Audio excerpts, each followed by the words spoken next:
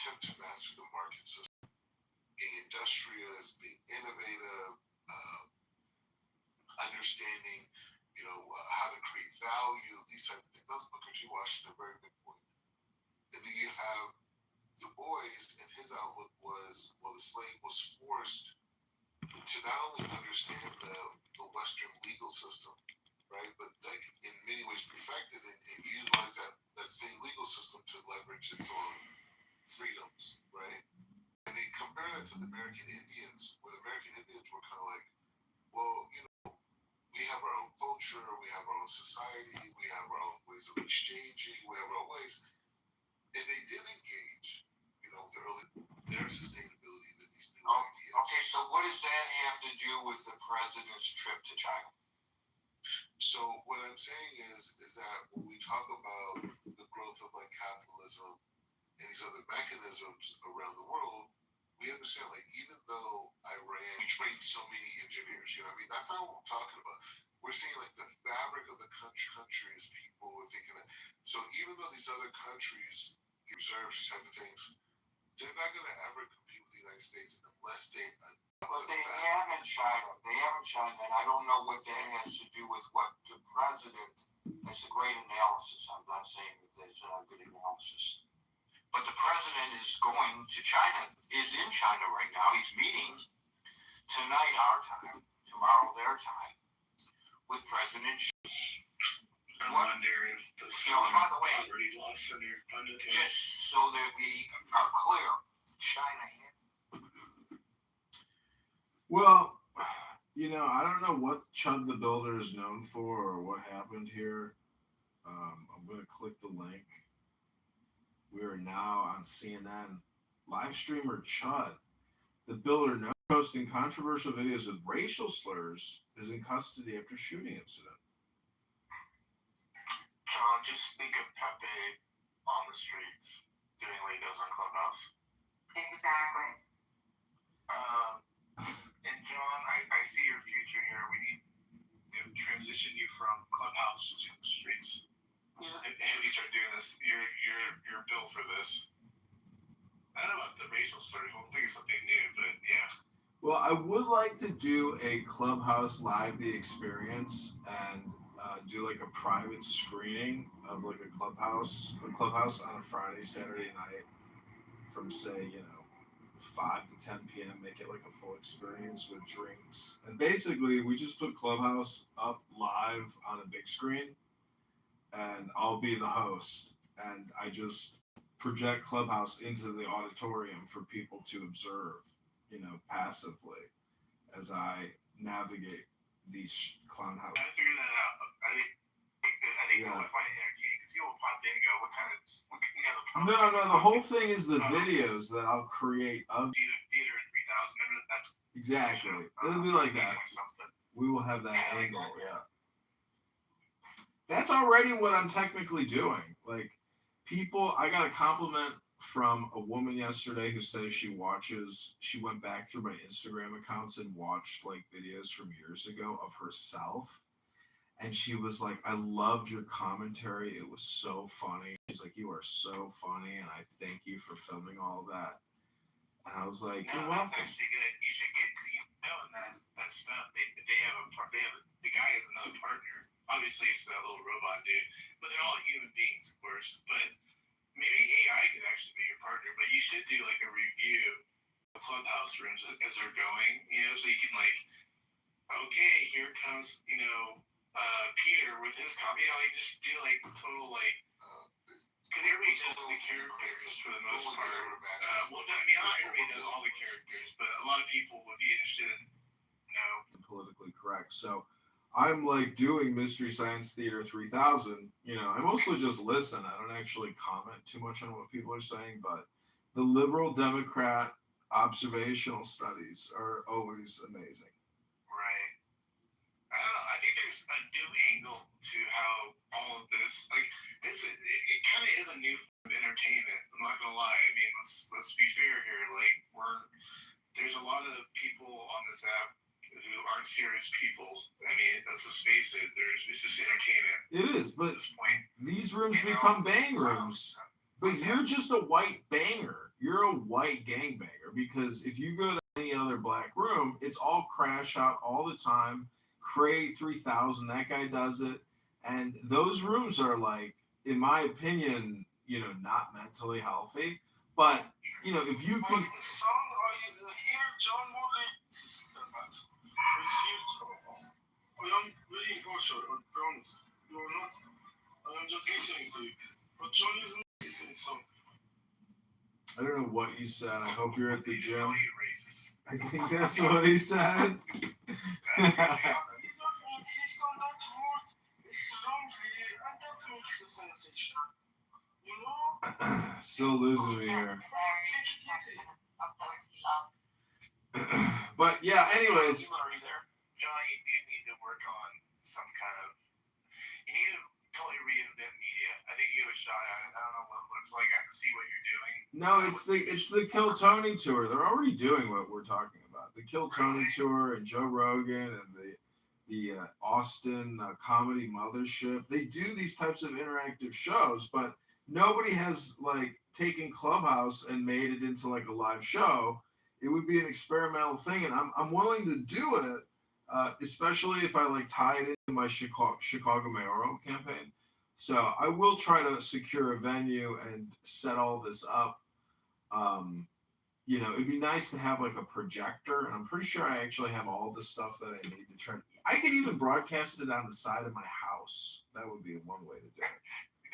That'd be funny. Yeah, all you need is some place to shoot it up on, Well, I have this projector that you just put your phone into the projector, and then it literally projects your phone using mirrors and a light. Yeah. It'd be funny if you could rent those things that project like on buildings, like even I remember like the Twitter headquarters had that.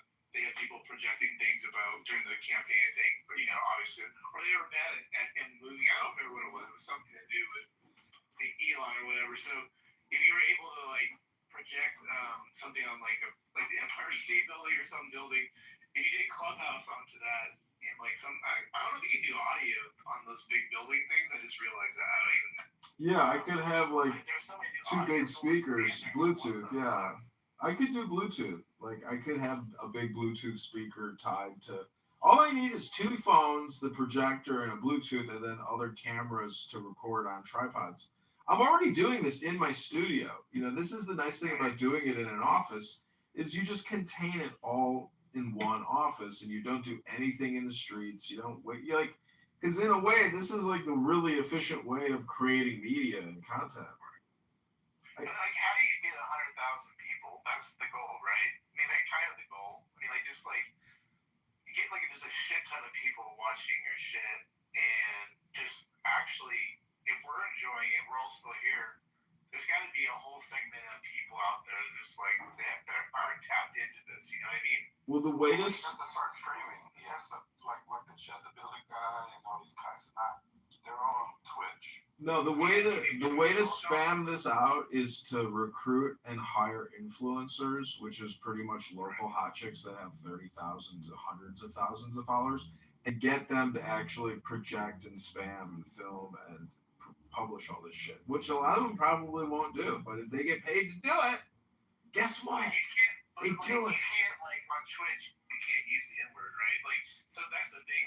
If you have that be on the stage, you would just get banned eventually, right? Is that how that goes? I don't even know these days. Maybe he could bleep it out. Have like a No, you can't bleep this stuff out. It's too toxic, and it's too annoying.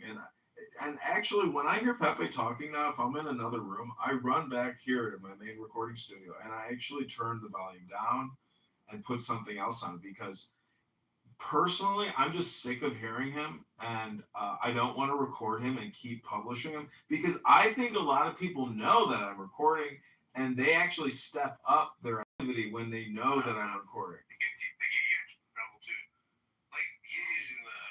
He's using rape lately a lot, so it's that gets really tight. Yeah, you can't. To me, this is. I agree with Edward last night on that. I'm like, dude, you gotta just chill out on the raping thing. It's a little weird, But I can see how he could just a little. He says he wants to kill hitchhikers and rape them in his van. Like he says all kinds of fucked up shit. Well, he's kind of saying like in the like Reddit, 4chan, dark web, Pandora's box, and so He says he came from the neo-Nazi streets of Discord. That's where he's from. The white trash Nazi ghetto of Discord. That's where he came from. That's where he was That's where he grew up. That's his mythology and his backstory. yeah, they mix in with a lot of incels, and then that's what they fall into. Like rape becomes the thing that gets them off. You know what I mean? Like that's it replaces all the other joys of vices. Yeah, I get it. Yeah. So I don't know what you do with that. I'm sure it's just all for entertainment purposes. It is all for entertainment purposes, but the sad thing is, you know, I think the way that everybody talks and sounds and acts is really who they are, or at least who they're projecting who they are. And if that's what you're projecting all the time, well, Jesus Christ, you are one unattractive, unappealing, obnoxious, horrible, to quote Akshay, horrible, terrible person. Hello? Because you could get him into a lot of trouble. Yeah. He hasn't done it. That's what BB feel attracted to it. Yeah, BB likes it.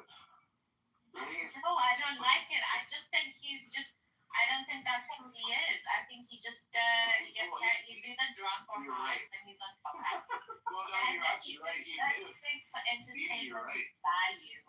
He admitted last night he doesn't do this. And, like he's a completely different person on the app than he is in real life. Right. So there you go. You got your answer. With you and John. Information technology protection. Essentially, stop the Chinese from stealing our tech. I think all of those things would be a win. So I'll just leave it there. Thank you, Marshall. We'll go now to Monza, followed by Marat. Hey, thanks, Gary.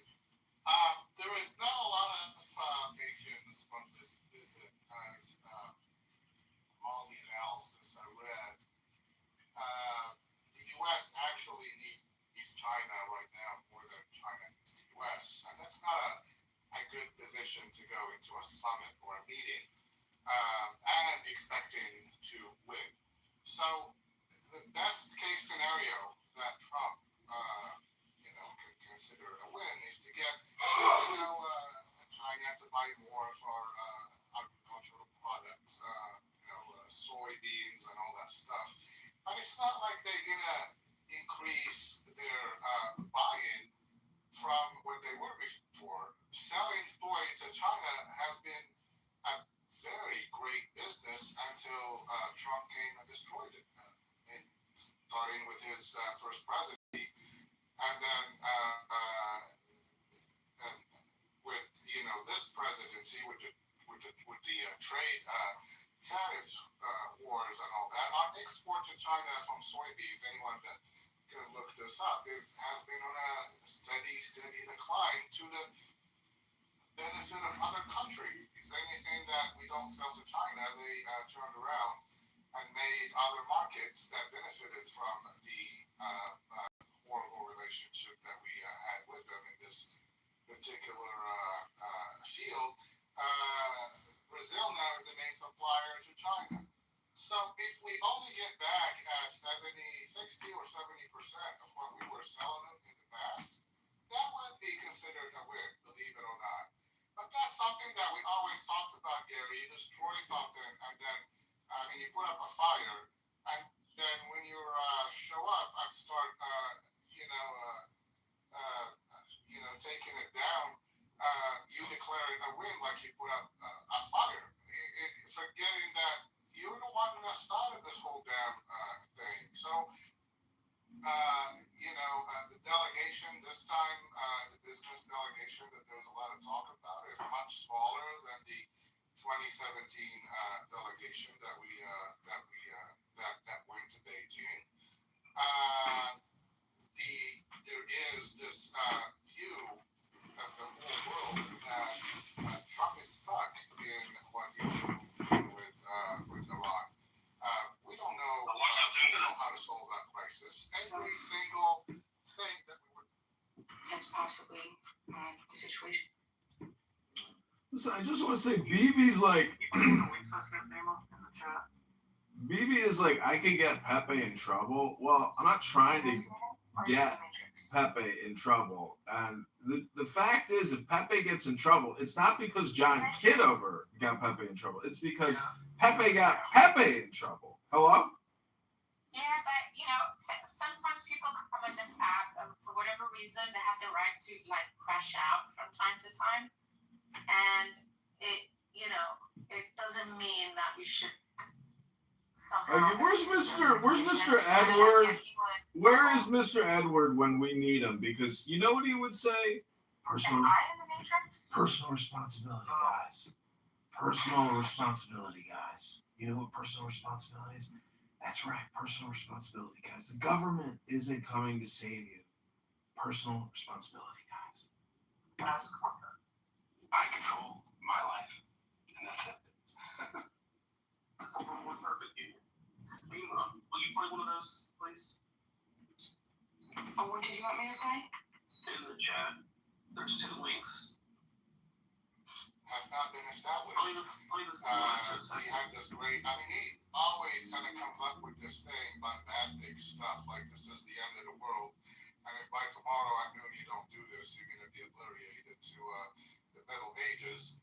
And then 48 hours later, it's like, yeah, I guess we're going to take another look. We were told that the Navy, the U.S. Navy ships are going to finally open the strait. That whole idea lasted for, I think, 24, 36 hours, and then we're back to ships moving. Beautiful child that stands on the dragons of the deep, I invoke it. By thy name of Apollo, I invoke it.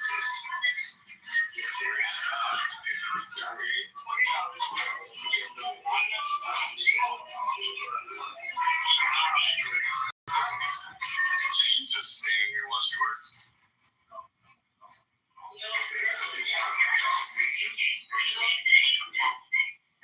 What's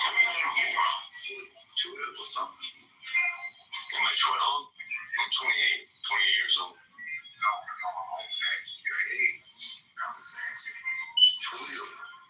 12? Isn't that a number like 12? Hey, watch this. Hey, homeboy. Hey, what is 12? I don't speak Ebonics. Oh, so you know who I am. Yeah, back the fuck up out my face. That's what I thought. Posture up. I really hope you want to. You want to step outside? Come on, nigger. Let's go. Come on, nigger. Yikes.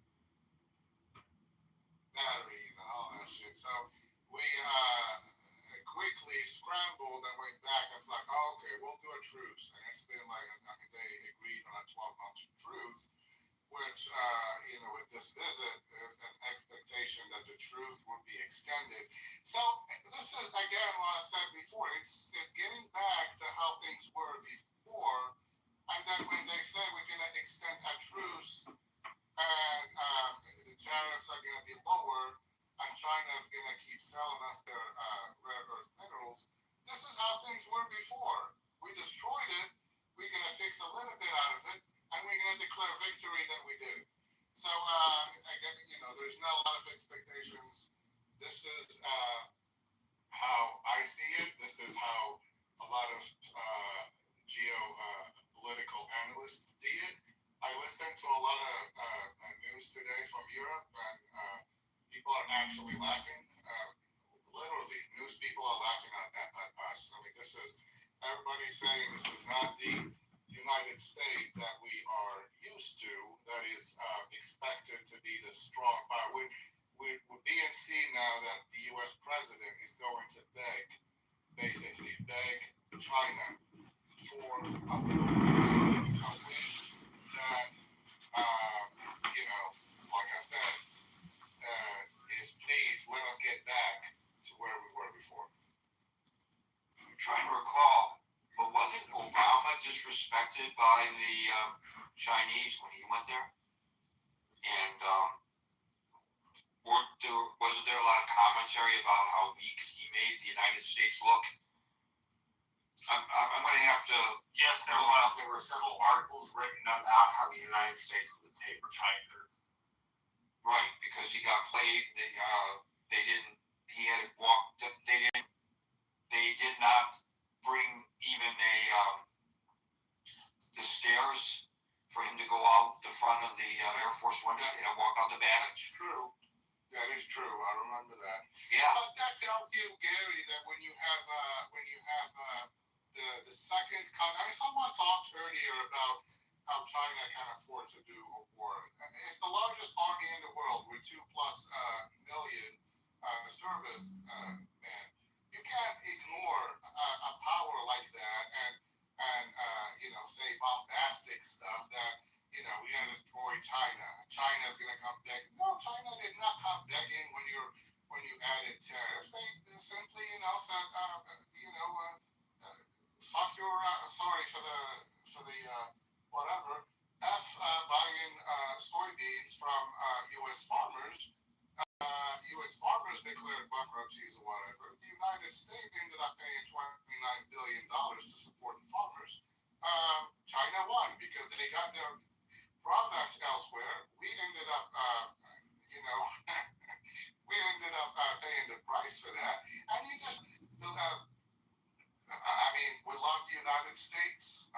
China is a formidable, adversary. Minimizing if their power and hegemony on the world or whatever is only make us look like fools. Well, they are trying, as was expressed earlier, and not just in Africa, but in Southeast Asia in particular. They have been trying to expand their influence. I use They're trying to expand it back into traditional Chinese areas, places like I think Vietnam and Korea's would be specific. Oh, absolutely. All the way to Central America, Gary, and all that. All the ports. That's been Marshall talked about it, how they do in Africa and all that, and how they, control the seaports, the infrastructure, how they, they go build those hospitals and bridges, Marshall, and they don't even employ the local population. They bring Chinese people to work there because they want to employ their people. So, sometimes you gotta look at your adversary and not be foolish in thinking that you just had them before you actually do. Thank you for that, Steph. By the way, I mentioned very briefly earlier that there were the leaders of our high-tech industry participating in this summit, and William was kind enough to list the names of all of them, and they are all posted there on the main chat if anybody's interested in seeing who is there with the president. I thank William for that. Maran, followed by Daryl. Hi, Gary. Hello, everyone. I understand the passion that Cartman displayed, and it is true that any form of anti-Semitism and anti-Zionism is abhorrent, but it has nothing to do with our China policy. And our China policy, if anybody has read anything from any reputable think tank, is the main strategic challenge to the future. If anybody reads even the Chinese writing, they know that's what they're planning. Their plan is to challenge us in the coming decades.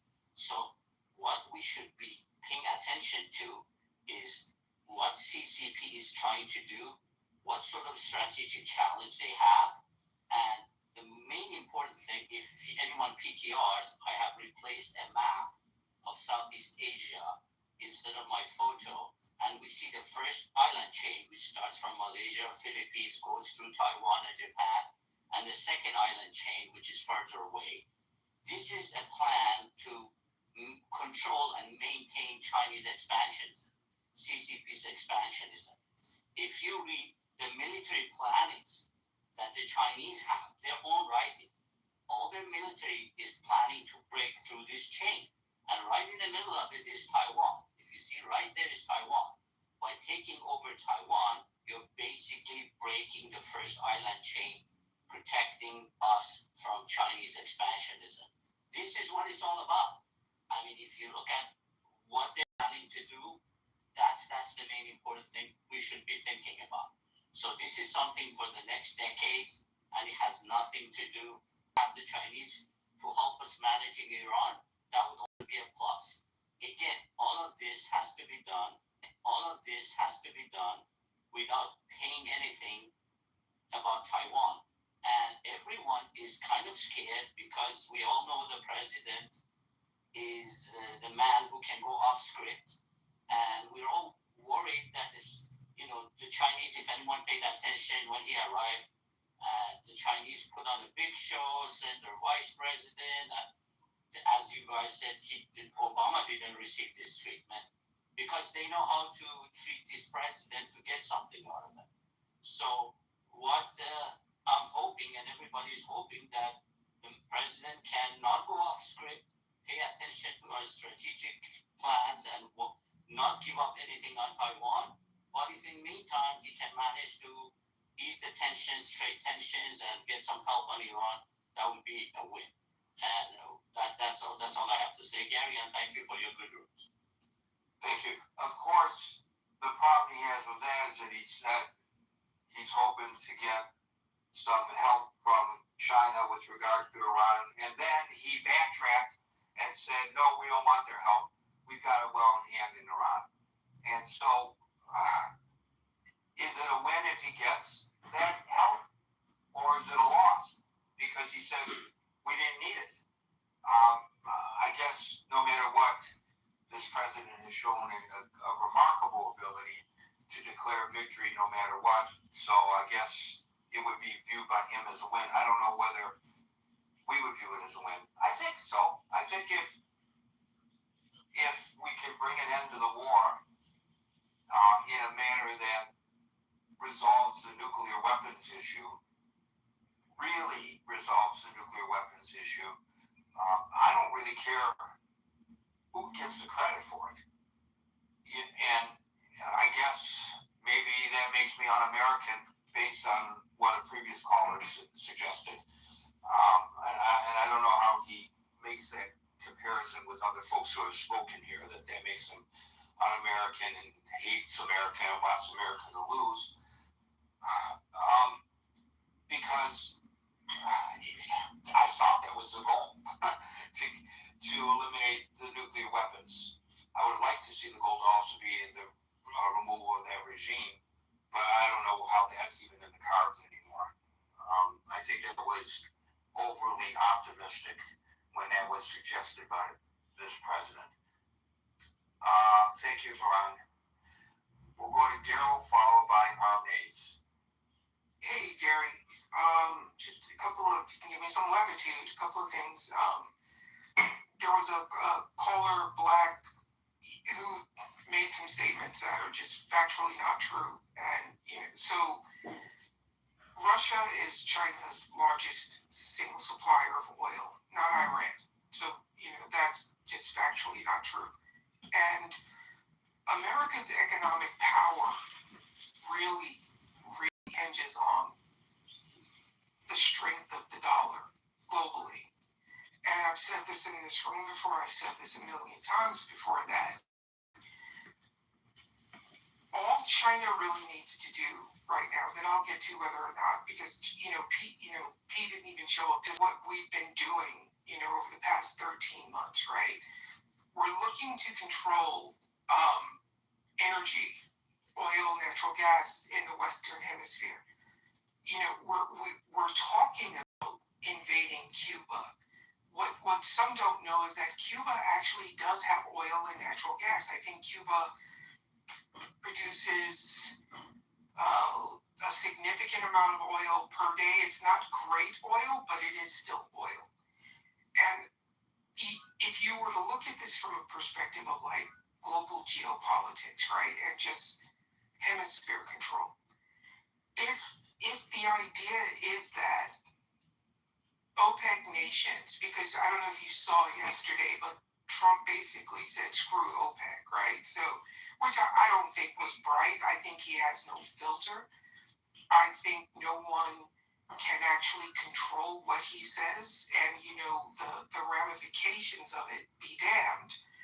I would hazard to guess that in some way we are preparing for the end of the petrodollar. And I think what we're looking to do is, okay, well, if the petrodollar ends and we can't force the sale of oil in dollars, then we need to be controlling the oil. We need to control oil in the Western Hemisphere. Not only oil, but we need to control natural gas in the Western Hemisphere. Because the previous caller who mentioned something about like China and whatever, I guess they're not familiar with BRICS, right? Brazil, Russia, India, China, South Africa, and now tangentially Iran. There is already a consortium being formed that is looking at the next 30 years of global energy supply, and that does not include the sale of oil in US dollars. I mentioned in your room the other day that the UAE, before they bailed from OPEC on the last day of the month last month, they had already reached out to us and said, look, if we can't fix this Hormuz thing, we're going for our own survival. We're going to have to start selling oil in yuan. So that means that playing card is now on the table, and that playing card is also now on the table for the other OPEC countries. So all China really needs to do is kick back and watch how this progresses. It's very important. I think more and more people are going to start to realize this as our economy really tanks. And again, I think China doesn't have to do anything but hang back because they are the world's manufacturer. And I think taking these tech execs to China was probably the best thing he could have done, because like a previous caller said, he can't get in a room and talk this stuff with these guys. He needs Tim Cook and Musk and all these other guys, because the future is going to be about rare earth minerals. And that means the future economy is going to be based on rare earth minerals. And China controls a significant amount of rare earth minerals. And if they were to go into Taiwan, then it's going to become this, okay, you have the oil, we have the rare earth. I don't see any scenario where there's actually a conflict, like a kinetic conflict with China, because it's just not necessary. To the question of what is a win? I don't know what a win could look like. I think, Pei not showing up to meet him today, I don't know how to interpret that. I think he, this wasn't like a G20 meeting or anything like that, but him talking for the past couple of days about how he was going to see his buddy, how he's going to see his friend, and he's a strong dictator and he rules like 1 billion people with an iron hand. Those are his words. I'm parsing, but those are actually Trump's words. And he shows up and Pei doesn't meet him. I don't think he likes things like that, because I believe he likes to be seen as the biggest guy in the room. But hopefully the smarter guys that he took with him are focused on the future of business with China. So the New York Post, which is not adversarial toward the president, their headline is, China made a revealing choice in its airport greeter for Trump in Beijing.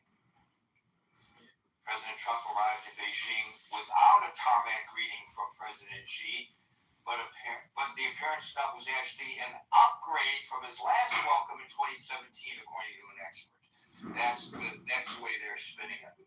It's actually quite revealing from a protocol perspective, said Isabel Vladoy, founder of the U.S. Institute of Diplomacy and Human Rights.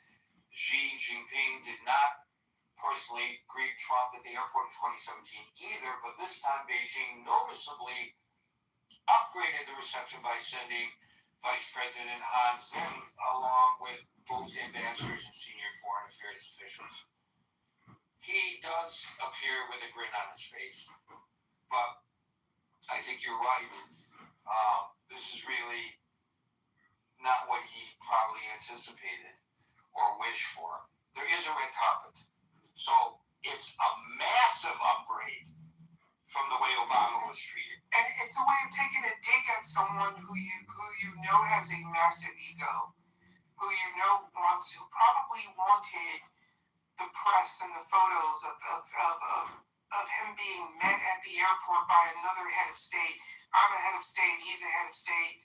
You know, he's a dictator, I don't want to be a dictator, this is how I want to be a dictator. I'm being facetious, Gary, so don't hold me to that. I'm simply saying, these are the little things that get under his craw, and I think China knows that. Thank you, Daryl. We'll go to our Mays, followed by Andrew. Good evening, good afternoon, everyone. Gary. This is, I kind of laugh. When I look at that, for Trump, what constitutes a win, I think he's going to do what he did in the Middle East. He's going to try to figure out how he's going to make money. It's got nothing to do with the U.S. It's he's looking out for himself. And China knows that. China knows that all they have to do is stroke his ego, and they're going to have Trump in his pocket. Thank you for the mic, Gary. So that's an excellent perspective with regard to, or analysis with regard to the Chinese perspective. But what about from the U.S. perspective? What can the president come back with that he can declare one? Well, I think that if he had some kind of agreement with China that they were going to help manage Iran or something along those lines, I think that would be a win for the country. Okay, thank you, Armaze. We'll go to Andrew, followed by Jerry. Good afternoon, Gary. Can you hear me okay? Yes. Sorry about that. I was managing the room and couldn't grab the microphone. Yeah, I'm not sure what would constitute a win. I don't think it really matters to Donald Trump. He'll sell it as a win, whatever it is. I think, with the tech bros going over, that could possibly be a good thing in terms of investment flowing that way to some degree. But I just want to point out that when Donald Trump went there in 2020, I think it was January that year, they came away with 3 or 4 MOUs, memorandums of understanding. One of them was for $200 billion. One was $78 billion for West Virginia, I believe, which is more than their GDP that year. And that was for power and gas and some other issues in West Virginia. But really, the proof is always in the pudding. And unfortunately, those memorandums of understanding, the real investment has fallen much, much shorter than what was to be understood. So if he comes away with those again, he may waive them, much like Neville Chamberlain waived his little paper coming away from Berlin. But if they don't follow through, then you're stuck with nothing, really. And China's not a reliable trading partner. We've noticed that here in Canada over the years. They retaliated against us by kidnapping 2 gentlemen, 2 Michaels, as they're famously called here in Canada, and held them for over 2 years in prison in retaliation for us holding the telephone executive lady, I can't remember her name, in Vancouver at the behest of Donald Trump and the administration for violations of whatever trade rules that she was accused of violating. And then, of course, they tacked on canola as a bargaining chip as well. So they're really a tough nut, China is. And I'm not sure what you can expect in real tangible results that will bear out, I suppose. But I do believe that whatever he comes back with, he will pronounce a win on that. Thank you, Gary. Thank you. You know, I think it was Gerald that was talking about how the president may view with admiration the way Xi runs his country. That's what they were. It wasn't that they didn't do their job. That's what they were. It wasn't that they didn't do their jobs. They didn't try to arrange interviews and act as fixers, as the saying goes in my business, where a local will go and talk to folks and try to clear the way to get you in for the interviews. Those are called fixers. They did their jobs, but their other job was to report back everything that was discussed in the bureau, all of his movements. If he wanted to travel outside a certain radius from where he was located, he was forced to get a permit from the government, and the government would, they accommodated him by providing him a guide. Well, obviously that guide determines who he can see, what he can talk about. The people who are talking to him mind what they say very carefully, because the so-called guide is there in the room constantly. That's the way a totalitarian government, which apparently is something that this president admires. That's how they run their governments. Amir, followed by William.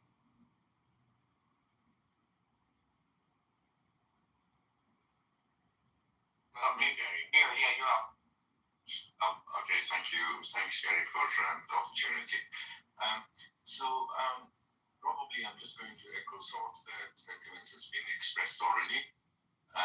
What constitutes a win for Trump? I think if Trump could convince President Xi to pull the plug on the regime in Iran, that would be a massive win for him. But the question is, what kind of sweetener would have to be dished out to President Xi to convince him of that? Now, the fact that a whole host of tech giants are accompanying Trump, it could be that the sweetener is actually to roll back on some of the tariff wars that's been going on. I don't know the exact details of that because I don't live in the US. But perhaps to shift some of the even manufacturing that was pulled back, maybe not too technologically sensitive stuff, but more of a less techy manufacturing to help with China's unemployment. I'm just thinking aloud here, really. But the jewel in the crown for Trump, I think, is to sort out the situation in Iran. He would be able to, he would probably stretch as much as he could to achieve that and to get Xi on his side on that. Can I just say one thing? I think someone mentioned the relationship between China and Iran. I think a lot of people have got that wrong. From what I understand, it's a pretty one-sided relationship between Iran and China would be willing to, given the right price, to drop the price. Though I don't appreciate the type of shit. Because I say, hey, if they get booked, then hey, that's what the fuck they deserve. And I've been saying this shit for a few years. One of these days, these prices are going to get shot. Somebody's going to get fucked up. And there was a Adrian, you sound a lot like my black friend who said I was going to get punched in the face. And I was like, I'm ready to go to heaven. And my friend was like, man, somebody going to punch you in the face. Yeah, so, when I see praisers out in public doing these skits or these But then it comes from the provoking people for no other reason. Venezuela or other places. And in place of it, play ball with what Trump wants to do in Iran. Thank you for that, Amir. We'll go to William, followed by David. For the everybody.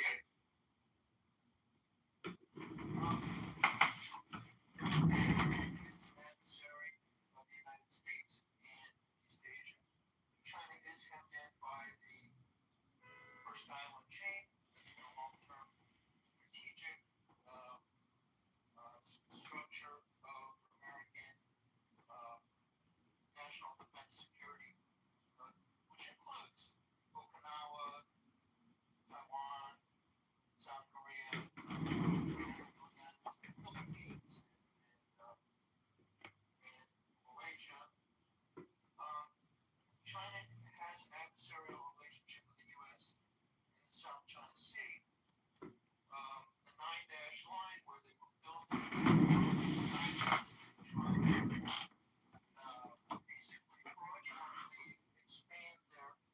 exclusive economic zone to encroach upon Vietnam, the Philippines, and Malaysia, and other countries in the 9-dash line. I don't have a graph of it open right now, but the 9-dash line is a pretty critical area where countries with whom the United States has alliances has an adversarial relationship with China, and so we have some incentive to try to maintain some alliances. The economic the oil imports from China, I pulled up a chart of it, are pretty well diversified between Russia, Saudi Arabia, Malaysia, Iraq, Brazil, UAE, Oman, Kuwait, Canada, but a lot of it's not just Iran, but a lot of the oil that they import does come through primarily the Straits of Hormuz. So China, from a strictly business perspective, China is not like adversarial in the way nobody in China is chanting death to America, death to Israel. That's not their thing. They're more about business, and whether you want to get into capitalist or not capitalist, they have a mixed economy to some degree, but they have actual real needs. They have to import their oil. They don't really make their own oil. They have to import their fertilizers. They need that to feed their own people. They actually have a water problem, especially in the northern provinces of China, where they're really parched. So they actually need better access to water. And some people have argued that they are, along with sort of the So it's kind of like it's a weird philosophy. I hear what you're saying. I'm not endorsing what he does. I think it's an idiot. Yeah, you see them walking away, but still antagonizing people. Hello? But I'm like, I think on the scale of all the people that are out there, I think he's, in my opinion, and I'm not going to speak for it, he's still fairly harmless in all the shit he does. But He's threatened to shoot people before. Well, I mean, I guess that's true too. But obviously, if someone threatens to shoot him, it goes both ways. I don't know. Like, this is real. This part, all this stuff is really interesting. It's entertainment, but the truth is, if you want to do so. I'm not gonna ask again. I'm not gonna ask again. I'm asking you to remove Liberty's profile from your picture from your profile. Would you please do that? All right, for you, Bima, I will. Thank you. I appreciate that. Thank you. Okay, Coco, go ahead. Yeah, I just don't know who was Adrian just talking about. I was talking about that Chud the Builder guy that goes around calling black people the N-word and stuff. I have no idea who this person is. Well, You're in for history. Bima, this is John. I just removed Liberty's photo from my. Could you put me in the queue, Bima? Thank you, Bima. Okay, John, thank you. Please don't do that in the middle of me speaking. I don't know what the fuck you guys are talking about with the shooting. I don't know, man. I've been at work all day. Can you just catch me up to speed? Yeah, we got. Go ahead, whoever wants to. Oh, no. I was going to explain to her, but if you got it, you can go right ahead and Yeah, Bima, if you could acknowledge my existence and. I've been at work all day. Can you? What are you doing? I'm asking to be put in the queue. That's what I'm asking for, moderators. Doing a recap, trying to help people out that are new here. Come on, man. Well, I'm not going to do it. Bina, go ahead and just do it. You actually know more details than I do. I just got home and was catching up myself. But go ahead, Bina. Yeah, thanks. I'm new to this, so anything that I say, it's potential for error, so we can all correct each other and learn from each other. What I understand is a guy named part of coming to an agreement with China on all these other important issues. We also changed the tariff policy, which has changed like hundreds of times. It keeps going back and forth and back and forth. But if he back out gracefully from the tariff policy and pull that away, that would be a win. If he can get an agreement, and I don't know if this can even be made public, but if he could get their help, an agreement to pressure Iran to open the Straits of Hormuz, China does have a relationship with them in a way that we don't, and it would also benefit. It's damaging the world economy. So I don't know if it can be made public. It's just some things have to be actually handled quietly and diplomatically, but that's something that Trump might achieve that would, in reality, be a win for the United States and a win for the world, because it would get us out of a base losing situation. Because I don't think I hope I'm wrong. I hope I'm wrong. I wish we could have made regime change for the Iranian people, but I don't see it happening. And I think we're kind of in a quagmire right now, and we'd be better off to be out from an American point of view. But that's a possibility, because a lot of Trump's voter base, a lot of the Trump MAGA base, is really pissed off about the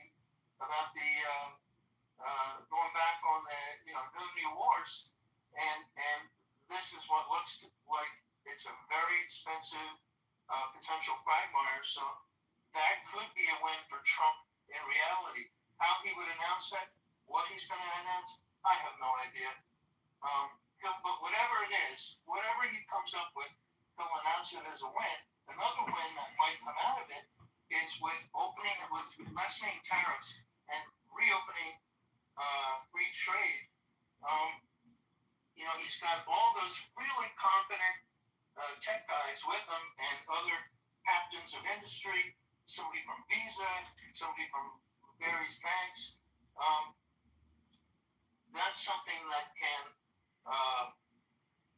open opportunities in a way that Trump can publicly declare as a win that would benefit our economy. So, that remains to be seen, but that's my guess about, what he can publicly say is a win, and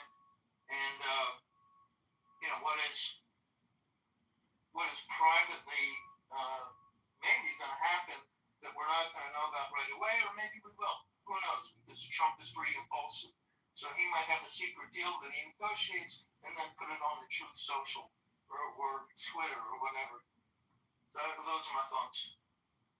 I did want to make, not for you, William, but just like a simple correction. I was talking to one of my friends who used to live in China and then came to the United States for college schooling. Apparently, the Chinese diplomatic protocol is usually for the foreign minister to meet the head of state, not for the vice president to. I read something about that also, and I think this is keeping with protocol. That you don't expect to have your head of government, your head of state, going to the airport like an errand boy to do that kind of meeting. And this is just consistent with prior protocol. Well, so the other point this person made was that sending the vice president of the country. And if you decide to, reach out your arm. Hey, Coco, I hate to interrupt, but moderators, if you could put me in the queue, thank you. You're in the queue, John. Right after Coco. Jesus, why do you keep doing this? Sorry, John was waiting. Go ahead, Coco. It's just really annoying, John. Honestly, bro, you sit at home all day. You just got on the app. Can you chill? No, so, if I'm actively engaged in activities with you, just tell me what's up. Even if I went in and I said just a bunch because of that's when egregious problems start occurring, and I'm not there to be manipulated. Concealing is not just stuff at what point do they need to tell you this just out of nowhere? I guess what I'm saying is I'm choosing to be more of a hermit than to beat more people at 43. I am more discriminating in discerning. Not discriminating in terms of your of hand out race and or decided sexual to, identity or punch me political in the identity. mouth for that, You know, and if I you would be ask a charged as the liberal, aggressor hey, because you you know, decided I'd to like to start take with you to the dinner physical and violence. give you a And gift. from what Do you you know have what the told number me one here, response is this on random what is the guy, gift? Like, and then I ask you, yeah, what do maybe you he want? said some like, Guess what the number one response is? you know, Well, you went to me like way else came up some because that I asked racial you, slurs. you said I'm not no. condoning, You're supposed to be transparent, but the racial again, slurs. if you have a friend who is male, at what point does he need to mention that he's gay if he happens to be gay? At what point should he just say it out of the blue? No, I would never expect was or he being request anybody Yes, to he was being disclose provoked. something like that. It's But, just, I mean, these are I'm like, just there's a saying that, difference like, between you morale know, I and legality. appreciate These transparency. are I two never different- actually ask and any also, details about another somebody's thing, personal life. this Like, is a I good just don't question care you guys should, because you guys I should am with that person about. for specific purposes, which is to I like believe meet in women, most states to it's have illegal fun, to record you know, to someone be without their artistic, consent. but not gay. So I don't know, And, that you might know, change things around if whoever's representing This, these you people know, woman at the bar the other decides to, day you know, who has a husband, pressure that. she was That's all I got. accusing me of being gay. And I was like, well, if I was gay, you know, I'd be upset about what you're saying right now. But since I'm not gay and confident and happy, like, you know, very funny. Ha ha. Can you touch your toes? Can you take a deep breath? And all I'm saying is when you look at my area, I'm thinking my armpit looks just like that. You know? I mean, I could take a photo right now and you'd be like, yeah, we can't tell the difference whose armpit that is. Maybe you can tell by my muscular, physical exoskeleton. What was the point of putting the picture? Do you think you were calling somebody out or something? Nah, she kept telling me to adjust my PTR, so I just screenshotted the pity. Not out of like mockery, but just like, you know, hey, look at that pity. Because pets. You know, does anybody here ever get skin tags on various parts of their body? Because I just don't have a skin tag on my pity. And I picked it off. Yeah, skin tags are gross. Like, do any of you rubber band your skin tags? Go to the dermatologist? Like, I've tried to see a dermatologist for so long, and it is so hard to see a dermatologist. It's like impossible. I've been waiting for this. I have a question. At one point, I've been saying, okay, we're waiting for this guy to either get shot or shoot somebody. And sure enough, it happened. But how is somebody supposed to be on screen if this guy wasn't shot? So, let me know if I get the series of events fucked up. So he comes out of the courthouse. You see these people because he's walking away, and then an altercation happens. During that altercation, he pulls his weapon. Conceal things. If I'm actively, that means he had his gun on him when he walked out of the courthouse or was in the courthouse. How the fuck did he have a gun in the courthouse? Did they allow him to have a gun in the courthouse? I just don't know. Maybe he's so No, it's the cheaper version. It's the cheaper version of a saw because when you heat the saw, it takes tremendous amounts of gas or electricity, but the infrared is its own heat source. So, in my opinion, infrared is fine. You're exceeding. They gave it back. I'm not discounting your thing. I mean, what you're saying is they let him use it more time. What they got that. They have to use the formatting that I'm assuming that he had already given the mortgage when the altercation happened. And before the altercation, which means he had to aim his firearm on him in the I can explain that. So in Texas, specifically, I don't know about where it is. I think he's in Tennessee. Texas, they have like storage lock boxes. So if you come in with a firearm, you can actually lock it in the lockbox before you go through a security checkpoint. And then they give you a key in the seal key. They can open that. They have like a master key. They can open it. But they give you a key and then you hold on to that key and then you can reholster your firearm. The Supreme Court is clear about this. No, just if I'm actively engaged in activities, if I'm actively depending on Crime is when it's open in place as a location that it's available and accessible to the general public, and manner is a manner that it's not disruptive. Yeah. So that's the issue. So if as far as in general, if he's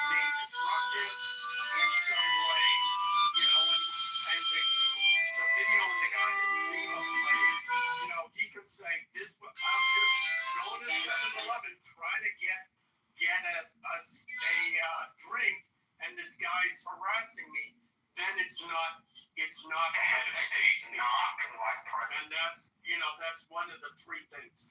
So those Head are of the state, principles. not the Now, vice I think president. John wanted to go. Head of state, not. Yeah, I just wanted to say that, this guy who uses the N-word in this very vulgar way, who happens to be in this horrific, incident, people are, see, Clubhouse is a very small community compared to like the YouTube community and these guys that technically like have their own platforms and followings. And it's unfortunate that, American men or Canadian men or Australian men or European men happen to find this type of content entertaining. And I follow so many Instagram accounts and I see such horrific violence on Instagram on what I would call like shadow accounts that like, I don't know how else you see these videos, but a lot of it is just criminal activity.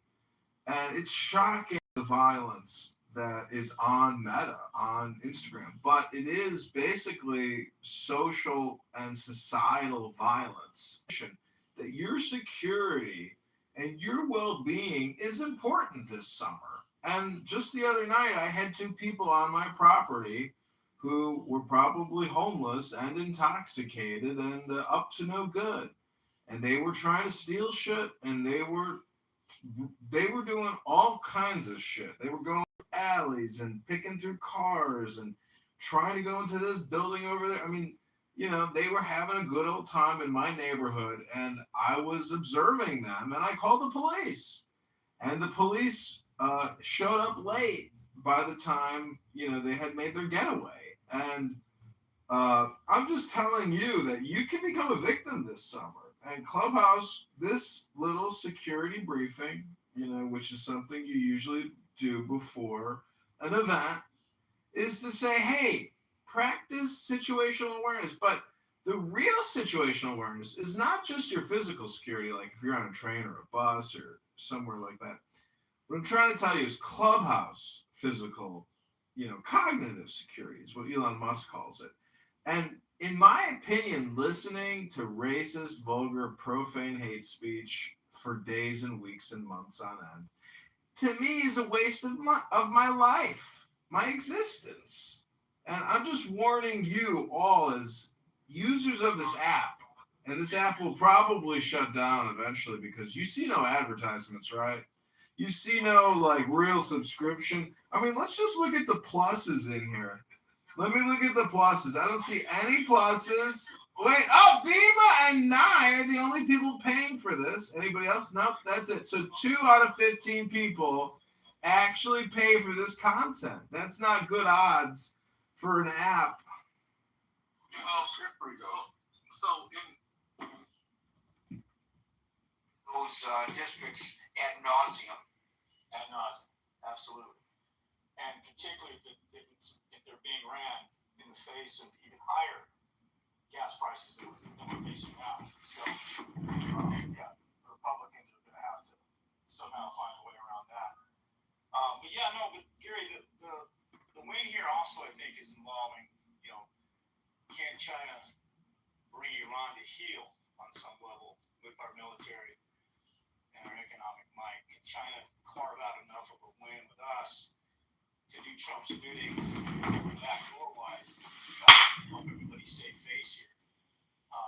Because, buying that much oil, that deal that they cut with Iran would absolutely go up in flames and be one less oil source for them. We saw how we checked on Venezuela. So, I know China's got a stockpile of about 4 months of reserves that they're sitting on. I guess they're going to be quick. Watch the economy up there to churn. So, I think initial proceedings are in progress. This applies regardless of whether you have a handgun carry permit or a carrying under Tennessee's permitless carry law, which allows eligible adults 21 and older to carry handguns openly or concealed in most other places. So whether they have lock boxes or not for you to put your firearm in, you can't bring that motherfucker in there regardless. Period. Full stop. Yeah, under Tennessee law. Yeah. So back to the observation. How the fuck did he walk out of a courtroom or enter a courtroom and get into an altercation with someone outside the courtroom and produce a firearm? Where was that firearm the whole entire time he was in that courtroom, in the courthouse? Good question. So, because he didn't go to the vehicle and retrieve it, he got into an altercation after he came out of the courthouse. Well, So that means, yeah, but logically, that means he had that firearm on him when he wasn't supposed to have it on him. Yeah, but what you're missing, Adrian, is that if you would get to the security checklist, if you say, I promise on a holy stack not to do anything bad with this gun, then they let you in with it. That's And I wonder, so if he was at the courthouse, that was probably for his resisting arrest charge that happened a couple of days ago. And also fleeing the bill on a $400 tab. So this guy's having a shitty week. Right. So he was there for whatever official court proceeding. 3 charges. Yeah. So where the fuck did he produce this firearm from? That's interesting because it makes it more sketchy. We can't verify whether he had it on him in the court or not. But there's 2 case scenarios. One, he either did have it on when he went into the courtroom, or 2, worst case scenario. This is the worst case scenario. He went out of the courtroom. He went to his vehicle. Retrieved it, then went and antagonized people. That would be Which, if you watch his videos, that's what he's always walking to his car. Like he's always once he gets into it with someone, he goes to the car and gets to, like you said, retrieve the weapon. You know, so this may have been. I can't wait to see these cameras. An antagonistic action that he did on purpose because he understood. Hey, yeah, Adrian, it's legal. That's the thing. Like this is the thing. Like with ACLU back in the '70s. There was a bunch of neo-Nazis, like Nick Fuentes types and fucking Sean DeBuilder, that wanted to march in Indiana through a Jewish Holocaust survivor community. And they wanted to carry signs like saying, fuck the Jews, you won't replace us and all that kind of shit. And the city there in Indiana said, no, you're not allowed to do that. That's racist. It's legal that he did. So they said that it was anti-Semitic and that they weren't allowed to do it. So they restricted the neo-Nazis from doing this. And the ACLU, who is predominantly Jewish and founded by Jews, actually defended the Nazis and said, hey, the Nazis are allowed to fucking march through here. It is fucking hateful rhetoric and we disagree with it, but they're allowed to do that. So as long as you're not doing a call to action, if I say, I'm going to get my fucking gun and shoot you in the fucking face and I'm not in fear for my life, that's illegal. But if I say, hey, I wish you get shot in the face, that's 100% legal. If I say nigger to you on the fucking street and you attack me and I feel that my life is in threat and in danger, I have the right to understand your ground to wait, hold on. What are you arguing is legal or not? Because my whole point is legal. No, listen to what I'm saying. I think we're talking past each other, respectfully. My whole point was, where the fuck did he get the gun from? Adrian, I either got it from his gun or they had a secret lockbox on it. Adrian, I just put it in the chat. Under, you can see it there.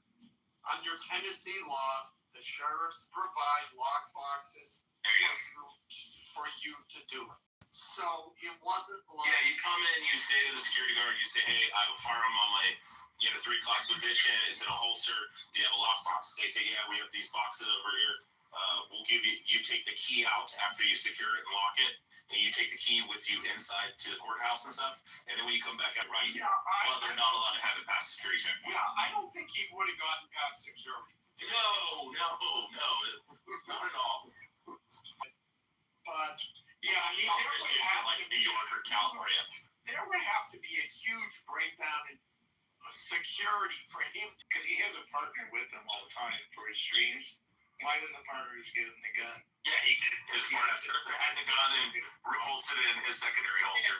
Wait for him to come outside, give him the gun back to his holster, and off he goes, I think the main point about all this is because you guys put in the questionnaire, can a racist provocateur claim self-defense if a person decides to attack him, yes. I mean, if you're sitting out screaming Edomite fucking demon dogs, Black Hebrew Israelism shit, and I come over and start fucking wailing on you, and the Black Hebrew Israelite thinks that I'm trying to fucking kill him and he's fearful of his life, he has the right, even after saying that I'm a fucking demon and a dog, to put his pistol out and fucking drop around at me in certain states. Like Tennessee, Texas, you got standing ground laws. If you're in fear for your life, you can use deadly and violent, defense. Yeah. I mean, it's shitty. The guy's immoral. He's a piece of shit. Yeah, the guy's a piece of shit. I don't think it's I don't. No, I defend like the ACLU. I defend his right to do and say whatever he wants. I would never in a million years want the I would never in a million years want the government to stop Black Hebrew Israelites or Black Panthers or neo-Nazis or even fucking Jewish supremacists that respect their lives. But you can't just start like running up to people, punching them in the street and expect nothing back. I mean, what are you doing? Especially if the person fears for their life. I mean, if a person comes and slaps you on the face and then runs away and you shoot them, that's one thing. But if they're just fucking teeing off on you, ground pounding you, I mean, this is why we have the George Zimmerman. So my thing is, if you're going to use the fear for your life defense, why are you promoting about that? Well, all you have to do is prove it, Nye.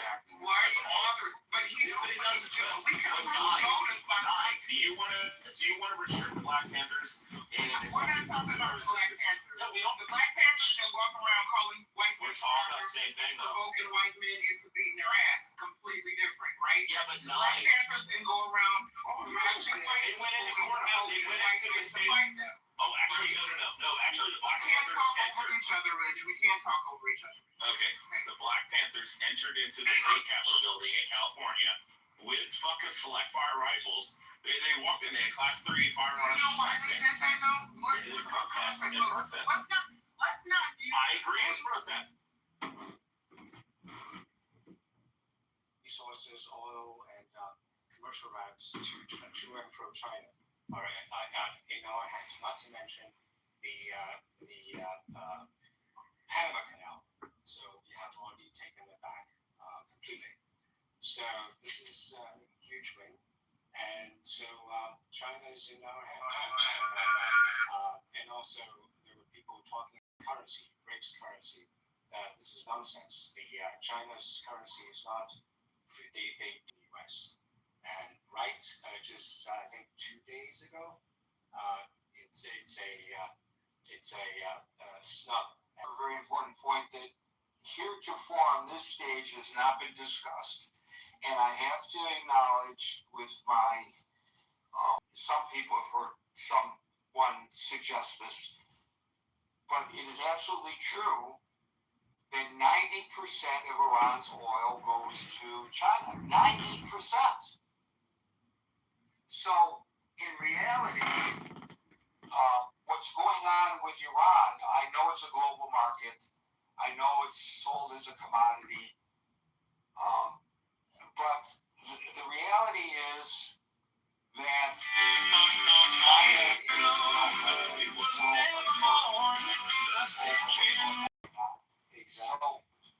So they have an extreme vested interest in,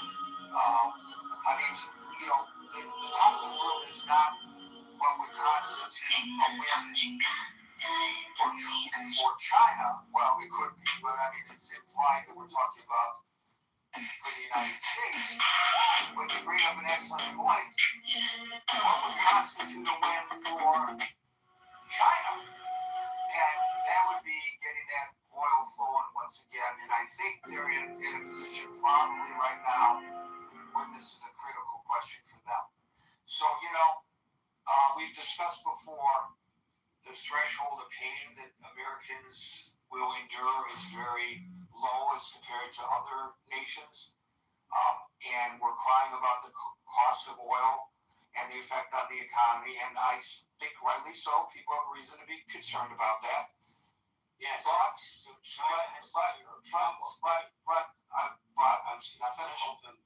not finished. But that being said, the pressure on China right now is immense. 90% of their oil cut off. So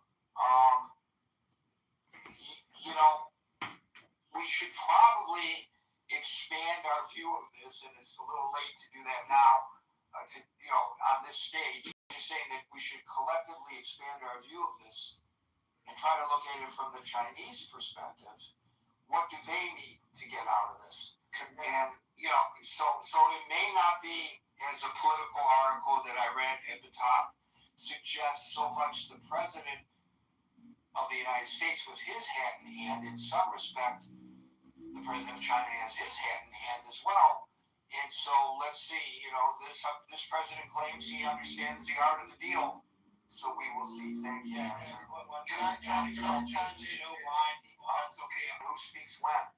And I'm sorry if that sounds autocratic, but that's the way I run the room to avoid the kind of crosstalk that we nearly devolved into just now. We don't want that in this room. Why? I will tell you, because it confuses me. And I presume if it confuses me, it confuses other people. And it's impolite. And we try to run a polite room. So had you been patient just for a couple seconds, you would have already been speaking. Sip, you're up. Thank you so much, and I appreciate it, Gary. Great room, by the way. But I would like to push back a bit on the things that I heard that Hanson was saying just earlier. I don't believe that this, the fact that Iran has blocked the Strait of Hormuz and that America is blockading a blockade is really affecting China to the way you guys are saying. You have to understand that China also, in recent years, have diversified who they purchase oil from. They purchase, especially since the war has started, they've been purchasing tons of oil. Hold on a second. If they get 90% of their oil from Iran and they're trying to diversify, that still means they're heavily dependent upon Iran. Yes, but since the war has started, they've been heavily buying oil from the Russians. And they also been buying oil from the Brazilians. So they also have 6 months of oil reserves, one of the most in the world. So they can manage, they're able to take the hit. Unlike the order. Why? The Americans are able to keep pressure to get the schools open because their allies, India, Japan, and the South Koreans, heavily depend on this oil flowing. Way more than China. The brethren shall be diligent in preaching the law of Galima. In all writings they shall be careful to use the... Yes, but when I specifically with the oil... Action or sit tight! That's certainly one of us chooses brains to plan things. Tell me of the... Open, and I guarantee you, his allies to open the trip schools.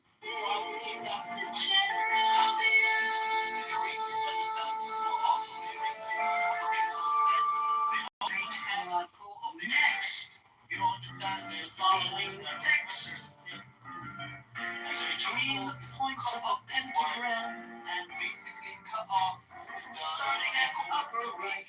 Going to India and other parts of the world. They also want to start money with the words. Forget about the oil. Now they're talking about the internet. So it's very important. Mine is the head of the hawk. He's coming with the leverage. Abracadabra. I think it's actually and ends. I think that 6. Trump is in enormous pressure. He's gonna capitulate and probably say, hey, you know what, the Chinese, we're losing this, and we'll give you an amazing trading deal, with Apple and all these other companies that you could build factories in there. He doesn't want to put any tariffs on them. He wants us to open factories in America.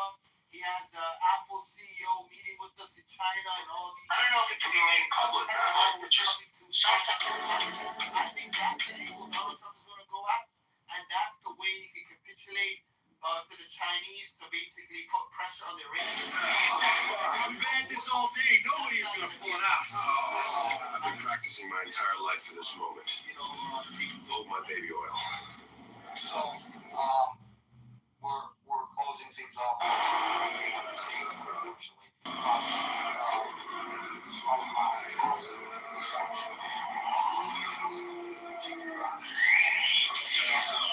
It's a new strategic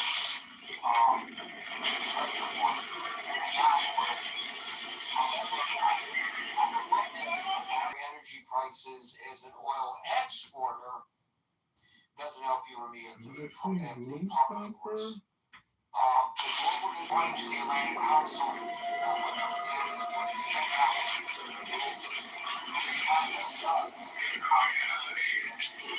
we are here Monday through Friday at 5 o'clock New York time. So until 5 o'clock New York time tomorrow for the next edition of the N-word. And that person who's called the N-word is so angry that he lashes out and he physically hits someone. As a result, he's then charged with not explain to the jury. The lawyer says to the jury, well, he was called the N-word, and that caused him such anger that he had the word said. So the jury has the horror of the word and would understand why this man would then have the visceral reaction that he has. But if the lawyer says it in court, he then gets destroyed for using the word, even though he's doing it to then help the defense of his client. Does it make sense now what I'm saying? Yeah. It's the barrier of using it in any way. And the law school professor that used it by reading a case, I mean, it's in case law. It's in literature, by the way. I mean, you know, if you want to read Huck Finn or you want to read certain literature, you know, but to use it by quoting, something that happened in a case or quoting literature. Abby, this is John. I got a question for you. Oh my God, can I just finish? Yeah. For a sec, John. Let me just finish this with Alan for a minute because we've talked about this before. And Abby, I have a question for you right after. The quoter who's using the term, and sometimes to the benefit of those that had the horror of hearing the word, now goes and gets censored and sanctioned. And in the case of the law professor, I think that students petitioned to get him fired. Comes in this room and he says G word, the J words, and he says horrific things about the J words. Why do you tolerate him or his presence? And why does El Normo tolerate him or his presence? What is it about him that is so affable to you that you just think do you just tolerate him because this is a conference call app that anyone on the planet can come in and say horrific, vulgar, profane things? Is that pretty much what's happening here? Thanks. Othello, you wanted to ask me something? Yes. So this Chad the Builder guy, he's not only in trouble with the black community using this word, but now he's in trouble with the police in this restaurant, which he's brought bad publicity to. So they could actually sue him for that. How would, after what he did today, and after you've seen how he moves, how would you go against disrupting this guy? Let me look at it. I just came in the room, so let me look at. Is that what the video is up there? I'm sorry to play dumb on this, but let me look at it and I'll give you an answer. I mean, if he did something to disparage the business, is what you're saying, or to disrupt or intentionally interfere with their business relationships, then they could go after him and tort for that, most likely. I mean, I'd have to look at what he's doing, but if he's going after a business intentionally and painting them in a false light and disparaging them, then yeah, it's commercial slander. They could go after him, or it's saying it, or if he's writing it, then it's libel. So that would be my gut, but I'd have to look at it. I mean, but did you follow my point on using never being able to use the N-word even when it's to defend the person that it was said to? Yeah. What about the music? What about saying it repetitive? I mean, I don't buy the music, so I'm not the one to ask that question. I listen to Springsteen, and I don't think he's ever used it in his lyrics. Bullshit. I'm just using it in this new song. Well, when we say the N-word, let's be specific which N-word we're talking about. I'm sorry, I really don't. The N-word that we're talking about is the hard R and the soft H, also Negro. Is it okay to say Negro? Can you say Negro? Hello? Sorry. Hopefully I answered your question and I'll go. Well, there was a guy that was recently, well, he wasn't recently. There was a guy that worked at Netflix, and he was fired for using the word. What they were doing was they was giving us sensitivity training and stuff like that. And he was telling them he was listing all the words like how they was used. He was talking to the employees. He said, these are the words you cannot use, and these are the words that are offensive. It's the grammar police. Right. He said the N-word. They fired him. Someone went and complained, and they fired him for using the word that he was telling them, y'all can't use. Do not use this word. It is a sacred word reserved only for N-words. I was in a room. They were talking about how they have to protect the word. That we should only use the word in limited amounts because it's so sacred. The N-word. Hello? I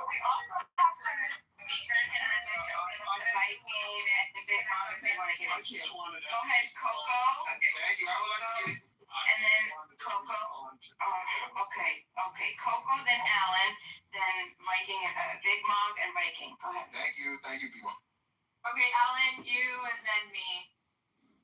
Yeah, I was just wondering what you find more offensive. Shiloh Hendricks raising, it wasn't millions, it was $800,000 for using the N-word on a child, or Carmelo Anthony raising $500,000 for stabbing and killing another boy. Which do you think is more offensive? Using the word or killing somebody? Yeah, I'll leave you with that. Okay, yeah. I don't condone murder. So that's if it's. Do you have to publicly state that you don't condone murder so everyone knows you don't condone murder? Isn't that just a given? Isn't that an obvious statement? Why would you even have to say that? Why would you have to preface any statement saying, I don't condone murder, and I don't condone murder? I'm sorry for interrupting. I just thought I had to say something. You want to act like people don't actually go out and murder people in our fucking country? You want to act like we don't have gangs in our country? It's literally every fucking color in this country has my murderers, whether that be fucking biker gangs, whether that be street gangs, whether that be, other militia types we have. There's people in every race of our society that what do I think is worse? Murder or, this other scenario with words and somebody been given money for, using racial slurs. Please just don't police my speech. I don't know what's wrong with it. Honestly, every time I you should take one like political in like politics, and then you'll know that yes, one mode of persuasion is through the emotions. Aristotle called it pathos. Yes, welcome to high school student government. Hey y'all, I want to be a student government president, and if I'm the president, we're going to get rid of 7th period. Yeah, and everybody votes for him. He still has 7th period. Yeah, welcome to it. It's pretty basic stuff, bro. Can I go now, or are you done? I don't know if you're done. I'm sorry, I beat it up. I'm oriented now. I'm back in my vehicle now, so I can answer you more succinctly. So I agree with you. Both sides use emotion. Okay, everybody on the political spectrum uses emotion to animate their base so that they can, generate political power and all that stuff. So you're right, roly-poly audience despise Wesley Hunt, but it makes the rounds. That clip is going to get clipped up. It's going to get put on somebody's the whining and crying and complaining from people like Rolly. He's still on the side, but he's kind of teetering back and forth. And this 50th time he heard somebody like Wesley Hunt say it clipped, and now he turned his back on the roly-polies of the world, and now he becomes a new baby conservative. So So what I'm saying is, it doesn't work on the masses. You're right. It ain't gonna work on the masses and Roly Poly's audience. But there's people in the middle that follow Roly Poly that when they hear Wesley Hunt's verdict for this 50th time or the 60th time, they heard what's his name? They heard that guy Larry Elder a million times, and they always be Repeating yourself. Come on, bro. I want to speak. Okay, I just want to land with the emphasis. When you hear it multiple times on that multiple, It's not working here. You have a new point. Come on, man. This is kind of frustrating. I'm answering your question. That's the audience. That's the audience. Cool. You said that 7 times. Anybody else want to speak? Got that? Yeah. I'd like to speak to the West Hunt situation. Also weave in a little bit about what RJ said about history, which was wild to me. Like, what's the worst kind of Negro? Him saying that slavery and Jim Crow back is exactly why RJ brought up about Black history. It needs to be taught, honestly, to white Americans. Because people hear Jim Crow and they think it only means separate water fountains and somebody yelling, the N-word. They think racism only counts if it looks like a old black and white ass picture. But history evolves, language evolves, systems evolve, right? So nobody is saying that we're literally back in 1950. You already covered this, man. But the point is that we're watching all these voting protections get gutted, affirmative action dismantled. We know the drill. Black political power diluted. I mean, just in Tennessee, they cracked the only majority Black district through redistricting, then removed every Black Democratic member from committee assignments. So, that's the problem. People who don't know history, they think oppression has to come back wearing the exact same outfit to be recognized. And if we had more actual history, white Americans might not be getting duped so easily by MAGA. You know what I'm saying? If they had been taught real Black history instead of patriotic mythology. Because once you understand it, you start recognizing the same strategies they're using against you. And then you go on and you scapegoat minorities and this manufactured fear.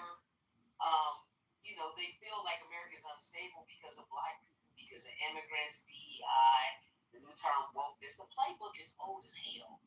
And part of the reason why it works, and part of the reason I got to work with so many mediocre white people is because they have this false sense of identity. They're raised with this, that they're natural achievers, like America was always a meritocracy. And whatever success their families had came from hard work, which is bullshit. But when you actually learn history, you realize the playing field was never level to begin with all of the things that come with our history. And I'm not saying white people don't work hard, I ain't that, but ignorance hurts them.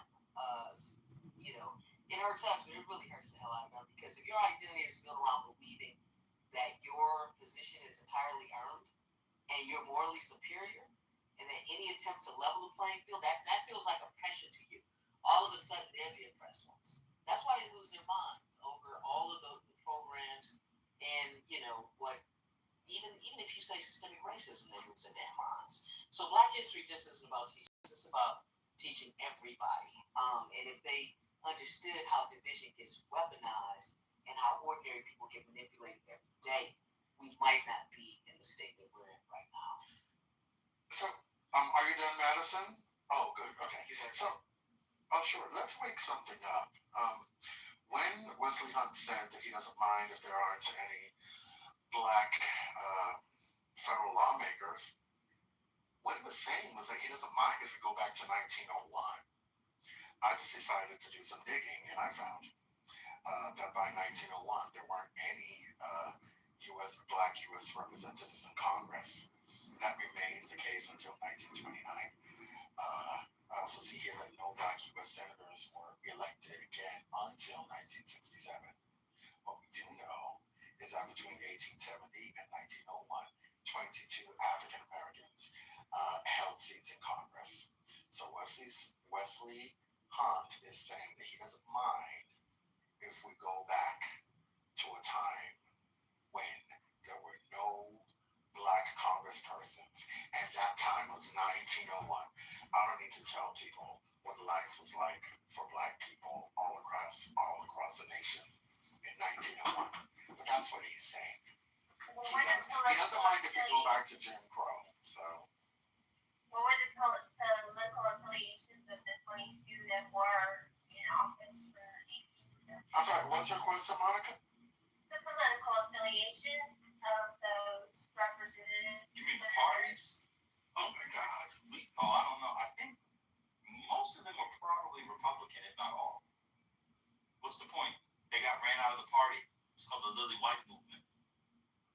into why the blacks got ran out of the Republican Party. You just want to stop the affiliation. Well, Mike, on you. I'm guessing it was fear of their excellence, but that's just No, it's called the Lily White movement. They didn't want niggers in the party anymore. You should look it up. The Republican League. I thought we weren't going to allow the black slur on the stage. You had a problem say with that. it. Hello? I'm quoting them. This is a quote. We're doing primary source material. This is the Republican Party of 1920 we're talking about. So I'm doing the original. And you know, Mom, I'm going to say something to you real quick. People indulge me. I called your name before twice because you hadn't said anything. And I moved you down because when people are on the stage for a long time, they sometimes unmute by accident and you hear stuff, whatever. And it's like, it's crazy. I moved you down trying to be nice so that you wouldn't unmute like you've done 2 times before, and we've heard your business in the background. You then got moved down and decided to call me a pansy and do a little mini crash out in the chat. I was actually trying to be nice to you. I called the person who said, go. That's why he said it. Because I was calling your name. He was looking, because I wasn't responding because I wasn't near my phone. Exactly why I moved you down. He didn't want me sitting on the stage without contributing. You said no thanks. And then I left. Or whatever you said, because you left because you thought I was moving you down. That's exactly what happened. I'll tell you from now on, when you come off mute, we'll just keep you off mute. You've done it 2 times now. I was literally trying to be nice to you. We heard you watching your silly television show. Get your bitch ass up.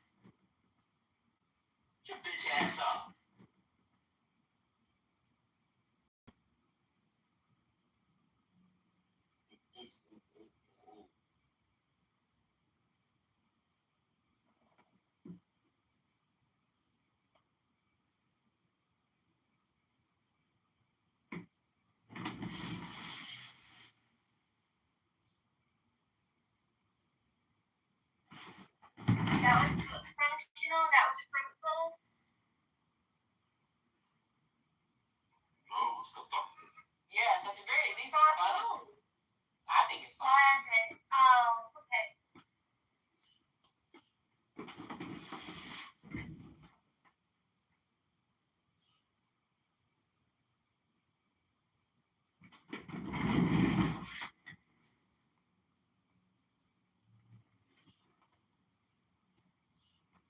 Monica, do you have an OnlyFans where you cosplay as a baby?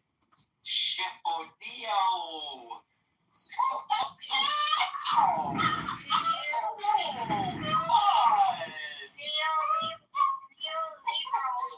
Do you have an OnlyFans where you cosplay as a man? Wow, that was such a great comeback. Oh, jeez. I'm gonna leave it there.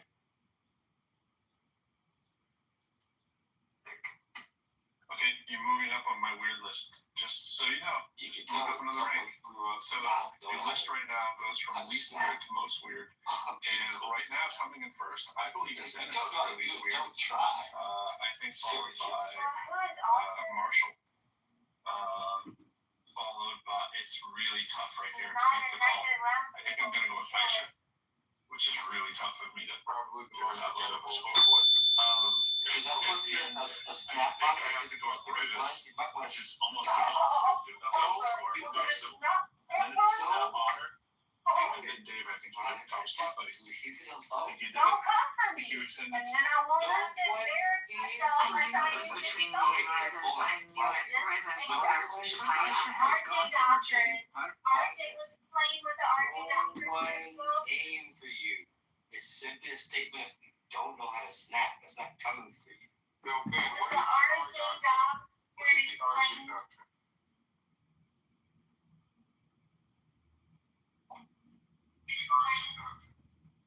Man, what is the RJ doctrine if you're home? He's not going to contribute. I feel on the spot. No, we don't need to patronize the RJ doctrine. Matt Finnegan, the RJ doctrine no longer applies. What does the RJ stand for? It stands for Royal Juggernaut. There we go. RJ, and I'm gonna keep going because you don't have a bad experience. And I got into so much trouble hosting. You don't have a right to make the right to yourself. Yes, you do. Yes, you do. Yeah, because self-defense is self-defense is when you're defending yourself when you're not in a mutual situation. That's self-defense. He's mutually engaging with these people, so he doesn't have self-defense. No, it's not. You stand your ground. It's self-defense only versus it's only it's got to be physical offense, not verbal, whatever you call it, offense or not. Yeah, he's trying to go back to verbal altercation. No, right, but he's trying to provoke these people into doing so. You don't walk up and on somebody. It does matter. It does. Yes, you cannot provoke a situation and call self-defense. That's not how it works. Guys, you can't use physical defense to fighting words. Fighting words are actionable in terms of what you can't go out. They're not protected. They're not protected speech, so you can go after the person who used the fighting words, but you can't use physical to the fighting words. And go ahead, people do it, you'll be charged.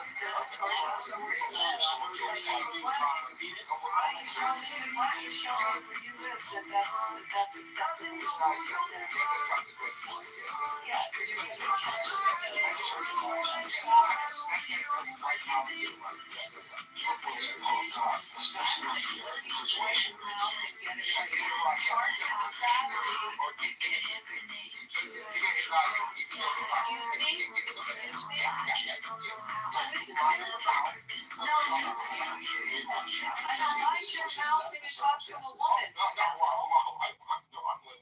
You're talking to a black man. I don't care if you're orange or green. You're an asshole. I don't want to get but I want to stay focused. But that's not how the law works. And I don't know if Bima, I'm answering Hanson, that Hanson is correct. Hanson is correct. That's how the law works. You can go after the person for unprotected speech and for fighting words, but you can't use physical contact. It won't mitigate, and it's not. You're going to be charged with the battery. Respect black or get smacked. You should be smacked. Saying the N-word is fighting word. I don't know what It's not. Okay. Yeah, that's how we do Do you know what a fighting word is? Do you know what fighting words are? What's fighting words? White people refer to the nasty behavior that they do. Well, let's have this conversation. Fighting words. Yeah, would you like to tell them what fighting words are? I like to refer to the professional. You still don't know why they couldn't control themselves? Okay, like that with the terminology, that's derogatory, and it incites all type of discriminatory emotions in somebody else, knowing that you're trying to just reincorporate some nasty shit that you should have evolved from, because it's disgusting. So, and you get beat up for it. If you get your white nasty face, look, if you get your white pasty face, Bima, why don't you pull up the definition of fighting words and you can... No, it is, this is white people. You can't justify this. You can, but you're going to be arrested. I'll smack white people. Okay, I want free range. Free range wants to make a comment. If we could just smack the fuck out of you. we could circle back around. Free range and then the essay. Did anyone just hear that? No threats, no boundaries. About free speech. No threats, no boundaries. Just inherently means that you can, subject yourself to violence. But I asked a question: if you provoke someone into fighting, can you claim self-defense? Right? It doesn't really work to defend yourself. So that's what I'm saying. He's doing this with the intent to create a hostile situation, just so he uses the force. But the words can't do it free. The words, there's no justification for physical. Yeah, anytime a white person is antagonizing you, I agree. That's a separate issue. Yeah, but that's you're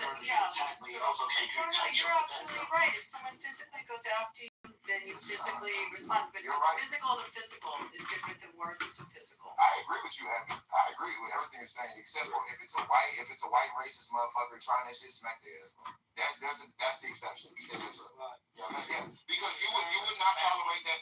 Beat their ass up. Beat their ass the fuck up. Really? Yeah, straight up. They shoot each other in the neck for less. Okay? They shoot each other in the neck for less. Would you do that? Would you do that?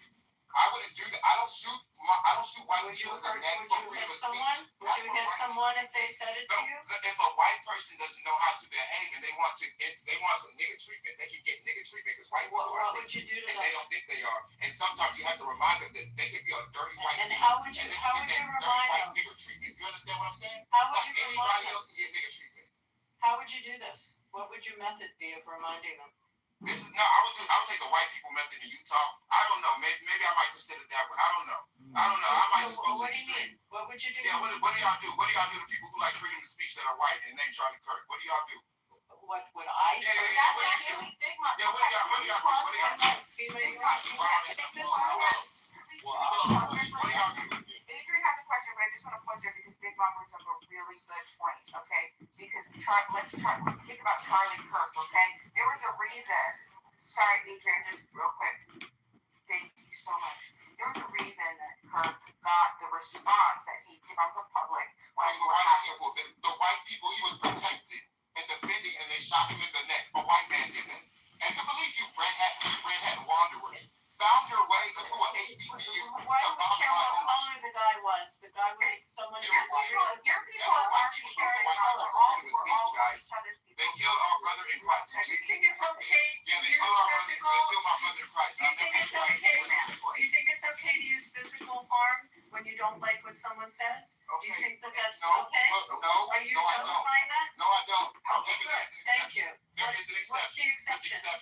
Big Mom, you know, Charlie deserved to be killed, right? Let me explain my exception. But I agree 100% with what Abby says. You do not. If somebody is antagonizing you with their words, you do not respond in violence. That is lower frequency level de-escalation skills. Now, if a white person, the same time goes to a Ruby Brick like Mother, but you gotta understand these white people. These people are not like their lower level is different from black people lower level. These people will wake up and go to a school tomorrow with a little black girl. It's like it's grown adults, right? This is what they have evolved from, right? So let me tell you, anytime they revert back to this. You have to you gotta do this for America. And not only just for your people, but you gotta do this for white people, bro. You got to do this for you got to smack the fuck out their ass. Because they will not interfere with the white evolution. Because there was once upon a time white people couldn't control their emotions. You know how they pick on the black people, like you know how they pick on the black people, just emotionally triggered. They couldn't control their emotions. They would get out of your bed as an adult. Hold on, AJ, let me finish this. But let me tell you, this is why white niggers exist, and I ain't gonna never let y'all treat my people like you listening. Oh God, because y'all just the same. Y'all are just the same. And I love you. Shut your mouth, bro. Y'all are so triggered. Let me finish. Self-control. Can you try it? Damn it. All right, so look, y'all come a long way. You can't stop the white evolution, and I will not let anybody get away of my white brothers and sisters growing up from that Ruby Bridges shit they used to do. You know, bothering black children who are trying to get an education because they couldn't control themselves emotionally to that extent. What dirty black in the hood has done such ruckus? We like niggas, thousands of Chicago's cannot compare to all these unbeat kids that we cannot find this out here, even from the 50s till now. That ain't even 100 years. So look, check it out. I'm proud of y'all, and I'm proud of Chud. I like Chud. I want him to win. But y'all gotta understand, this what you get. You should always get your ass beat for disrespecting black people just for the fuck of it, because that makes you a monkey again. That makes you a snow monkey again among compass. That's what it do. And you are better than that. Alright? You are better than that. You are going upwards. White people around here, like they behave so and I'm good, respectful, all that. I'm not gonna let we can't let no judge bring that back. So we get his ass smacked up, it's good. So he is the exception, all right? But I love that. Thank you. So I mean, free to add context to what actually happened. Yeah, we're gonna start a queue because I want to get everybody in. Mr. Edward wanted to get in. Adrian was waiting to ask a question. Okay, so Adrian wanted to ask a question. Free reign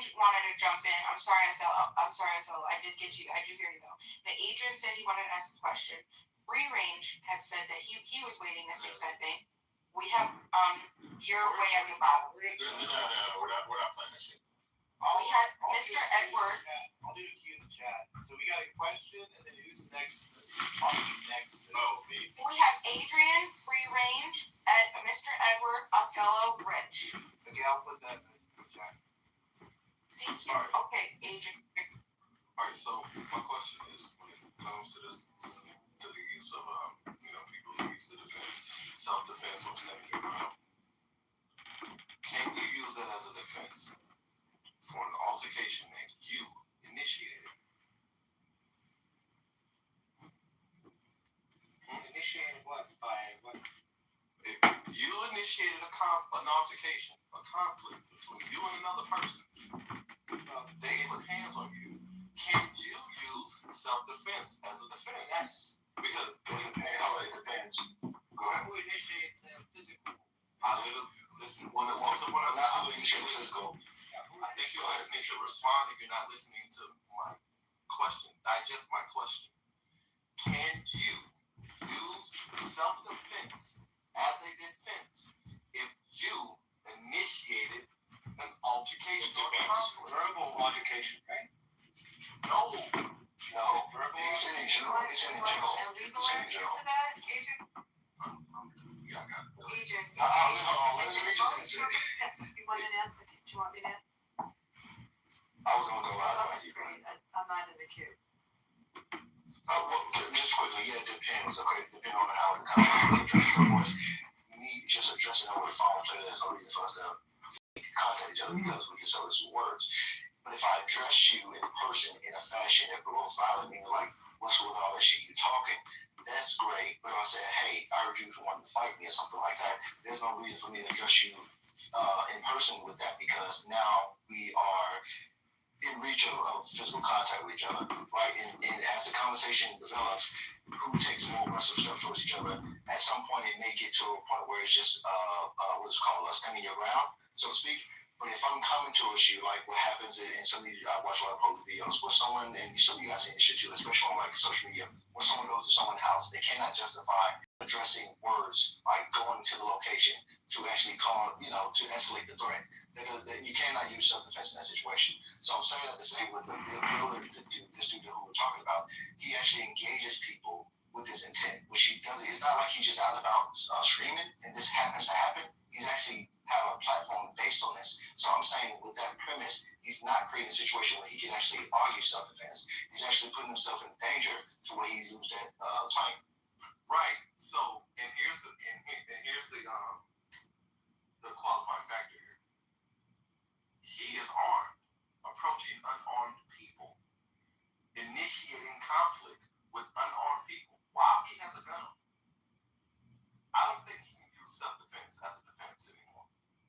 Because you're armed with a firearm and you started a conflict with people who were minding their business and who was also unarmed. I agree with you. I agree with you. If he escalated it to that level, but punches to a punch, it's different than if you bring out a knife or a deadly weapon. And the law will probably support what you say, Adrian. Right, because simply brandishing your weapon, that is considered assault. Not if it's justified. Bullshit. If a person has intent to inflict deadly violence upon you, and you brandish a firearm and do not use it, you're saying that you would be put in prison for that? That is a charge, buddy. I don't know about that is a charge. No, it's not if it's justified. You're trying to make an argument. No, Adrian, 500,000 and 3 million times what the CDC reports. On average, that person brandishes or displays a firearm. You're asking a question, I'm trying to answer. No, Here, this isn't Tehran. Let's give it to us. You know that, right? You know that. You want to intentionally support the crime. We can't understand you.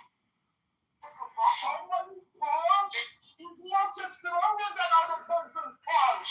If somebody threw a punch, the other person for self-defense need to use a knife or something, otherwise he Translate. Oh, he said if a person punches you, you're legally justified to release yourself.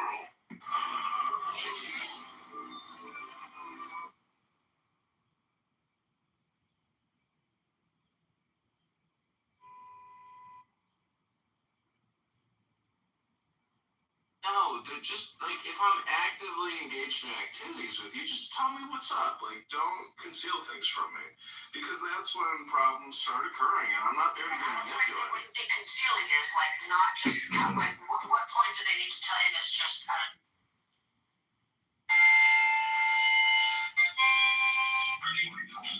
America is if China owns Your silly television show. Your silly television months on end. To me,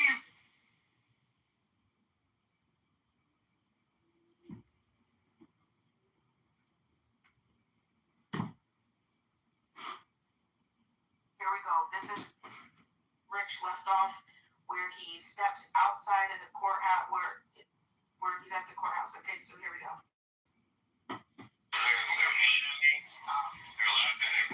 I said, what's up, guys? I said, you like your new suit? He said, walk away from me.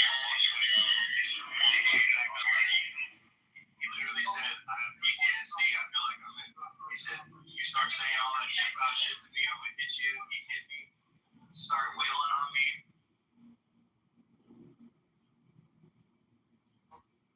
Right? And so we can judge and give ourselves a report card of being good while separating ourselves. And we can also then build on it, right? We've got moral absolutes. This is what is righteous. This is what is sin. Or this is what is moral. This is what is immoral. And then we can, no, it's not absolutes. We've got moral life. So yeah. And I've been listening to Simon's bullshit for a long time. And I haven't said anything.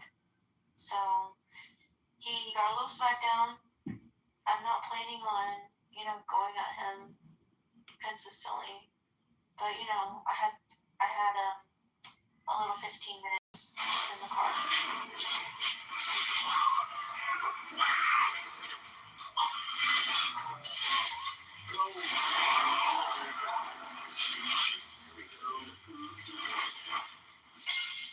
I am your only future! And my path, your only path! Who among you dare say otherwise?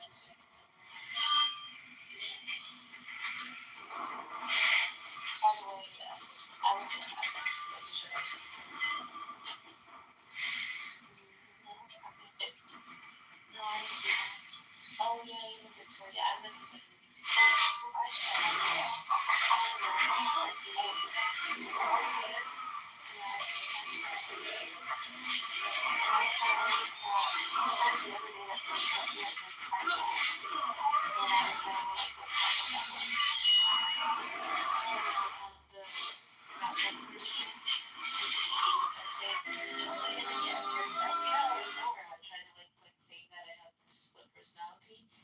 and like Princess, yeah, it's just a title. It's like princess, not a identity. It's just like a title. Oh, is that what it means though? Princess, yeah? Yeah. Yeah, it's princess. Princess in what?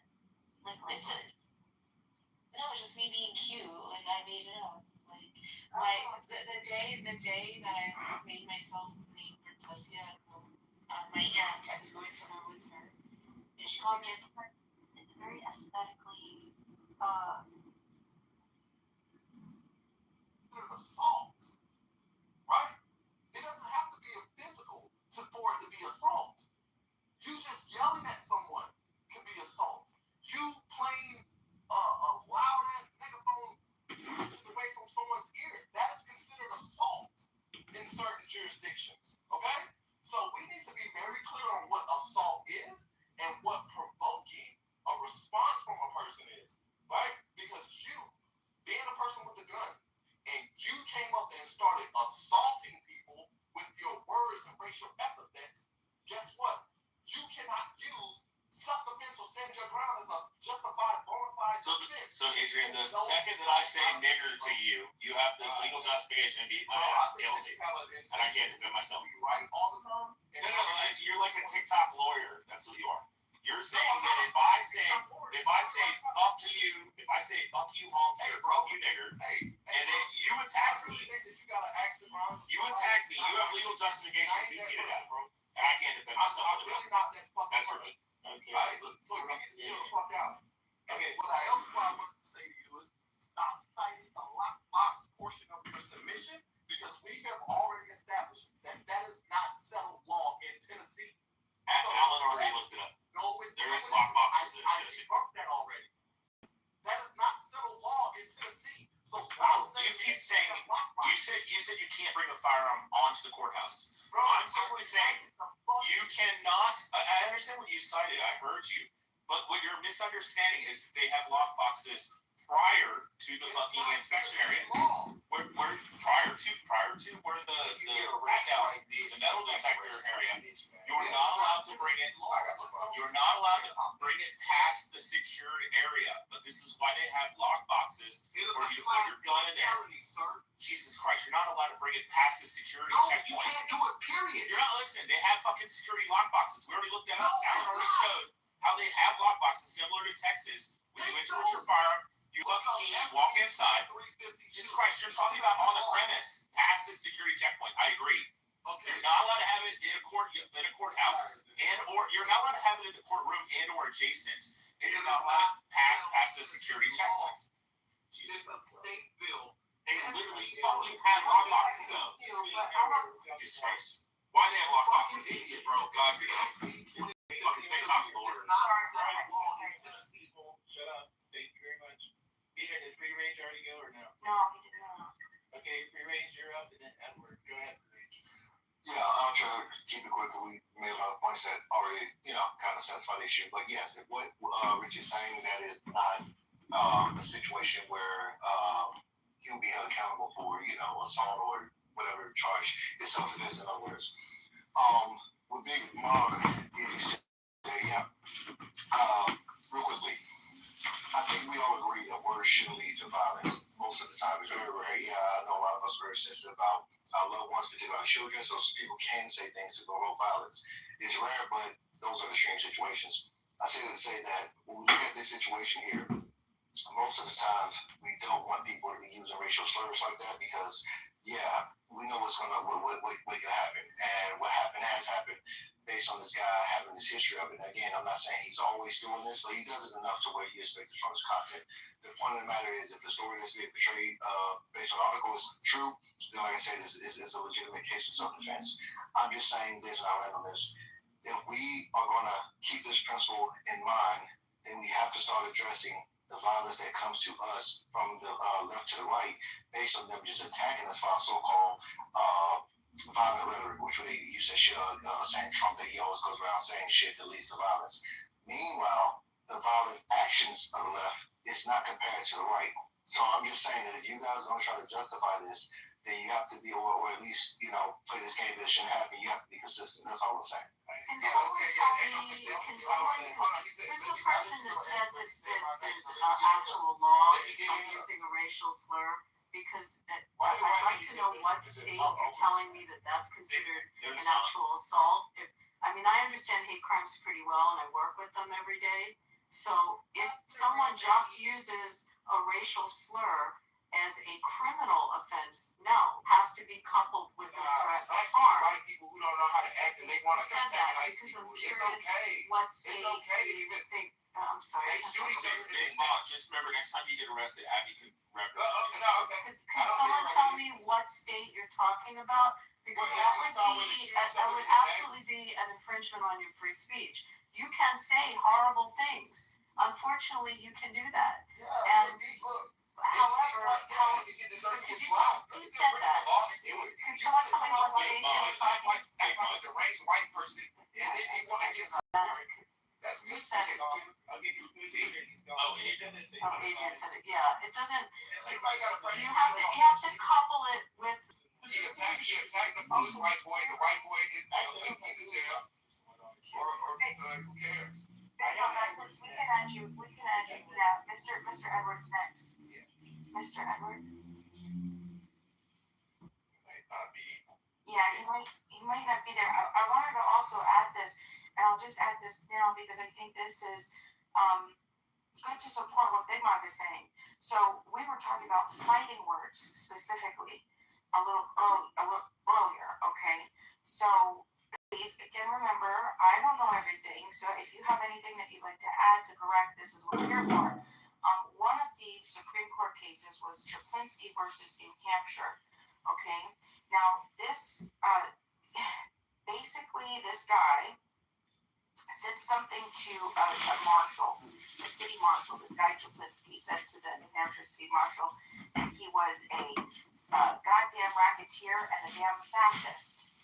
And the court upheld punishment because they were considered direct face-to-face insults to a specific person in a public setting. So there's that criteria, okay, that has to be met in order to be considered fighting words. It has to be said directly to a person, face-to-face. It can't be a general comment. So it has to a direct comment, face-to-face. It has to be personally abusive, not like I hate your political view, but you're talking about a very specific personal insult, and it has to elicit, likely violence, right? It says specifically by their very utterance, the court described it by their very fighting words, by their very utterance inflict injury or tend to incite an immediate breach of the peace. The court also accepted a narrower test, quote, direct tendency to cause acts of violence by the person to whom individually the remark is addressed. Yes, they're not protected speech. That's what I was trying to say earlier. But it's a separate charge from the scenario you were talking about. Backing out, talking that shit, not looking for legal loopholes. Even though I don't agree with them, But look at the fucking niggers chanting it. Cracking out. Cracking out. Look at it. Even they go to the law. Hey, look, they go to the law after they try that nigga shit. Cracking out. Method out. Method out. So Rich just gave an example. Now the reason why that would be considered fighting words is one, we're not in a personal setting.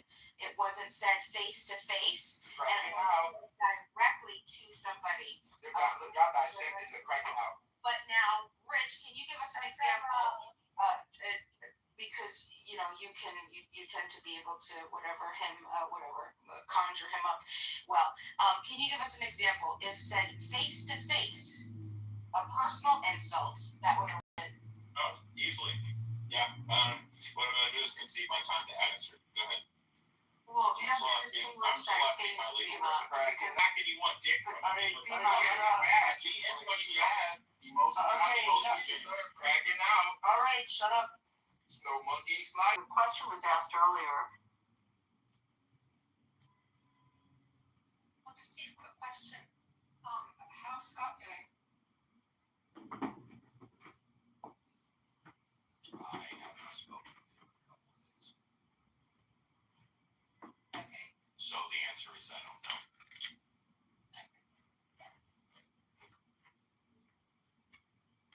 If I knew more, I would tell you I haven't spoken to him in 3 to 5 days, so I don't know.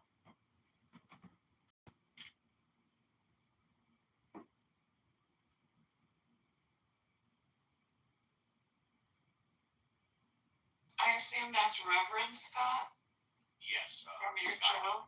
Okay. Yes, Reverend Scott Jones of my show, The Mod Squad. I do have to go on a Zoom meeting. Less than 5 minutes. Okay, go ahead and do your clip. I think David was there. Well, it's not mine. No, he wanted to do something. He wanted me to react. Yeah, well, anybody is open in the room, but you have a limited time here, so I'll let you crack at it first. Okay. Congressional testimony. This comes off of. Anyway, I'll get the clip in a second. Fix, decide on any interest rate decision in any of our discussions, nor would I ever agree to do so. So independence takes courage. Let's check out your independence and your courage. We'll start easy. Mr. Warsh, did Donald Trump lose the 2020 election? We try to keep politics, if I'm confirmed, out of the fund. I'm just asking a factual question. I need to know, I need to measure your independence and your courage. Senator, I believe that this body certified that election many years ago. That's not the question I'm asking. I'm asking, did Donald Trump lose in 2020? And I'm suggesting you in 2020 the Fed had your huge inflation problem, and you certified the election. Powell's term as chairman ends this week, but with the DOJ's investigation into him in limbo, he said he will be. Anyway, you know what the context of that testimony was? No, but I can answer the question. There's no doubt in my mind that Trump lost the election, which is why he lost the presidency to Biden. That's my humble opinion. Right, that's awesome. I agree with you. It's pretty easy to answer that. Yeah. What person that was about to be confirmed in front of the Senate, when it's kind of Senate confirmed things, do you think was struggling to answer that question? Are they going through potential new judicial appointments for the Supreme Court? And worse, this is the next Federal Reserve chairman. They all literally go this way. Everything for the Department of Health has gone this way. Everything with the FDA, with the Senate, with the RFK, all of this has gone this way. Fired without cause, but they served at the pleasure. The only thing is the Federal Reserve chairman is the independence to tell the president to fuck off. And if I may, before I go further, I'm sorry because I gotta go. I've been saying for years, or ever since he was nominated and elected or confirmed, that RFK would have been amazing as head of the EPA because he spent 20 years of experience filing lawsuits on behalf of the environment against the EPA. That's his field of expertise, not the field concerned. He's a complete idiot in the field he's in. But if he would have nominated and confirmed as head of the EPA, I'm all in. And with that, I have to go on a Zoom meeting. It's been a pleasure. Ash, once again, happy birthday or happy anniversary, whatever the hell it is. And take care. I'll see you all again. Aw, yay. I love birthdays and presents and flowers and chocolates. I love them all. Thank you. Are you testing the gifted chocolates before you consume them? Huh? Just making sure you're following protocols. To test my chocolates that are already wrapped up and completely taken care of. There might be edibles that would be good in terms of the.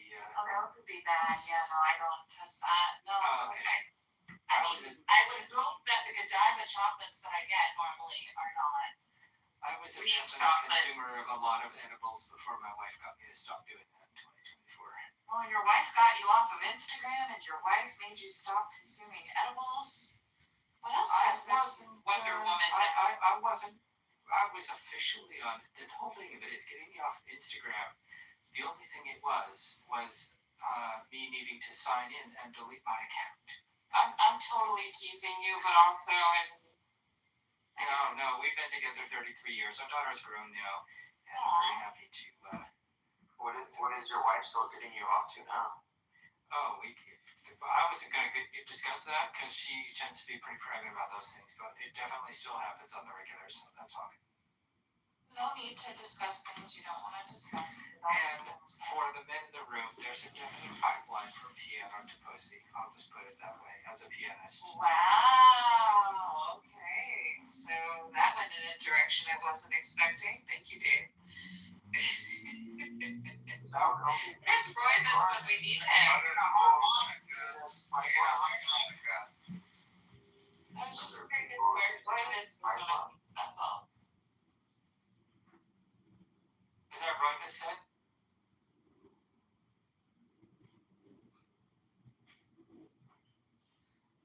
It's just it would have been a Roy-less comment. That's all. You know what's funny is to tell an incel that, and then they're like, "What are you saying?" I'm like, "You know what? Stop pestering the girls and go start practicing your piano. It'll take you about 10-15 years to get good." Well, at least you're trying to help the others. I don't know if it's helping them. At least it's maybe helping them not be pests to other people if they actually took me seriously and went and did that. But I don't know. I'm not their father. I have one daughter to worry about. So. Well, I appreciate that. Thank you. Okay, so now everybody heard the clip, and David wanted responses. We can go back to that.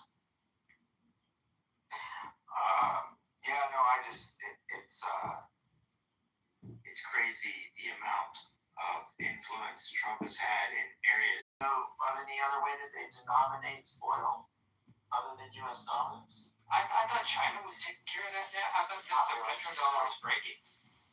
Well, quick answer is no. Longer answer is not at all. And do you remember the financial crisis, the global financial crisis? I do. 2008 you're referring to? Yeah, 2008. Yeah, that was terrible because all the young people should have been getting that money, not the big thing. Sort of. On the moral side, but I was 5 years into being a supervisor when it started and did it for 5 more years after. So, very intimate with the mechanics here. But if the dollar breaks and people, what do they do after the Great Depression? They put in federal deposit insurance corporations so that people don't have bank runs, so that your money's guaranteed, that there's fractional reserve banking, all this other stuff. But the Fed, their independence is because they're not actually a government entity. They're not run by the government. The government is not directly setting these interest rates. It's essentially a bunch of banks that agree on the policy, and they have this weird, hard to understand thing, a dual mandate to keep inflation low and employment high, which are contradictory things generally, and it's a weird balancing act, but essentially they're the one mechanism that says set interest rates as if the future matters. So Donald Trump, as a real estate developer, only knows, just like tariffs, it doesn't matter what all the economists say that it's a dumb thing to do and the tariff war is bad, blah, blah, blah, blah.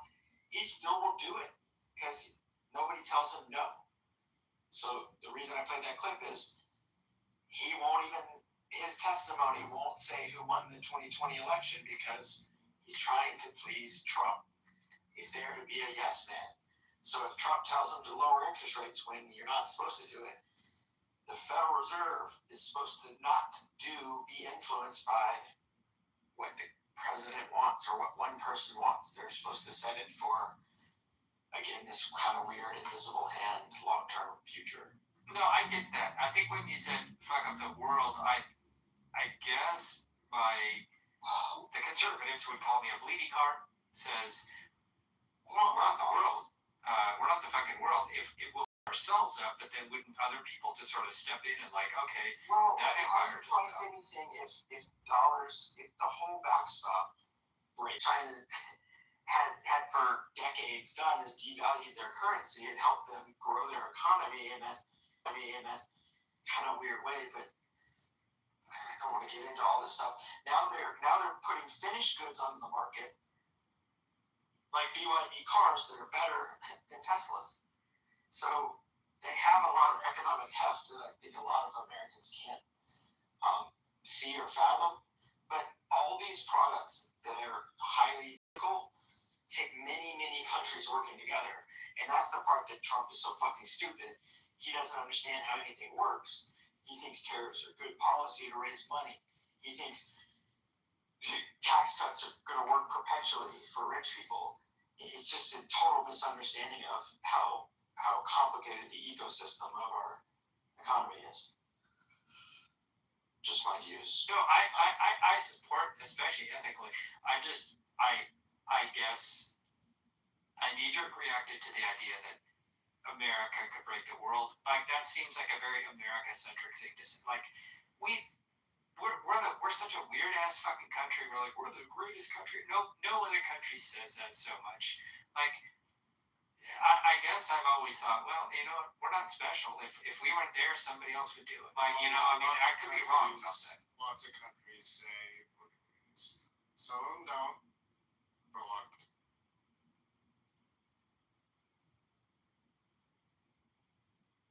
It's funny to me how we can give blame for fucking shit up so much, but then when we try to not fuck shit up, it's like, why do you think you're so good that you can fuck shit up?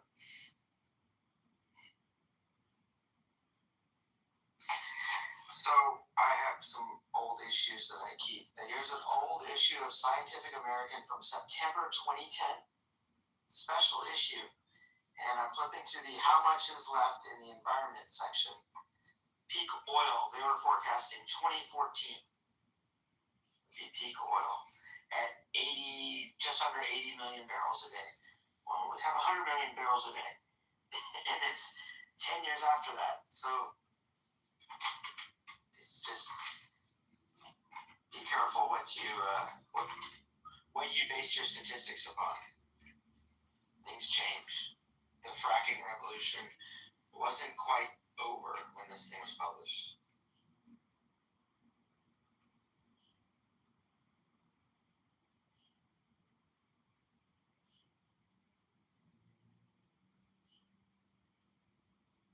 What do you think of McPherson's claims about 2030 being the deadline for, like, if we don't fix our shit for the environment by 2030, then planet's fucked or whatever.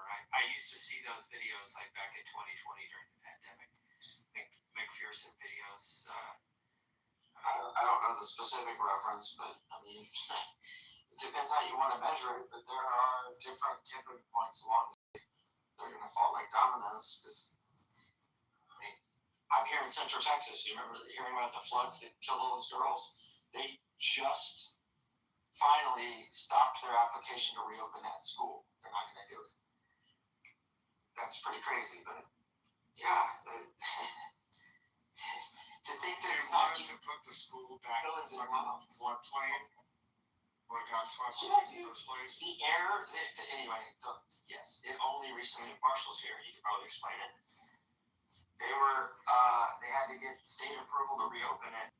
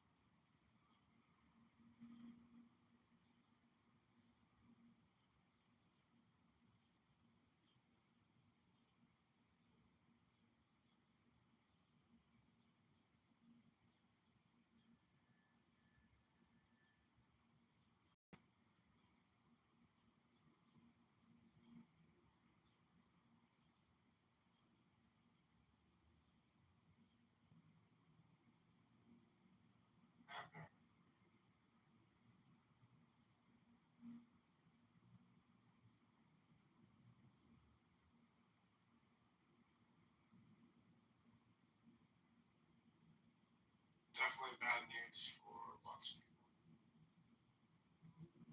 What are you looking at?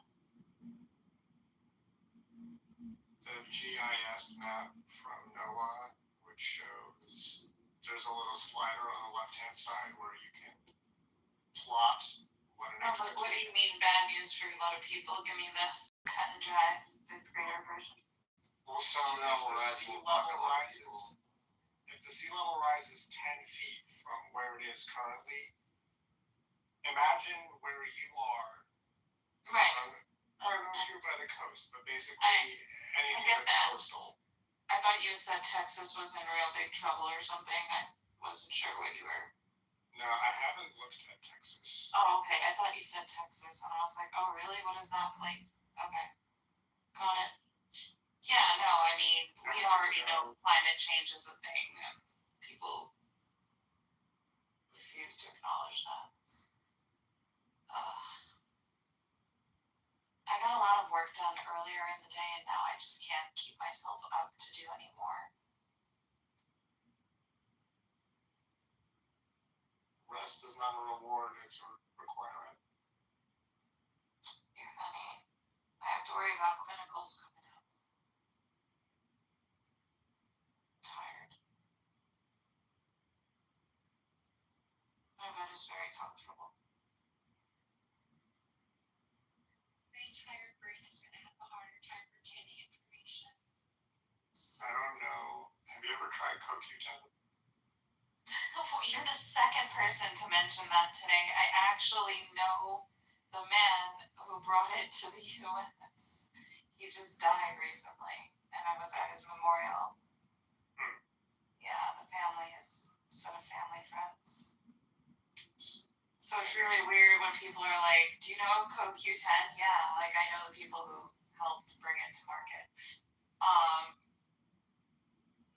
Yeah. Well, I guess that's a sign. A little bit. You're the second person today because we were discussing, my girlfriend and I went to go get pedicures today.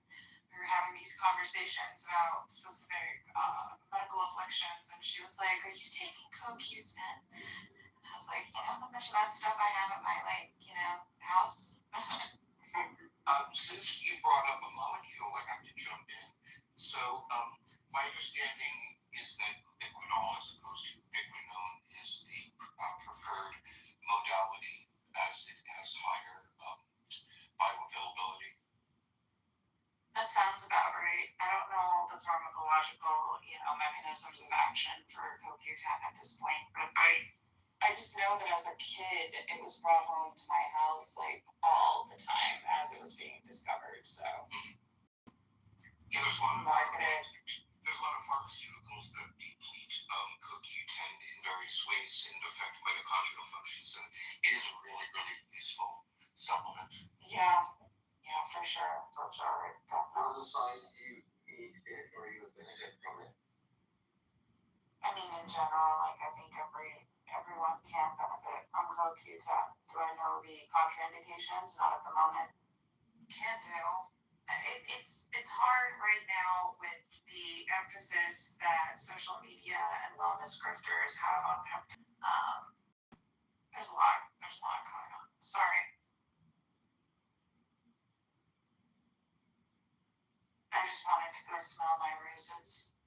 That's all. I always encourage people to stop and smell the flowers. Yeah, I've got my orchids and my roses. Close your eyes when you smell the flowers. I actually do. They smell so good. They look so cute. They're like this bright pink color. I'm so in love with them. They've made my day every morning. Did somebody get you roses for your club anniversary? I wish someone got me roses for my club anniversary. Shout out to everyone if you want to get me roses for my club anniversary. Man, she didn't even know it was her club anniversary. That's the pollution. Yeah, I wish you happy club anniversary last night after, I guess. Yeah, you did. Yeah, I thought yesterday was it, but I realized now that it was probably after midnight your time. That's so sweet, Honor. I appreciate it. Okay, raise your hand if you tried your club anniversary. Dennis, you are just jealous that you are not getting love on your club anniversary. It's not my club anniversary. I'm very lovable. Dennis, you have a gold medal. Come on, be happy with that. Yeah, I don't. That doesn't make me happy. Yeah, he wants a real gold medal. Lots of gold. Those medals are, well, their value goes up and down. They have a constant weight to them. So, yeah, I wouldn't mind them.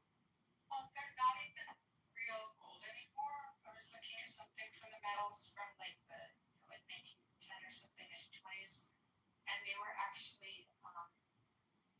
It's not real gold anymore. That's not surprising. Yeah, it's plated. So I think you actually had. I don't know if it was actually solid gold, but you actually had worth a lot gold in the 20s, and in this last Olympics, it was just gold plated. Which I mean is still cool. It still looks awesome, but it's gold plated. I got a gold medal coming in the mail tomorrow. Ha ha. Ha ha. It's not gold. Pretty sure. Gold medal. Mailing it. It's the safe way to mail gold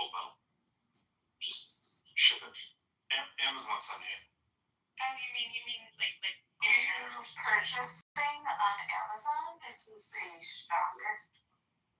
That's not what I said. I bet Amazon sending it. So, but you mean like a gold balloon or something, right? Not like a gold medal, like a sports medal. No, it's actually a gold medal from Amazon. What's the right number? Pretty much like this title. But the odds are it's less than zero. There's so little gold that there's less than zero gold. You owe them gold for sending you the medal. No, it's antimatter. That would be very precious. It's antimatter gold. No, seriously, the worldwide cosmetic supply of Botox, it's a 16.9 liter or ounce bottle of Coke or whatever bottle, less than half before it gets, diluted down and supplied to the whole world. So if you think of how much revenue that generates, what? way more valuable. That doesn't make sense. Not way more valuable than antimatter. Definitely not way more valuable. I don't know if you've got a buyer for that much of a market. Antimatter is highly valuable. Almost infinity. All that Botox gets sold on an annual basis. Who's doing what with that antimatter right now? You don't have customers. Yeah. Experimental, labs. Right. I just anyway. But it's a got lab product. You can't follow it. Exactly. It's got infinity value. I've got an NCAA championship ring coming my way. Yay. Do a Google search and see theoretically if you had antimatter at like an ounce, what it would be worth. I'm going to guess it would be hundreds of trillions of dollars. There are valuations on antimatter, and quantities on Earth. It is the most expensive substance on the planet. Right. Give me It's an not ounce. really on the planet. Transported. That's kind of a trick question. It's a stored on site. Yeah, what's more expensive than nothing? What's more expensive than the opposite of stuff?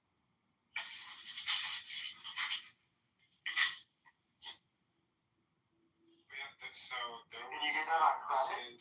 What was the credit?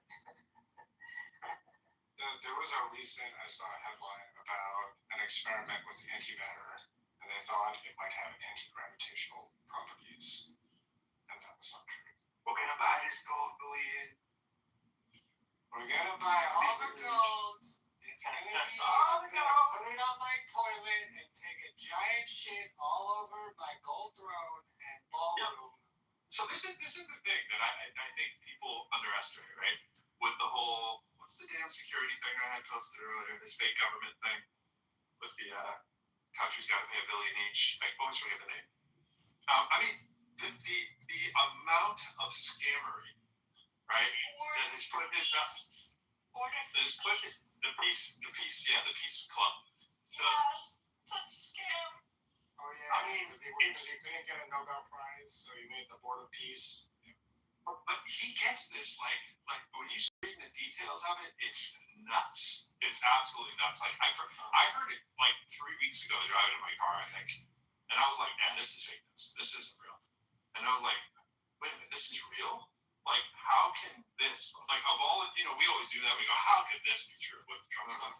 But like, how can this be true? Right? It's like, but then you stop and you think and you go, what world body would stop him from doing just about the most illegal thing that you can do as a president, right? Which is pull in money from other countries and put it into your personal coffer, which it essentially is, right? You created it. You're going to have a board just so that you can kind of get around saying that it's just you, but it's pretty much your thing. You're pulling in bribery money off the books, but creating an entity to say, well, it kind of is on the books. This is the same dude. Right? This is the same dude who he's brought in during this presidency. He's essentially now one of the richest people in the country, legitimately now. One of them. I mean, so you can argue, before we kind of laugh and go, yeah, he's not the most powerful person. I mean, he's easily the most powerful person in the country, even with this unbelievably low popularity. So it's like, there's no way you are going to remove him from the presidency. He has to die, or he has to be arrested. he will not leave. Why would he possibly stop him? People go, oh yeah, that's not gonna happen. Who's coming? What Batman is gonna remove him from office? He has enough cognitive decline that Yes. his party gets together. No, his party doesn't have any power. Only the cabinet. Only the cabinet has the power. It would have to be. Decline that someone is going to eventually. Prove it. How much worse I know, is right? it? He didn't even do it under when we didn't have a loyalist as Biden as president. When people talked about cognitive decline, you're telling me that these people that are loyalty tested. I mean, it wasn't that long ago. I played the clip from Elizabeth Warren talking to the next Fed chair. Yeah. But he won't even say who won the 2020 election. Well, but he does get to a point that's ridiculously bad where he can't, even utter a sentence. I mean, that would You mean like Mitch McConnell bad? Yes. If he gets to Mitch McConnell bad, it's a wrap. Well, no, actually, it would be different because he has the vascular dementia. So it'll just be a press secretary. We won't see if he goes to Mitch McConnell. He won't appear anymore. It'll just be tweets. All he's gonna do is pick up the school, and he's good for another 2 years. Yeah. Well, no, he's got some time left, but I mean, the only concern with this cabinet is that he gets crazy enough that he might actually push the nuclear bomb. He's that crazy now. He's been that crazy for a while. Yeah. Well, I mean, yeah, but he needs to follow the more. Like, that might actually be something that he would do, and no one in his cabinet is stop him. So that's why they're advertising for Vance. Well, JD Vance and Marco Rubio are kind of making a lot of visits with him. They don't have enough. They are infinitely better people. There's nobody you can name who is I get so triggered on these people they're an awful replacement. They're fucking light years better. Light years. Give me the worst person in the country to be president. They're way better. Better. In a second. I would take them in a second. In a second. You know that Trump is Harvey Weinstein. What the fuck are you talking about? He's Harvey Weinstein and he's a fucking ridiculous dumbskull. You think Harvey Weinstein is as corrupt as him just because he's a racist? Trump's a racist and he's corrupt on top of it. Yeah, exactly. Yeah, okay, that guy might suck more. He doesn't have the resources. Yeah, he's not going to be a billionaire. Yep, you'll give me tomorrow. Sign me up. If I had to replace him with Steve Miller, it's I think he has kids. I think he has doing the family life thing. He has a wife. He's got the baby on the way. Remember when? Yeah, there you go. It's good enough. He had to get his wife off the. He was the one that reacted properly in the press event. Trump is like now he has deep. Didn't he grab his wife's boob? Or who was that? He helped her off the stage, whereas RFK Jr. took his escort and his wife had to run after him. Whoever you get, the thing is that people freaking adulterer. Whoever you get tomorrow does not have the roots of Donald Trump. Donald Trump's roots run deep down. Yeah, they're deep entrenched. He has more power than nobody has been talking to Putin for the last That's right. As much. He's all over the world, all over the country. He's got his tentacles into everything. So it's like there's no comparison. All these little wimpy, whoever you pick, it just doesn't compare. Unless you brought in Putin to be president, maybe I'd still vote for Trump then. But I'm saying, But in the country, people who could be, Trump could change it. Trump could probably make it so Putin could be president. That's how bad it is. People are like, no, that's crazy. No, there's nothing. We have nothing. People are like, oh, we got a court system. Do we? I think Trump should leave office and become president of Iran.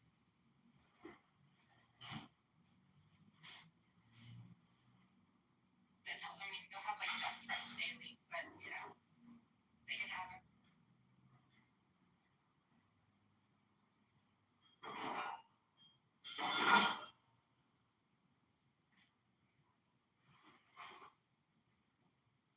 So, bro, does the bunker get built?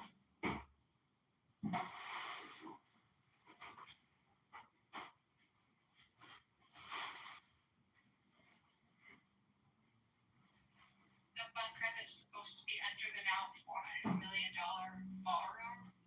It's a $300 million bunker and a $100 million borrow. I keep reading about this as it's possibly that. Do we have confirmation that it's that? I mean, all the articles speak very confidently that. Do we really have evidence of that? Evidence of what is that's the plan? That the plan is to blow up the full bunker other than just we think that's a thing? There's like 5 or 6 articles that speak to this, but none of them say we know for sure that it is a bunker. Refuse to play into this productivity game, but then is looking at just another way of saying productivity, or is it, like you said, like, but I'm doing things that aren't useful and my life isn't there. My gut instinct is to say, like, but maybe if whatever you're doing right now isn't useful to anything, including yourself, then maybe it's good to recognize and make change. Like, how do we know when to make change? What if something about how we're living isn't good? Even for ourselves. Like, I'm going through a lot of recovery right now, and there's some days where, I'm not feeling good. I got a migraine. I'm trying to just deal with, like, physical therapy and get through the day. And a lot of times I would probably feel better if I just went on a walk or drove over to the park or something like that.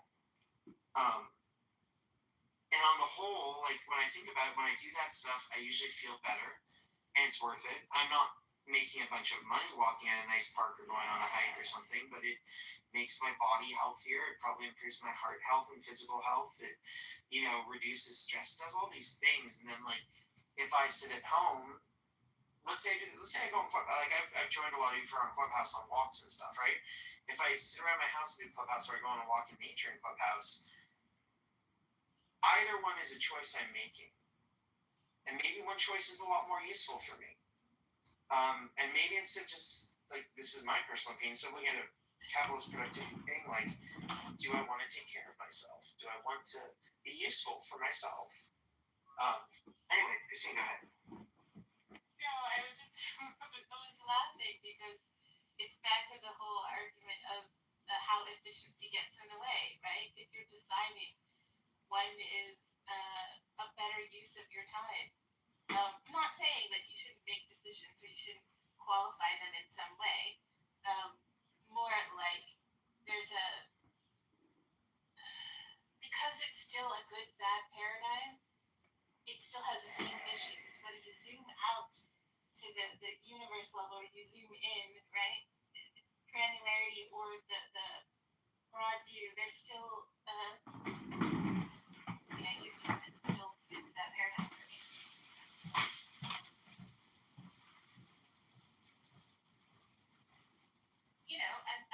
I'm saying that, but I think I like this. I think you're pointing out something with some meat on it. Like, I'm going through this in my head and kind of thinking, like, what the implications of that would be, or like what the thought on that would be. For sure, because there's something about just coming up with like a linguistic term of I'm not saying productivity or something. Instead, I'm doing something way superior. I'm saying utility. But what is utility but a proxy for productivity or goodness or badness or something like that? Is it a good idea to be allergic to that or even to embrace it?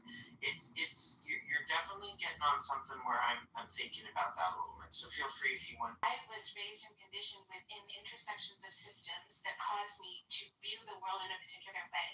And while I'm trying to deconstruct and reconstruct something different and new for myself, I will essentially always exist kind of visual to me.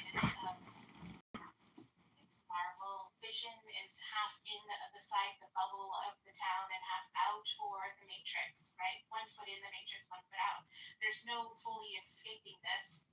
There's an awareness that it exists. There's the contradictions that exist, and then how do we resolve them? Can they be resolved when, for example, I want to lean into the flow grasses the field when the wind blows and I'm No, they're just like if I'm everyone else act actively engaged in activities with you, just tell me what's up. Like, don't conceal things from me. If I'm actively engaged. The power dynamics of cultures that I have to sometimes pull out the power games in response because people don't necessarily understand this language or this way I'm looking at the world, let alone it's shared There's methodologists who are boring. You know, if you go to comic context in detail, and I just wrote back equity and economy. The virtues one knows to be just the virtues one knows to be rational. I never. It's like my hero in Die Hard. Yeah, well, Kind of sad. The coast will get together. I feel that. I love it. Right? There's two books. this man. I don't want to play those games. That's not the world. I don't look at it as only one. Incorporated. And I have a call you MOM. The systems don't. You cannot be the same body before the germs, after the germs, right? You're always changed by. And so there's like, there will always be the residual concepts and ideas in which I was raised in order to perceive the world.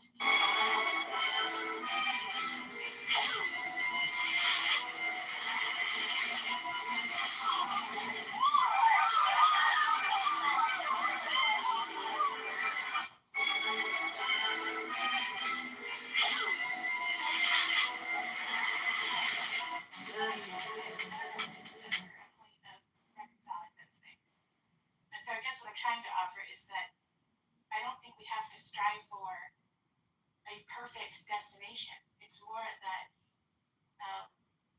whatever it is that we're thinking around or thinking about or challenging, it's not about getting it perfect or good or right. It's more that there's movement.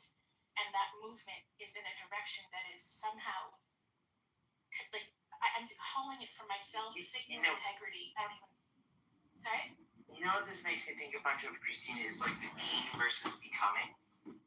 I was a huge advocate, and in philosophy I was like shown this like 3 or 4 times, like really illustrated for me, and I do try and do it in my life, is like, I think a lot of times we focus on what we are as like a fixed being, and we want to establish where we are and push it and prove where we're at, and there's so much value in focusing instead on our process of becoming. It's much more, not just forward looking, but it's like the process nature of what we are as living creatures, and opens ourselves up to a different way of contextualizing that. To use that word, very, very useful in my life.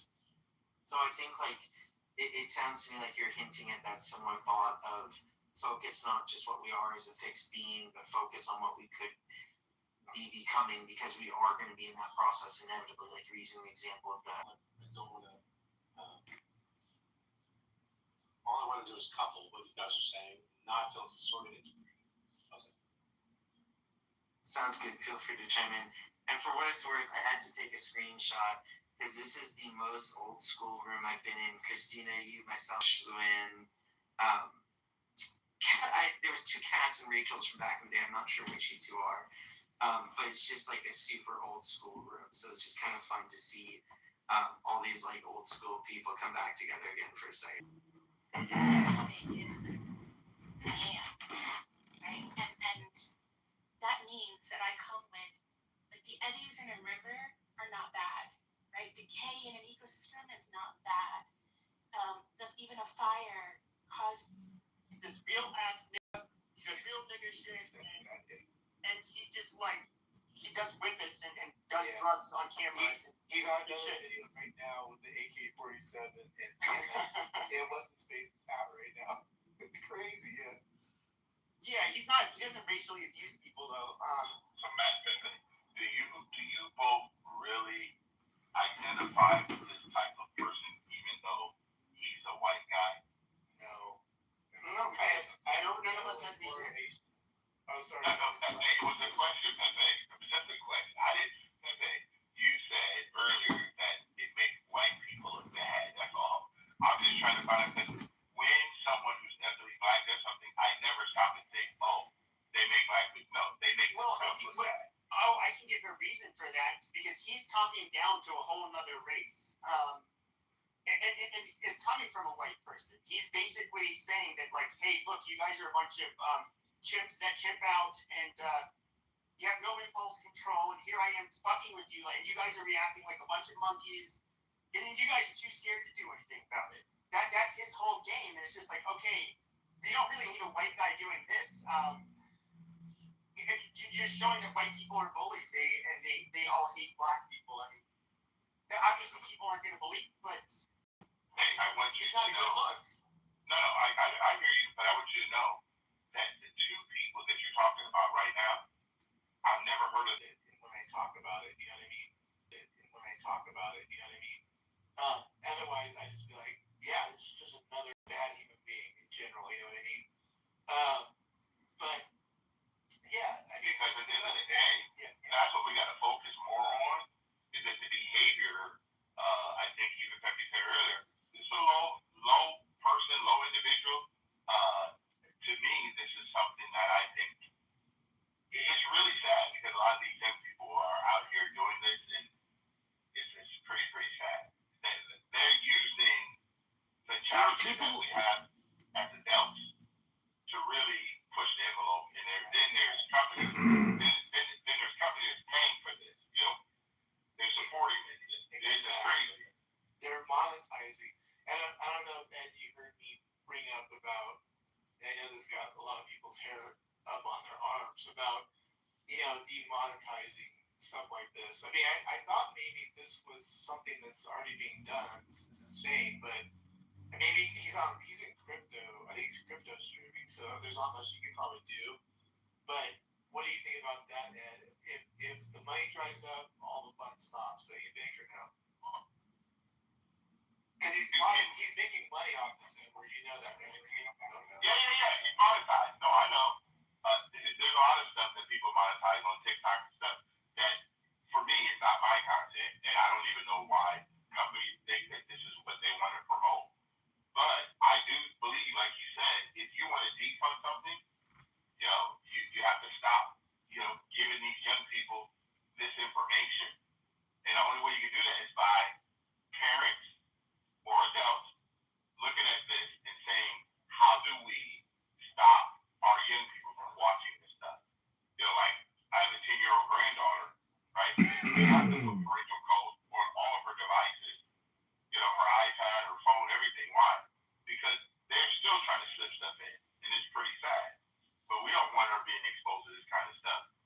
And that, it's unfortunate, but that's what you got to do in 2026. You got to do a lot of monitoring. I do that as an adult. There's places on these apps I will never go in. It's not going to happen. I agree.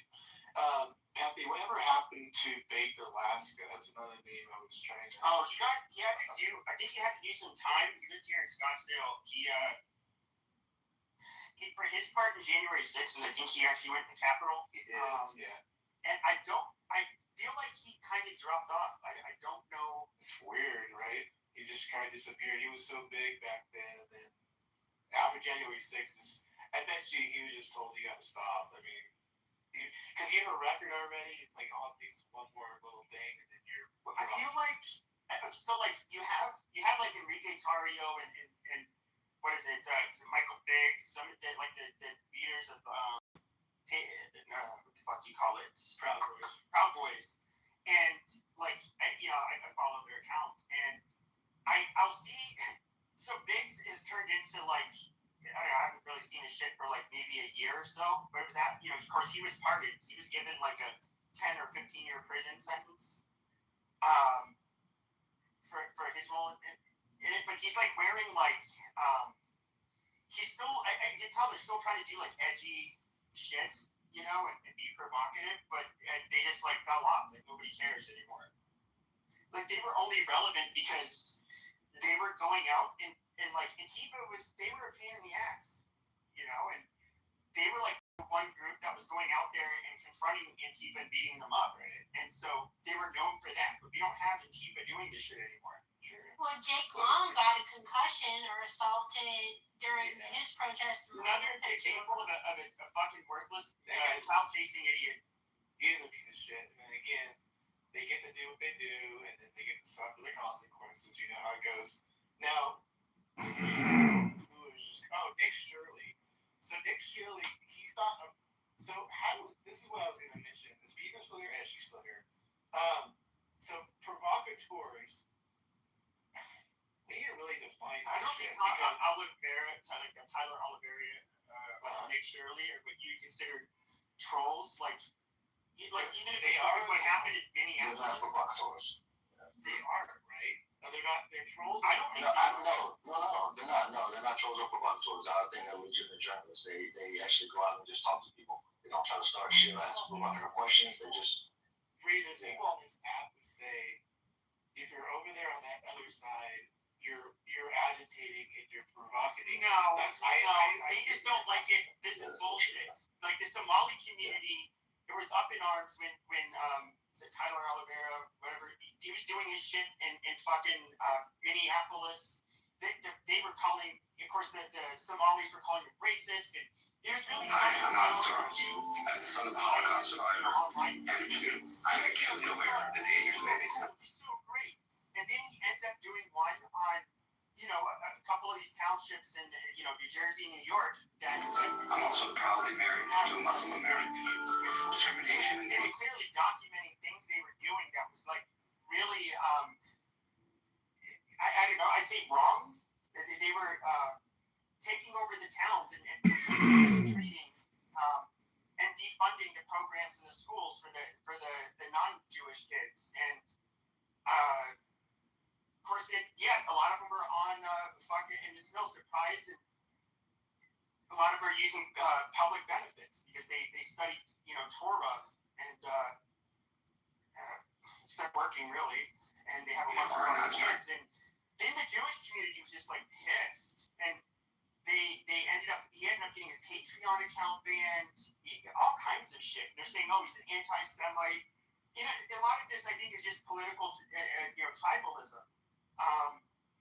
It kinds of shows like the double standards people have. Like, for example, any of the Jews that called him an anti-Semite, you guys are literally hypocritical. You guys have a small group of your people that obviously are not going to be pleasant to move into your neighborhood when they take it over, and that clearly, abuse the welfare system. I mean, that's anti-Semitic for telling the truth. I mean, go fuck yourself. Yeah, to Pepe's point, so what people like Shirley, and I've been watching the Shirley proprietors Somali fight, of course, it's everything just bullshit once that happened. But yeah, I mean, there's a lot of those people, like I said, James, like we said, Oliver, is it James Oliver? Or something like that, you name, I forgot his name. I follow him too. Jake Long. Yeah, Jake Long, Adam, Francisco. I think they have real careful relationship and stuff with something that's happening on a daily basis in New York City where and uncover things. And of course everybody celebrates it when they're uncovering somebody that is not. I won't even get into it. I already said what I was going to say. But then you have people like, what is that, Jake Lang? He's just a total fucking grifter. What was he doing? He went to protest the Muslim communities in Texas by carrying a tray with a chopped off pig's head with the Quran in its mouth. The Dearborn, Michigan is the same thing. Yeah, and it's just like Dearborn, Michigan, where you have a shit ton of Arabs. Like, that's real fucking smart.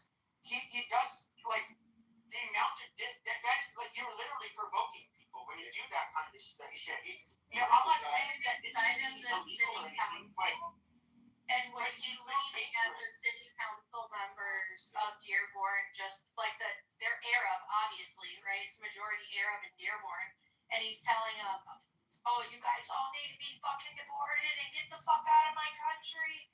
It's the American crusade." Like, it was crazy. Well, like, he's a fucking Jew that converted to Christianity, like, within the last year or two. It's so fucking cringe. Like, listening to this Christian national marker bullshit. Yeah, he's the guy in New York that went to Madani's thing, with the pig outside his place. In fact, that event is the one where the bomb went off. Remember the guy threw the bomb, whatever thing that was his event. I'm pretty sure that was it. I'll double check it, but yeah, he's a complete idiot. Go ahead. He also beat people on January 6th with a baseball bat, and he was convicted for this, but he got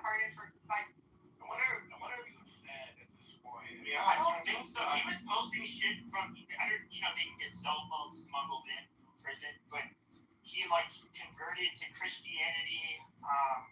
He was he tried to like brand himself.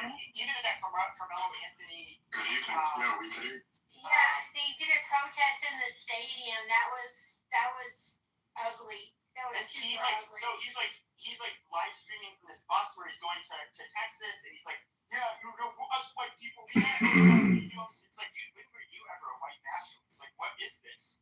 And of course, like barely anybody showed up. It was just really, it's just a real so cringe. And we're not saying. I don't believe he's a real Christian. I'm sorry, Matt. I don't mean to keep interrupting you. I just really don't like Jake Lang. I feel like he's one of those people that are like using Christianity just to get his point across, even though he's not a real Christian. Like it's like he's like making a mockery of the religion. I don't know. That's just how. That is most of it. To be fair, even though he's like a Jew, I guess I kind of slip that in because it's. Can I run? It's far more bizarre for somebody. Is this like hypocrisy? Why don't Republicans like this decide on a 4-year term Republican? While you're a Jew, why is this so highly manipulated so effectively? Why would we go with a Republican candidate? Why do Republicans have no power until the weak right of catastrophic case that Democrats have done like all super based on Eastern Orthodox or traditional Catholic, and these people are just wearing it as a fucking uniform. Like these are not serious Christian people, and like anybody who knows, you know, religious people that have been religious most of their adult life, you know that they're not a bunch of like edgelord racists that hate women and you know all of the shit that these guys will say. They're just fucking imposters. But again, Pepe, I got a quick question for you, Pepe. Do you believe that humanity started in Africa? It's starting to be, just from the experts' mouth, that theory is starting to look like it's unlikely. So where did it start at? In Africa theory, I thought that was largely accepted. It was largely accepted, but you can look this up. David Wright, he's the leading geneticist on human populations at Harvard. He's been speaking to the media quite a bit recently. He's had something published that was a little it wouldn't have been published a few years ago, but as they're uncovering new evidence, especially in our DNA.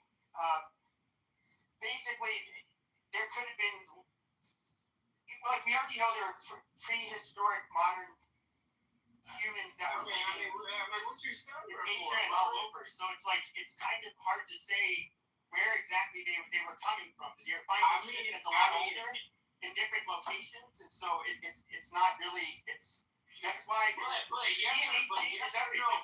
yes or no though, can we not agree that humanity started in Africa? I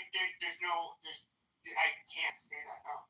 Okay, so you disagree. So I'm a part of the agreement that humanity. Are you a scientist though? I mean, that's kind of what I'm saying. Like, I can't say. I'm in agreement that humanity started in Africa, and I do read my Bible, and I do believe that there was actually 12 tribes of Judah. That's not. They're anti-evolution. They're anti-evolution. It goes against the science, so it doesn't work. There were 12 different tribes, so that's not scientific. Who are the real Jews?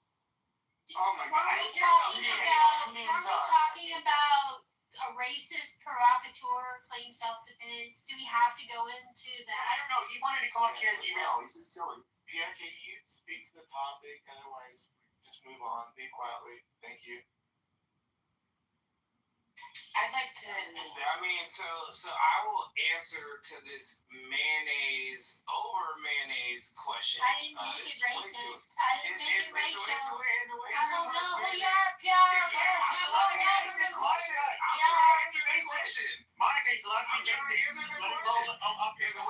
It's way too much mayonnaise on this question. So can a racist provocateur claim self-defense if a person decides to attack him. All right, so this statement is sexist because why didn't we involve the women? But that's neither here nor there. Okay, cool. So so this is a misogynistic post that we're saying. So a racist provocateur. So you can tell they love to hear the sound of their own voice. Don't overmoderate me. No, it's misogynistic. No, it's misogynistic. It's misogynistic. Shut your fucking mouth. I'm trying to clear. I gotta shut my nigger mouth now. I gotta shut my nigger. No, don't do that. We have good dialogue. Okay, he's allowed to be racist. That's fine. Okay, people say racist shit. Someone in a racist, whatever, you definitely can't claim self-defense because, you baited them into that. Really, after all that was your stimulating statement? I mean, shit.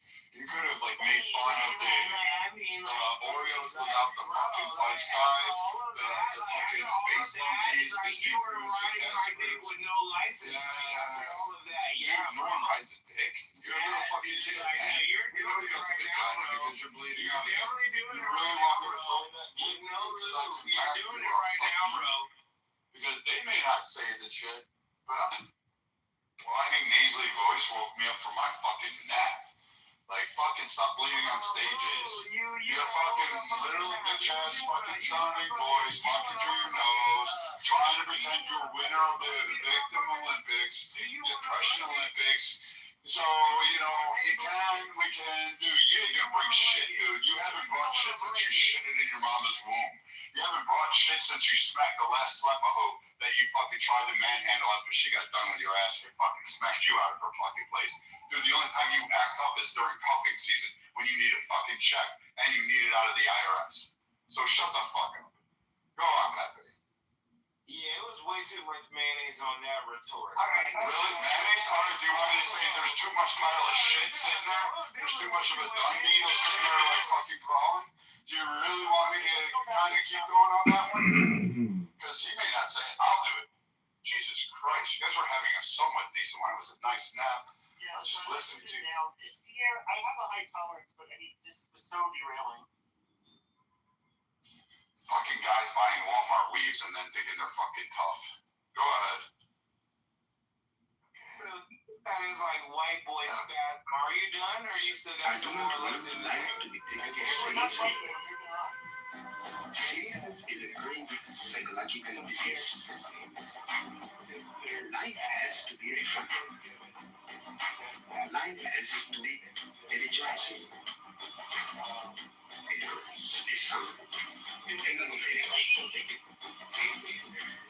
In such a small life, being serious,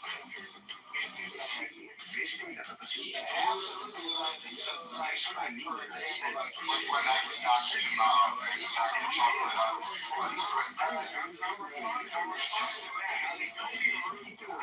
White, don't be. I'm gonna be that true white you said. I'm gonna be that oppressing white. I'm gonna be that colonial white. I want to bring back the Viking whites. How's that one? I want to sit there and make sure that you're working. I want you off of welfare, EBT. I want black women safe from you, so they don't have to worry about taking an abortion pill. I mean, shit. If I was a black woman in your community and you were in the dating pool, I would have fucking the morning after pills like Tic Tacs on the night. Because ain't no way a woman wants to have a kid with you. Shit, worry about getting the milk. This motherfucker would still staying around. You have to raise 2 kids. You have to provide for 2 kids. Save that kid. Is that why? Okay, Pierre, No, just if I'm actively engaged in activities with you, just tell me what's up. Don't conceal things from me. Because that's where if I'm actively thriving. You're doing right now, kind of. It starts saying mayonnaise, cracker, blah blah blah. Are we allowed to punch you out? And maybe even go further. What are your thoughts on that? Oh yeah, me and Pepe, right? I dialogue with Pepe often, weekly, right? So if I go in here and I call him a cracker ass cracker and some mayonnaise eating motherfucker, right? I cannot be a victim and be all sad when he be like, man, shut up, nigger. Okay. The fuck, like you can't. Like you cannot, you can't because you started it. So and he's trying to finish it. So either you're gonna like go back and forth or it is what it is. But like no, you cannot talk shit about somebody and then expect to like be pampered when they talk shit back. Life doesn't work like that. Okay. So are we making progress? You've probably seen Miss Jonas on your friend's That's what you wanted to happen. She's sitting up and she's proof that you don't need to be at a Oh my top God, the university to make Martin Luther King speech of the fucking year, man. Holy cow. I mean, Oh, now can I have him? Can I have the chocolate snow bunny there? Can I take the chocolate snow bunny for a ride now, man? Am I permissible? Okay, so here we go. I'm gonna assume that's a yes. So I let the conversation happen, and I was trying to be nice, but now I'm gonna back up Martin Luther King. Listen, dude.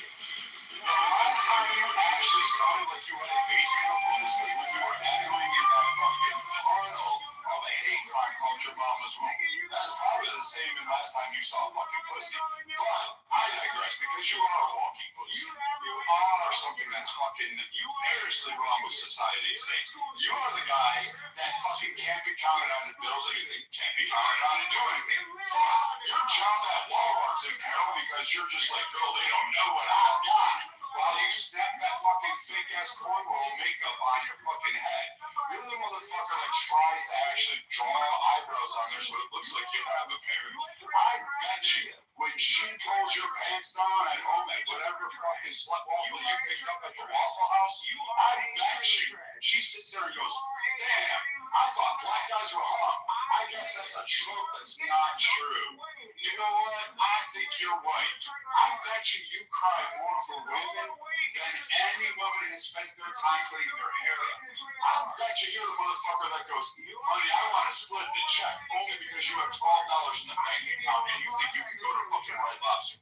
I bet you're pissed that you can't even smuggle out the biscuits to go home. Right? All that shit. I bet you're pissed because daddy left for milk. You ate cereal with water. Anything else you want me to do? You can't even make fun of white people properly. Like fucking we're Casper, the ghost. We don't wash our legs, so like fuck, that's why we always have hairy legs. You think our women break razor blades for nothing? Shit, man. Steel can't even cut through those fucking bristles and those porcupine quills that fucking rub us together. That's why house fires happen in white communities, because women fucking rub their legs together and that fucking tinder goes up in smoke. What else do we have? Oh yes, white people colonize when they chip out, they colonize a fucking nation. That's like you could in a mayonnaise jar.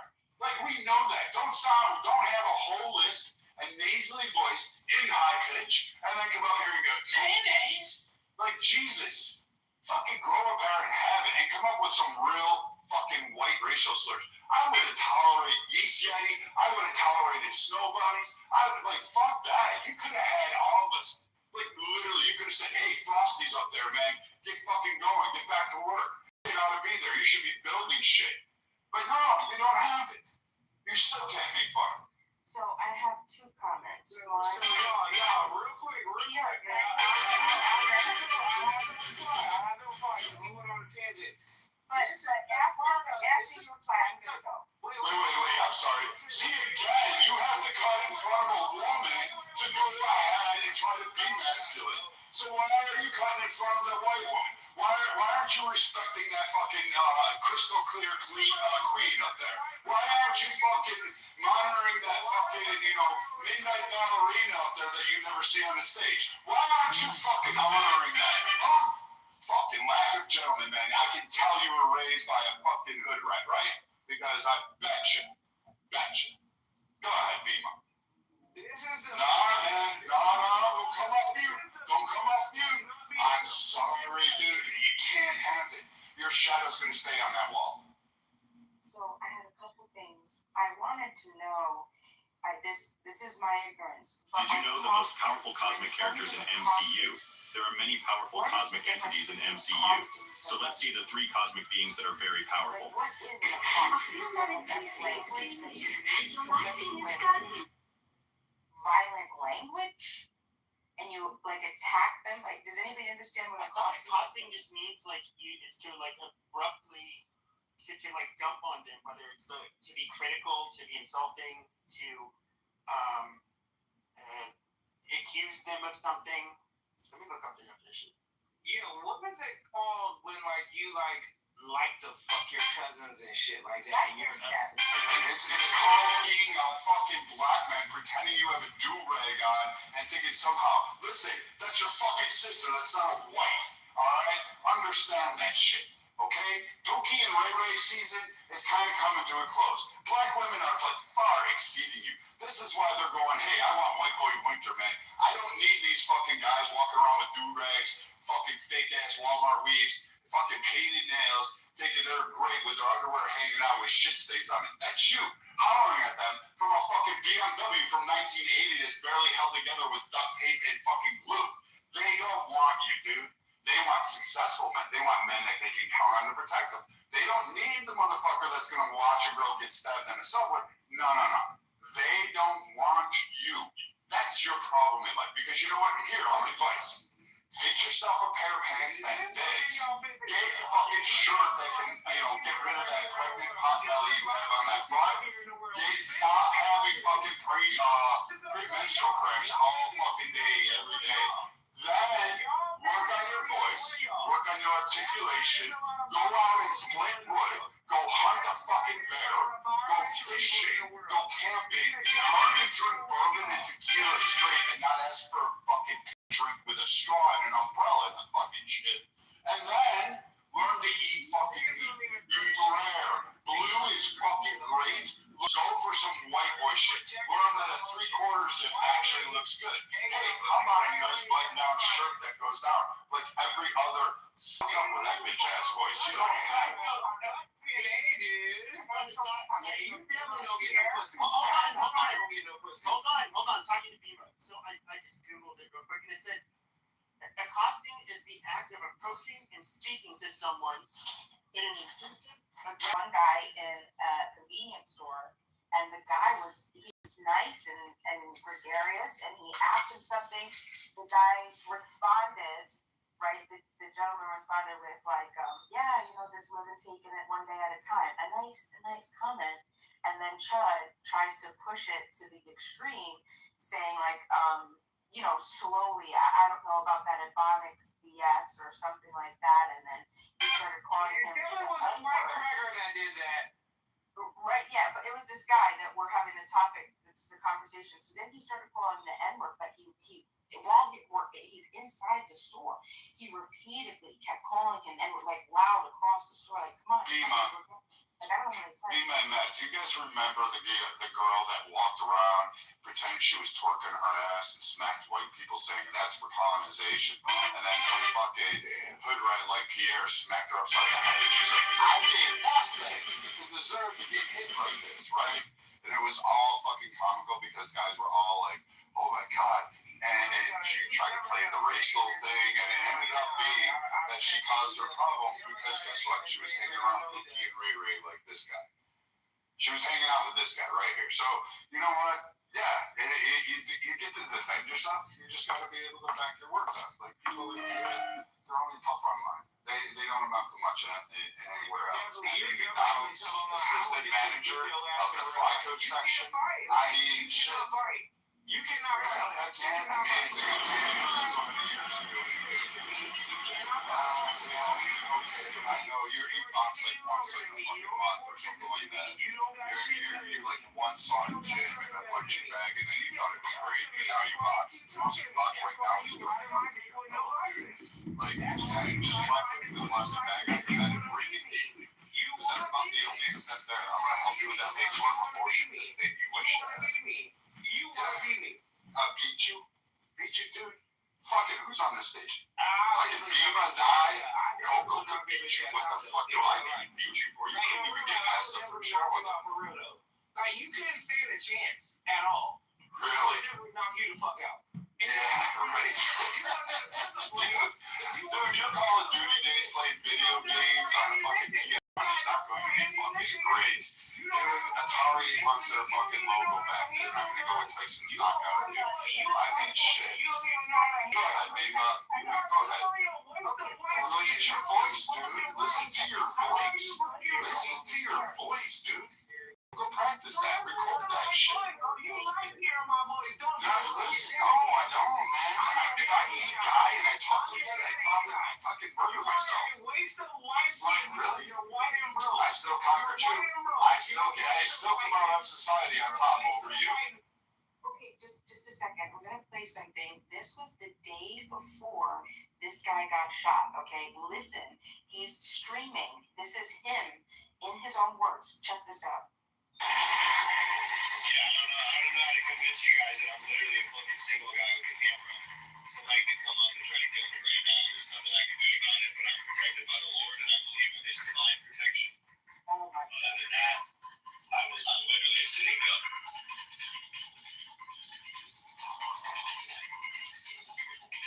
And he's sitting just in the city street while he's recording this. Okay. Oh, it's It sucks. He said it sucks in the end. Isn't that interesting? First of all, I can't believe the gall this guy had the nerve to invoke God. I don't know what to figure out.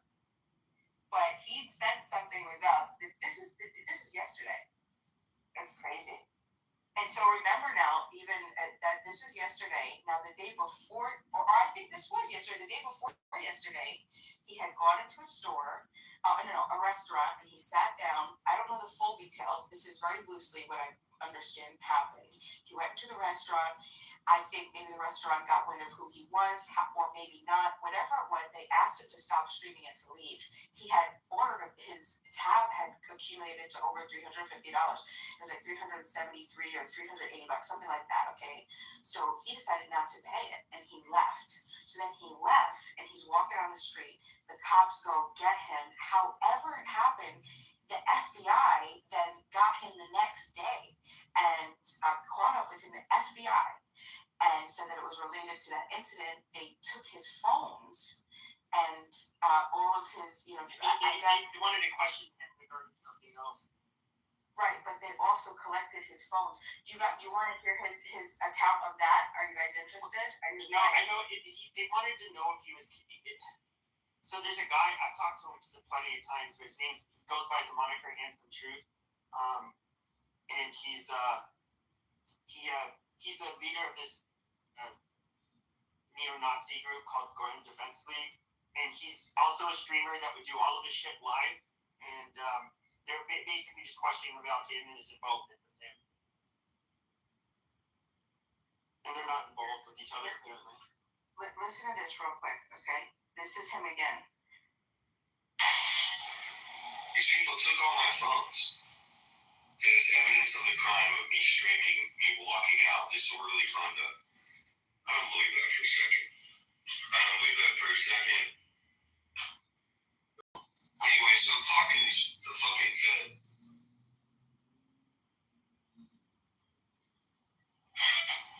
And as humans, I want to just give you this piece of advice. They're like, you know where this shit's going. This shit only escalates. I just have profound faith in the Lord that things might not go the worst way possible.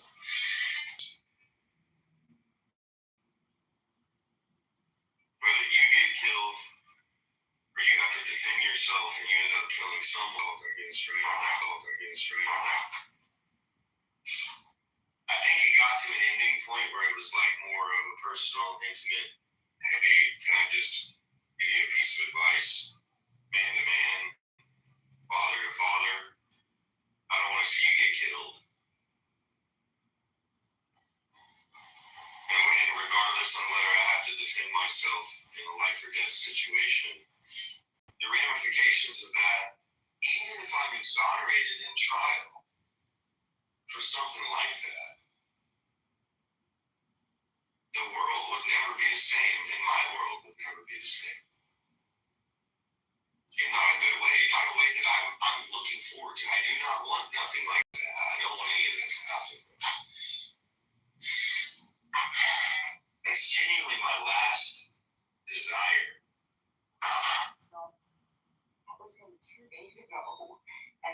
happens 2 days later.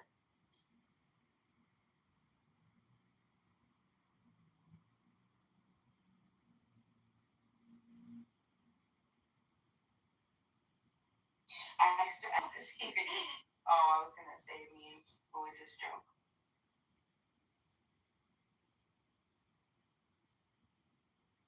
Because we listened to him yesterday talking about how he felt like he was a sitting duck, right? And then he has this confrontation. He has the restaurant situation, the FBI situation. They tell him how it's going to go if he continues on this path. He says he knows, he understands. And it's like, now he is carrying if he wasn't before. I mean, like, I don't know if he was before or not, but almost like the seed was planted. I mean, could he have, I totally agree, especially after the FBI contacts him and does all this stuff, right? Yeah. You know, I'm not trying to, you guys know how I feel about the Second Amendment, and the ability that we should all have to defend ourselves. So I'll never be swayed on that. However, I definitely see how some people do go into these isolated, almost paranoia tunnels, and it feeds them. There was this guy that was local. He lived around the area, and he was part of our prepping group. And the guy was overly second. It wasn't uncomfortable. Like, everything was about constantly, always gun, have to have it on me, protection. He even hired a guy a company to train 2 German shepherds for, like, I'm talking like very like insane. Okay, so he's like going overboard, and what happens? He moves to Texas. He ends up in a car, a fender bender. Okay, the guy, he was a kid. He's in the car with his wife. The gun guy. Okay. Don't try to tell me that you were threatened. You could fucking don't try to tell me that you were threatened. You could fucking drive away. There's a million things that you could have done. And now what did the result? There's a million things that you could have done. And now what did the result? This guy had what is it called? Does anybody know?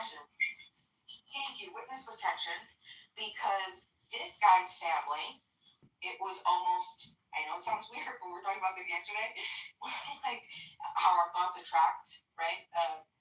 Magnify and whatever.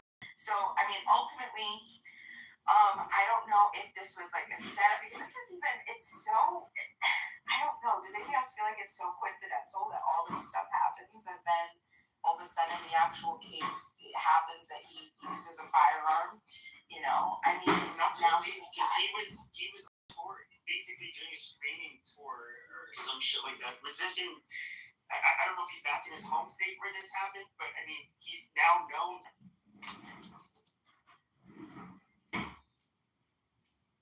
Yeah, and that's what sucks, because he was thinking it now. It's definitely in the forefront of his mind, and he's still going out to, you know, what is it called? Instigate. He's still instigating. You know.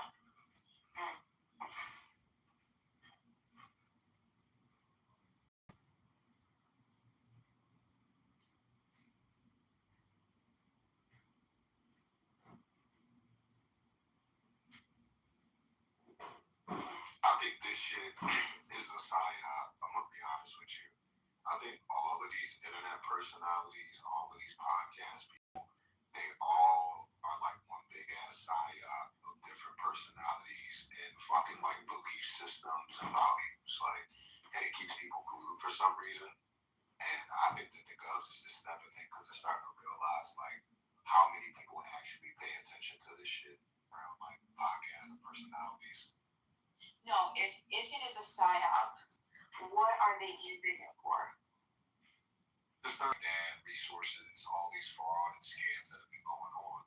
And now it's kind of like what happened during like the 50s and 60s. I did a study on this in college, where like the owners of the factories saw that like black and white men who were working in the factories, they were beginning to agree on a lot of things, like the white picket fence, a good education for their kids, you know, the dog shit. shit like that. And when the motherfuckers saw that, they sent the niggas to the mines, and they sent the white dudes elsewhere.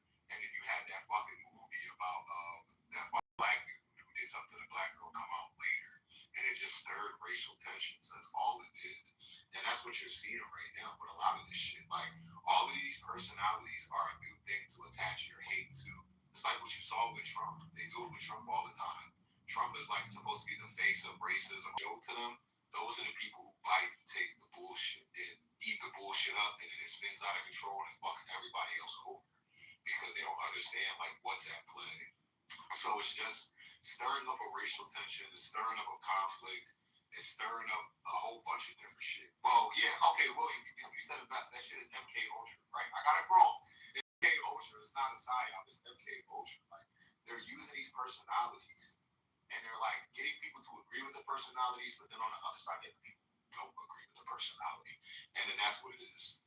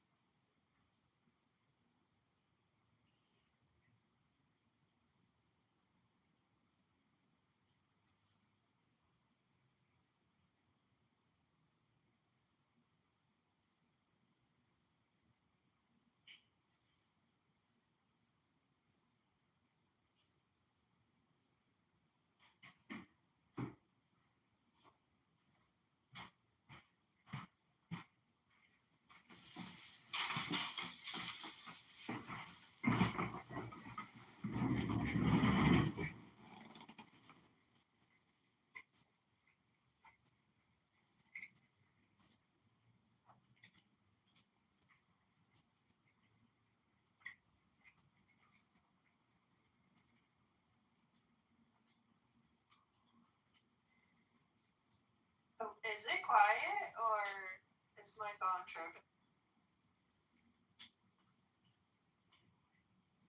Yeah, very quiet.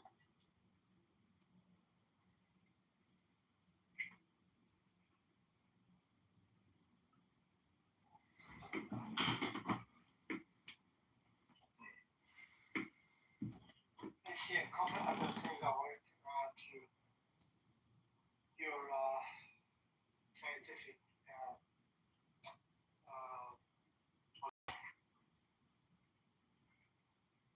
So I wanted to add two other things. The Reformation and Luther was in the printing press printing in Europe played a significant role in addition to the invention in terms of the progress in Europe and by extension in the United States.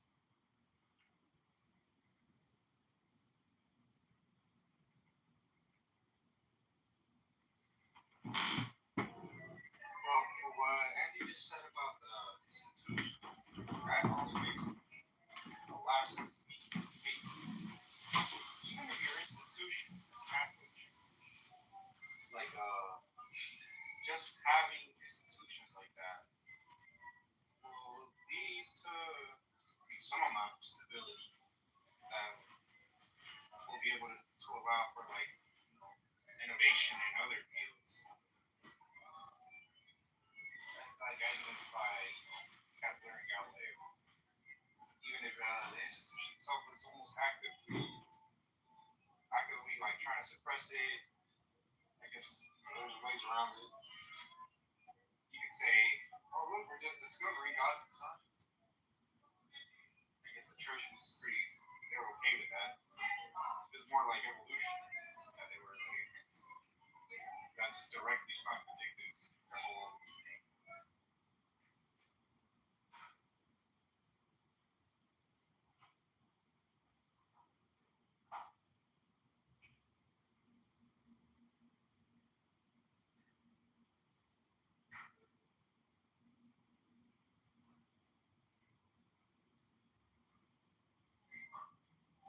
guess things like guns, germs, and steel. I mean, it's obvious how these things are going to lead to not like a rapid growth, they're just progress.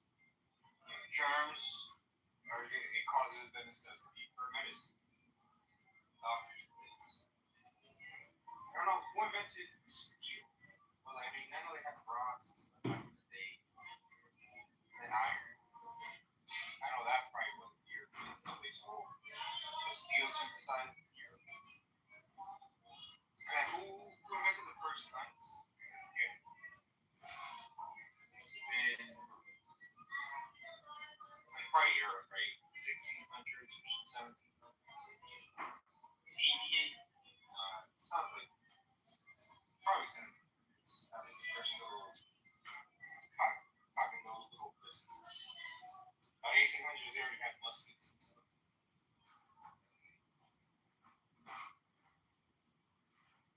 I think steel was kind of created around the world. Because, like, there was, like, in the Middle East. Well, yeah, it was like Damascus steel and that was there's good research here that I'm discovering. Matthew Restall wrote a book, When Montezuma Met. And he's arguing that the conquest of Mexico is more accurately described as a Tlaxcalan-led Spanish-assisted overthrow of the Aztec Empire than as a Spanish conquest of Mexico. Americans only had 500 soldiers in effect, with long supply lines. Now they already had guns. No, I don't think so. Cortez didn't have, not like, well, maybe, but they might have. Maybe they had like muskets or something. That's good. 500 Spaniards against Aztecs, empire of millions. How many soldiers he had with his millions of people? But the fact was that Aztecs were really abusing. They were the abusers of Mexico, and they were holding the other people, the Tlaxcalans, in this kind of state where they had huge taxes to pay, and they would just take their people and sacrifice them. Constant supply of humans, sacrifice. Now look, this is why Christianity is popular. Okay, it doesn't require a sacrifice of anything.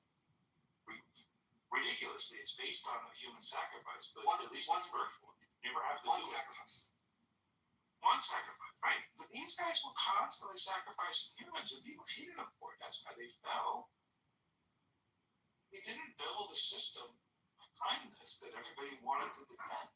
You should build a system of terror. I never thought about it that way, but that might have been one of the reasons why Christianity was embraced. Yeah. They're like, oh yeah, Christianity is really cheap. Christianity is really inexpensive. Very small demands, right? Very, very small.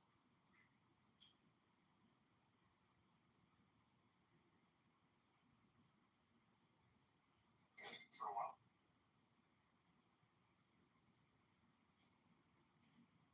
Societies with inclusive institutions, this is what they say. Inclusive institutions, broad participation, secure property rights, mechanisms to give ordinary people a state, outperform extractive ones over the long run, because extractive systems generate constant defection risk, stifle the innovation that comes from broad participations. The Americas did not have good institutions, okay? There was just a patchwork of domestic terrorists. I'm sorry if that hurts your well used here, but a network of domestic. You're an idiot. I mean, you do this on purpose. What would you call them? Domestic terrorists. So stupid.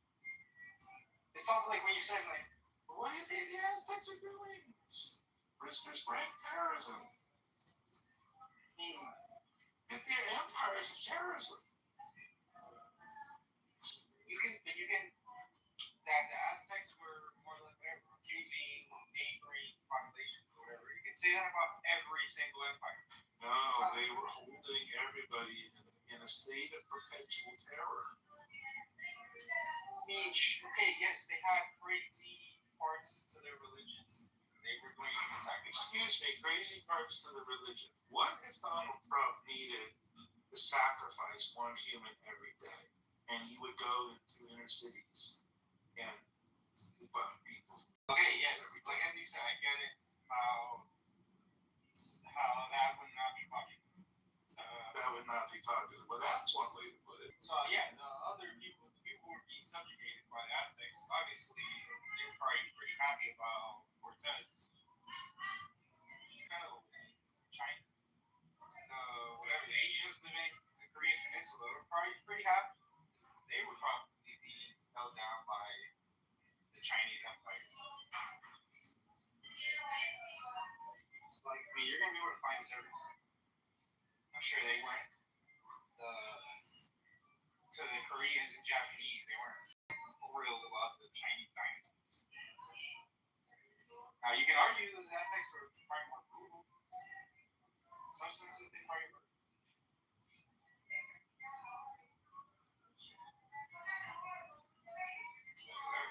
That's just the culture.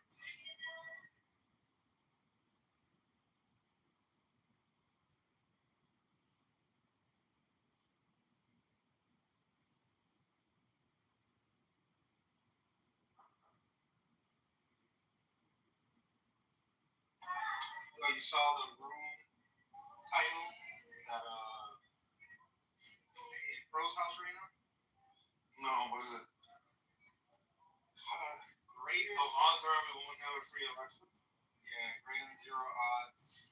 And something about the election. Okay, now I can. Oh yeah. Odds greater than 0, we won't have another free election. Or dot dot dot.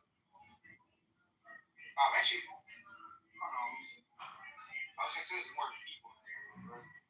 Aisha, David, Rose, Dennis, Robert. Actually, what? 9 more people. What?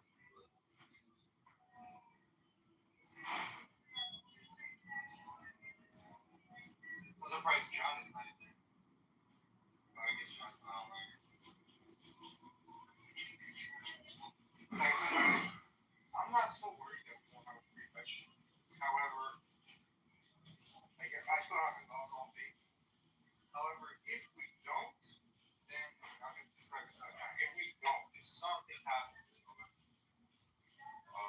then it is time to ring the alarm like big time. Then we have a real problem.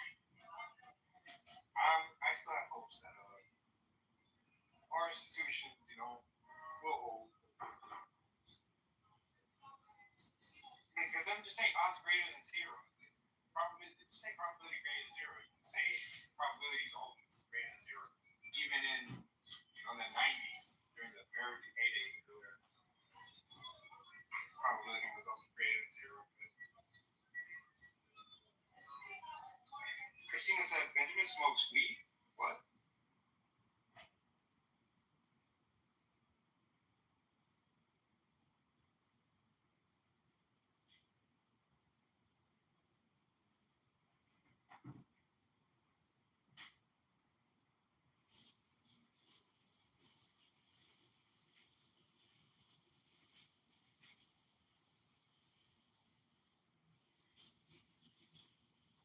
Yeah, I have no idea. Hi, Ollie.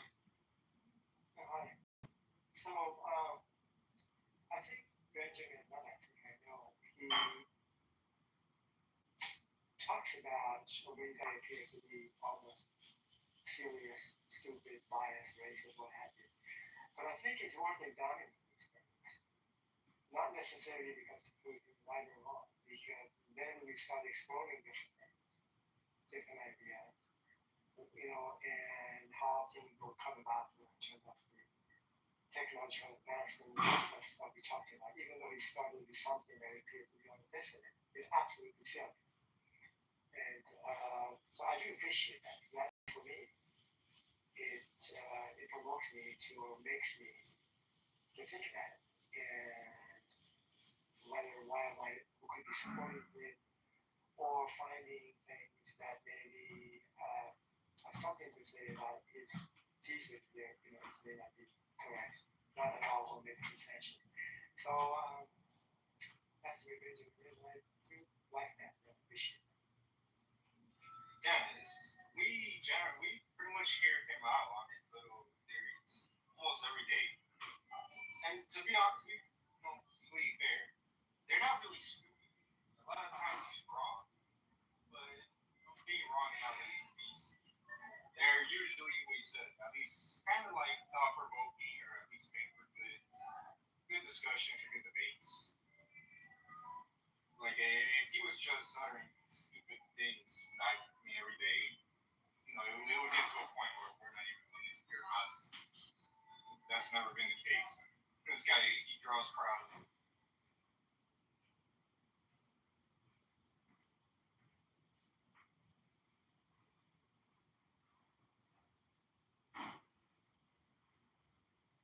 Hey Ali, can you help me get the House Reason? Wait, Ali. How's the reason back? Did you lose it? Oh, well, okay, well, if you tell me what I need to do, I will. Yeah, dude, it should take like less than a minute. Yeah, dude, this is a new account. So I got banned for posting a meme of like Andrew's head on a plate or something. Oh, they never really told me that's the reason, but they told Daniel, and Mayoral that was the reason he got mad. And I did it too. It was me holding Andrew's. It was like me. Thankfully, Daniel said he emailed them. They responded. I emailed them a few days ago. So I haven't responded. He said, I don't know. I'm trying to get the account back. Hopefully, but if not, I don't even care that much about the account, but I care more about the house. So yeah, dude, can you help me real fast? Look, just click on your own profile. Go to your little club, your house, right? And click on the approaches payments. Click on. Hey, Ali, before we run into Broke Room, because that's where I'm going to go, I have to start because I think, there's something about our conversations when I put out something that's really provocative and we do tend to have a good conversation and we explore and learn some things that we found out about, like the Nobel Prize in 2024. Review that in the literature. It's good, right? So here's one thesis, is that when I say this like provocative stuff, like all the snowflakes leave, they blow up, it explodes their brain, it hurts, and they just disappear. And then whoever's left has a reasonable conversation. Because all the and go down on the houses, look for the house reason. Okay. Like Socrates statue? No, it says H, just the letter H in the middle, that's it. Okay, no, I'm talking about the house reason with the Socrates statue. Yes, yeah, I understand. What I'm saying in here, what I see, it's basically a square and has an H, letter H right in the middle of it, and it's called House of Reason. And it has one member. That's a different house of reason. Look for the one with Socrates. Okay. Let me search for it. Yeah, put in searches, you should find the one. It has 3,600. Yeah, I might have said just one second. Okay. Or House of Reason. All houses. Search houses. House of Reason.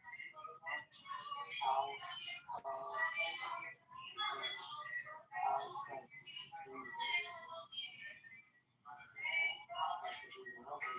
So I'll find two. One is the Socrates.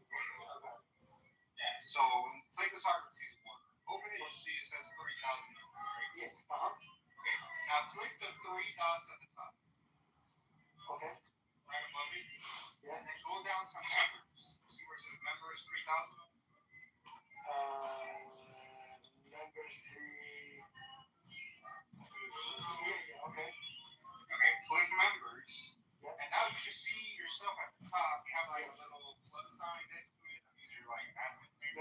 it. It's on right on the top. Yes. Okay. Where it says search members, just type in CM down and look for me, this account. CM, it says password, and email.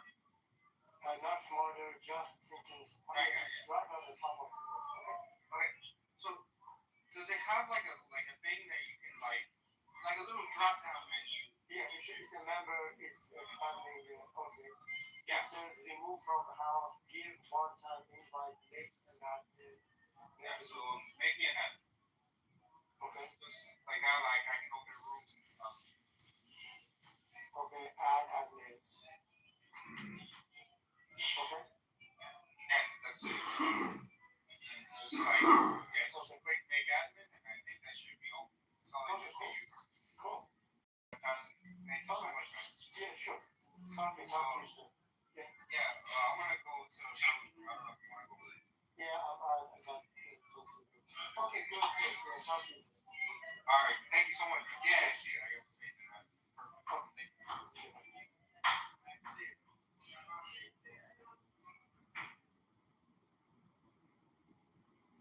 Double the beef, huh?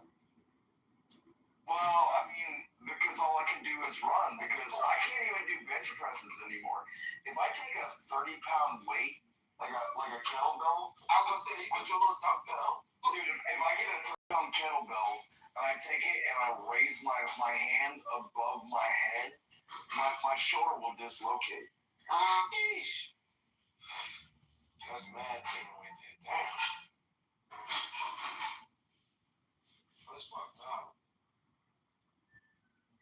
Well, all I do is run, dude, and drink beer and smoke weed and smoke cigarettes and tell the world go have a good day. That's how my pops said. He just smokes his bud, smoking cigarettes, and go about his day.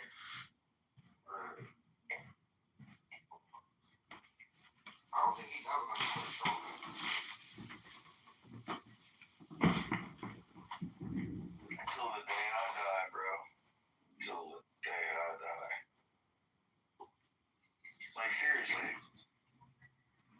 Like, if you get diagnosed, like, oh, you've got lung cancer, it's terminal. Like, okay, you shouldn't smoke. I'm like, why not? I'm already. I guess it's still the same. I just felt like that new piece of information, kind of like, I love a good roast battle because they get out of order. So I can't agree with that or that. I didn't know Kevin Hart had that.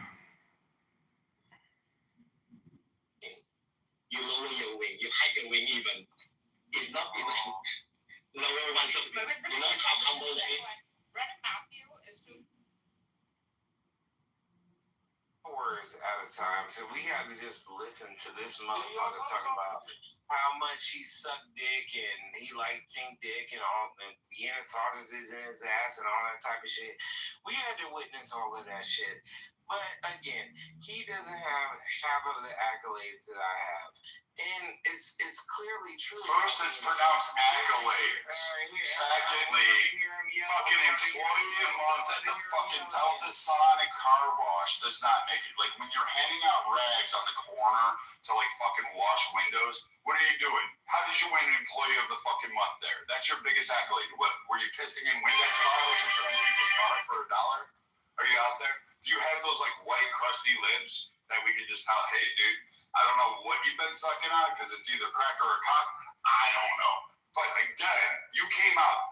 Again, I gave you the opportunity to batter up. You were on the plate. You were like, fuck, that picture, that fucking goat, that fucking white mountain, snow-capped fucking king fucking Kong that dragged his ball sack across my face and then hit me in the ass, pulled my hair and said, get down, bitch. You decided to say, hey, I'm going to come out there and give this epic speech. And it was going to be, we just had to hear in your Marge Simpson voice how bad I am to you. And you know what? Here's the crazy part. I'm not wrong. I'm 100% right about who and what you are. You're feckless or spineless. And if I could, I would literally go back in time and tell your mother, like, Just stop at oral. Just get this fucking nut over with. This is not the nut to fucking get pregnant with.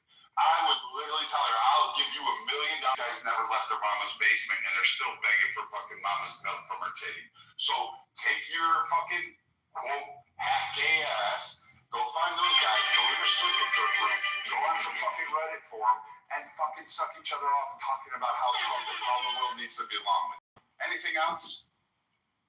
Jesus Christ. And when I say I have chores, I have like wood to stack, I have fucking walls to finish, I've got fucking a whole shit ton because I, unlike you, bought a very large, expensive place and I can fix this shit. You can't. You can't. You know that? You can't even pay fucking rent in a rent-controlled unit. So spare me what you got fucking going on. For me, chores mean actual fucking labor. For you, they mean you have to actually go out and go to the dollar store and fucking take a bus home. That's your idea of chores. We're two different men here. Yeah, I don't pay rent. I live in a family house. I knew it. I knew it. Holy fuck, this thing just keeps getting better. You're half gay and you live at a family house. So you are truly Pookie. Holy shit. How does that go with women? Hey, Nye, you know what? You looking fine. Oh my God, girl. You know what? You're an enchantress. You have the look that would haunt a man to circumnavigate the globe to get back to you. Will you come over and hang out with my fucking mom or my fucking family house? I'm living in the garage of my aunt's place. It's in the back. I've got a cot next to the fucking water heater. What the fuck, dude? Told you. Get a fucking dress. Get a fucking job. Get fucking on your feet. So my family owns like over 50 properties in the southeast. I can just go to any one of them and just live if I want to. For free. I just gotta pay the electricity. You're fucking killing me. I can't make this shit up. The man, you gotta take over. I got shit to cover. You can't make this shit up. I win. It's not. Wait. Anybody else tell me that I won? Wait. No. No, man. You don't have black privilege. You don't have fucking any privilege, dude. You're living next to a water heater in the basement on a cot. Talking about your family owns 50 properties. Ooh, what are you, a fucking black Donald Trump? Do you have the orange weave in the hair? Is your skin going like a caramelized Cheetolini color? What do you have going on? Do you like really rub the what are they called? Cheese puffs on your arm to make yourself look like Trump? I don't want to have a conversation with you. I want you to give me the fucking, tell me how gay you are, and I want you to move out of your parents' basement. I want you to move out of your parents' basement. Holy shit. No wonder your daddy must slide your mom every night going, fuck, we screwed up. That's the night you told me I couldn't use the back door. You hear this? This is your dad knocking on the back door. This is your dad going, hey, honey, you should have did that shit. You should have did that shit. Live with your mommy. You're a grown-ass man. You are fucking supposed to be a man, and you have a nasally Marge Simpson voice. What does she do? Pour your fucking Cheerios out there? Or wait, do you have Cheerios or do you have those generic O's? What do they call them? Nigga O's? Like whatever the fuck it is? Like I don't know what you got going on in your hood. Do you have those? Anything else? Fucking live with your parents' basement, you're half gay, and now you're gonna cry. The white boy is done having his period. Let me know when he's done with his period. Dude, I'll go buy you a box of maxi pads so you can strap them on whatever fucking furniture you're having. You can bleed all over that shit. You can gut out, man. Go ahead, at least thank God we know you're not pregnant. Fuck, thank you. God, thank you. Yeah, go ahead. Jesus, Allah Akbar, fucking Muhammad G, baby Buddha, fat Buddha, happy Buddha, whatever one I gotta pray to. Come on, motherfucker. Make sure this guy doesn't get fucking pregnant. Wow. I think I have to set up a crime scene around this stage. Yeah, this dude definitely does not have more money than my entire family. He doesn't even have more money than me by himself. He is a loser. He has to project. He has to yell for hours and talk to us and then talk about all this gay shit. Like, that's that white boy shit. You are a white boy. Nigga, your bitches don't even want you. Nigga, why you think it's all these biracial kids in this fucking... Because they're going after white boys like me. What are you talking about? Your women are coming after white boys like me. They're like, I want white boys. I want money. I want a home. I want a guy that can build it. They want fucking 800 different animals. They want horses, dogs, cats, fucking goldfish. You know what? That's why there's biracial babies. Because they're coming up to me going, hey, get me pregnant. I want that for you. I want to give you babies. I'm going to cook you meals when you get home. I'm going to allow you to do this because you're going to build me a cabin on 22 acres overlooking a fucking cliff on Lake Superior. You're going to fucking build and design this world for me. You're going to fucking go to work every day. I'll never have to worry about money in the bank, bills being unpaid, bouncing fucking checks. I don't know if they still write checks anymore. But like your ass, we know your ass is living off of people. You didn't do shit. You lived in mom's basement and thought that was a flex. You thought that was a flex.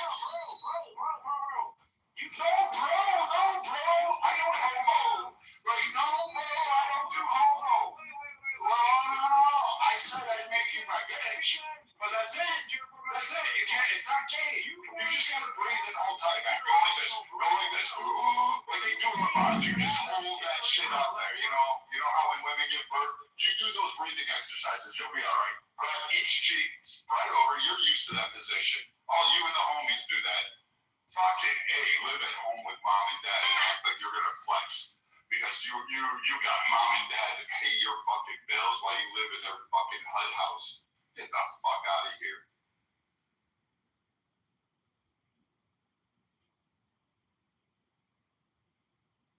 So you're done with your mayonnaise freak out. You're acting like black generational wealth is something that doesn't exist. You don't have generational wealth. You are living at home in mommy's basement. Generational wealth means a completely different thing. Secondly, nobody is going to have kids with you sounding like Marge Simpson. Nobody's going to do that. And that Walmart weave, again, you got to get rid of it. That fucking Costco corn roll is not going to fucking impress women. You can't do that shit, man. You gotta fucking cowboy up. You gotta sometimes take it square in the face. You gotta let it hit you. You gotta let it drag all over you. You'll get used to it. It's been happening to you your whole life. Fucking put a suit on. Get a fucking job. Move out of mommy's fucking suit because that's just shit embarrassing. And fucking go on and fucking make it. You don't have generational wealth. You don't have fucking anything. You live in mom's basement.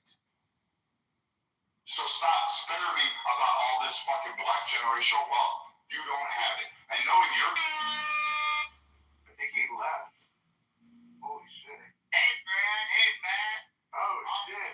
Dumpster, what's going on? Yeah, hey, it's May 50. I got clipped a few weeks ago. Who would clip Steppy? That's strange. Yeah, I don't know, but I got put in the bad boy space. And his volunteer. Thank you, my guy. Good seeing you, Chief. Nice to see you there, son.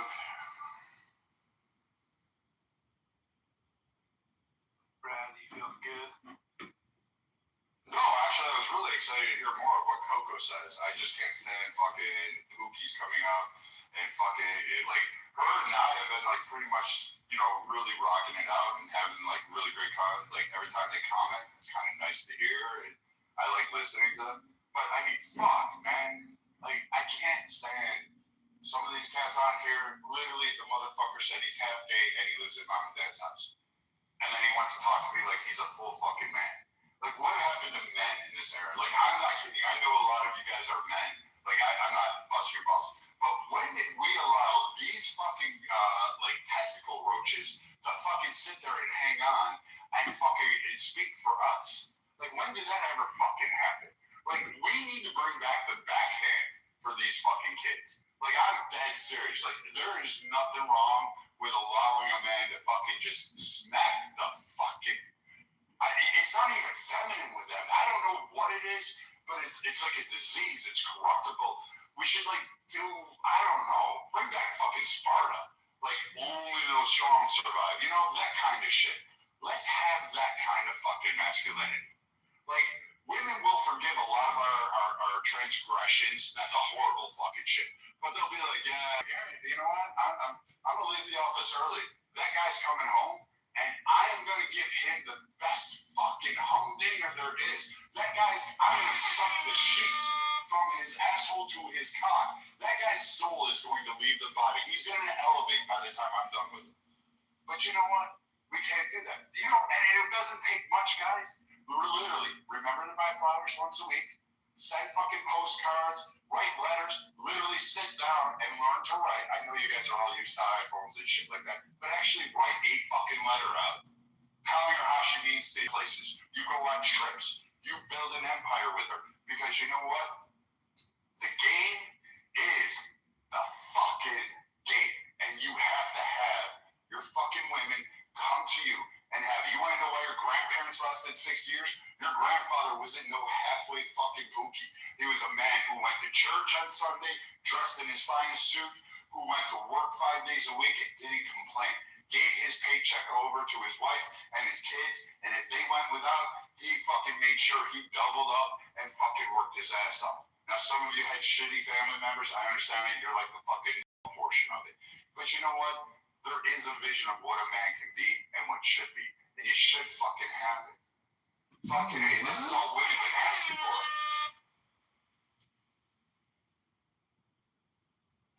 Damn, dude, I've been fucking it up. I got 20 years in.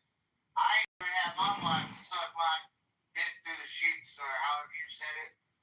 Man, I must be fucking shit up. Man. Buy her flowers, write her a letter, take her out on the town. You know what? Spend money on the expensive bottle of wine. Don't go for take her out and take her for an experience. Don't just go to the fucking what's a fucking restaurant that fucking pookies go to? So, Hail Mary, Mother of Grace, just learn it, okay? And then, Our Father who art in heaven. I didn't want to bore everyone, but the fact of the matter is, I said it last night. Who were you trying to convert right just now? Soul, of all the people, soul. Is going to be forced Okay. in here. Yes, we're going to show the Muslims how to do it. He's a Sufi, bro. Like, he's not even one of the. If you convert a Salafi to a Christianity, that is odd. Yeah. That's That's already been done. Well, that's right. That's right. Sufis now. You're going for the Sufis. We're going for the Sufis. We have Benny we have Sufi, we have Muslim. Honestly, Illumina probably would convert a Salafi to Christianity. We believe in your soul. Now it's his turn, and now Illumina has to convert him up. Yeah, definitely go with that Joker. That. And he has to convert somebody. Are you kidding me? Like, No. He has to convert someone else. Who is this shop? Yeah, he has to now convert somebody. You know what I think, Bob? I think Illumina will need exorcisms, a couple of them, before he'll convert properly. He'll convert them to Christianity so he can debate them. It takes a long time. It takes a long time, bro. It's not an easy process. But with Soul, we're going to force him, we're going to skip a few processes, but with the Illumina, it's going to take him at least 3 years. I'm being dead serious. It takes a long time. I believe in you, Megatron. Keep forcing it. A lot of people heard the message of Jesus, and it took them 9 years. 9. And there's others that to continue to deny it. But with Soul, he doesn't have a choice. He doesn't have a choice. We're gonna make the choice for him. Okay, Soul. Are you saying that's a pilot program for the new acceleration program? Rabbi, we're saying he's going to accept Jesus as his personal Lord and Savior. And he's going to save his life. It's that simple. That's it. Through him, with him, in him, in the unit of the Holy Spirit. In us, Father, forever and ever. Amen.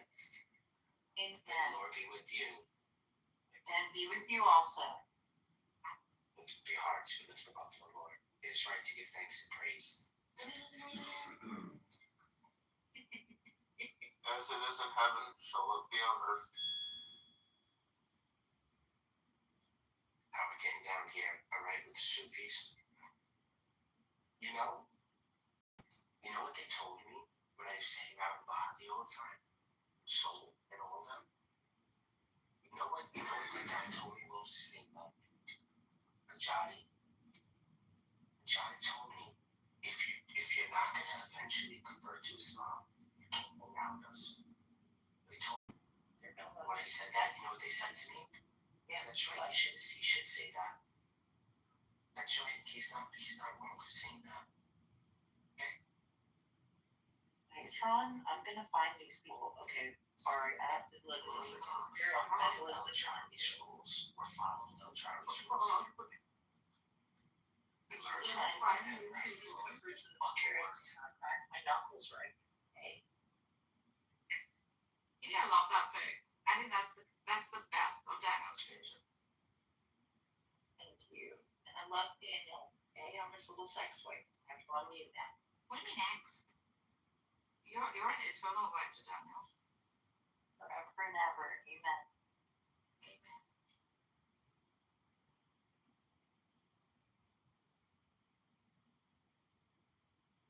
I just have a little snake.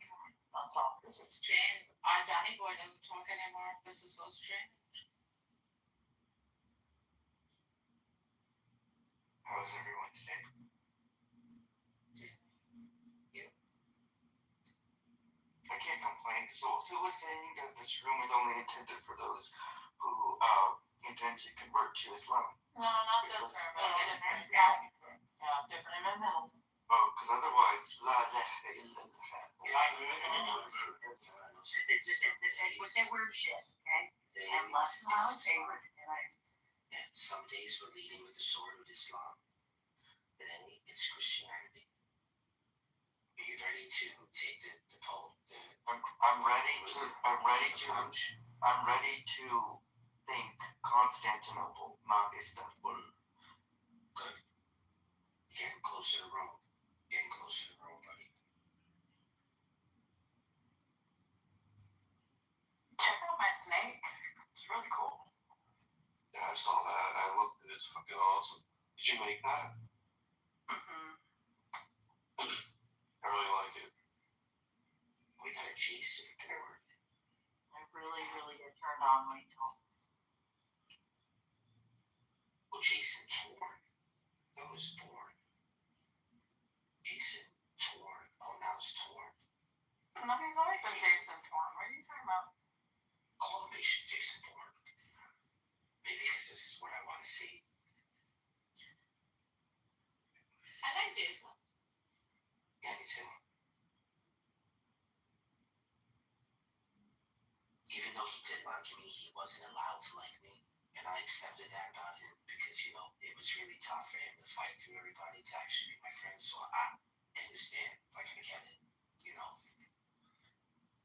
You're beautiful, Marius. You should share Daniel's peanuts together. Thank you. Thank you. But truly, Daniel has a good eye, I think. Especially for the big, humongous melons that he's given me. I agree. Beautiful melons. It's like he took my old boobs. The thing about women is you can't just love one type of woman. It's like, well, you can. It is possible. What I'm saying, it is possible. But the woman's shape is so unique that they're all beautiful. Does that make sense? Do you know what I mean? I know what you mean, Bart. Yeah, you know what I mean. Yeah, like you get those flat-chested girls with the big chewy nipples. Yeah, or just. Is that allowed? Allowed, right? Pushing it, right? Yeah, Megatron, pushing him, stop. You don't even I need to take up belly dancing. And I figured that'll help with my menopausability. You're Bali, for God's sake. You're from Pakistan or from. Where are you from? Aren't you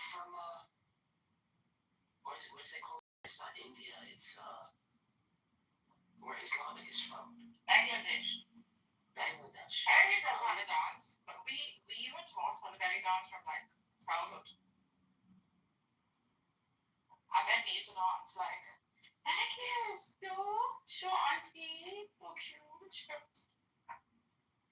Chuck, what's up? Why are you here, Chuck? What's going on? You must be really fucking bored if you're in my room. What's up, Chuck?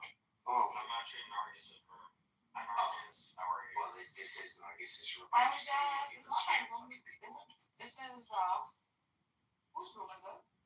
It's on the house, so I don't know who. Bro, I started this room 2 days ago. Do you know that? Oh, yeah. That's pretty gnarly. Also, I'm just Megatron. Megatron, you look like the guy that like stands outside in Gardens of Room with your PTR. You're like you're gatekeeping. You see Jimbo Bar? Like I do. Who is that? It's not just the pick. This is like a real GTA pick. Are you gonna play GTA 6 when it comes out? No, I haven't played video games. Like I got. That's supposed to be freaking what's his name? Mikael. Mikael and me. Sick. I could have just upload that into ChatGPT and write a whole fanfic sort of like romance novel story around it. Be kind of fun. Who? Soul doesn't like it. He's putting an X. Well, Saul's not allowed up unless he converts to Christianity. No, he's on your stage. On the stage. No, I didn't do that.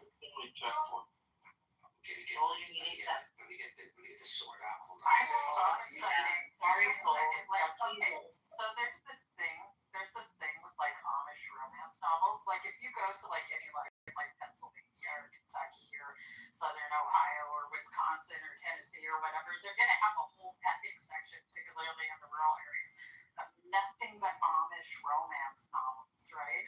So like, would it be bad if you like use AI to generate Amish romance novels, but then like publish them on paper? Like, it would be kind of like foolish. No, there's specific dialect. No, they do speak English. I've been around plenty of Amish people. The Pennsylvania Dutch is like what they use when they don't want people to understand them or when they're just among each other, but they all speak English. Okay, no, but their romance novels are going to involve Pennsylvania Dutch. No, I could easily like adopt like you probably only need to learn like 5 or 6 phrases, you know. I've read a few. So you're imagining the trope is generally like this sort of tension of like semi-independent Amish woman inherits the land, men pursue her, she finally finds a man that's supportive of her. But are all the Dutch? So if you imagine Amish porn, all of it would be in Pennsylvania Dutch. Have you ever seen like an Amish courting ritual? No, I'm just imagining. Particularly around people that have like really strict ordinance, How would you actually write this novel without Pennsylvania Dutch? Is what I'm asking. Again, I've read many. I've spent time in Amish areas. I've read these novels. Like my boyfriend who lives in Kentucky is across the street from a library in Robertson County, Kentucky, and they have the whole Amish novel section. And I would spend a couple weeks at a time there during the summer, and I would read these just for hoots and giggles. So you don't need Pennsylvania Dutch, no. But it's fun to throw a few words in there now and then. If I can learn all of the dialect that's used in the Dune series, I could pick up enough to do an AI novel, Amish romance novel of Pennsylvania Dutch, so, which is actually German, but you know.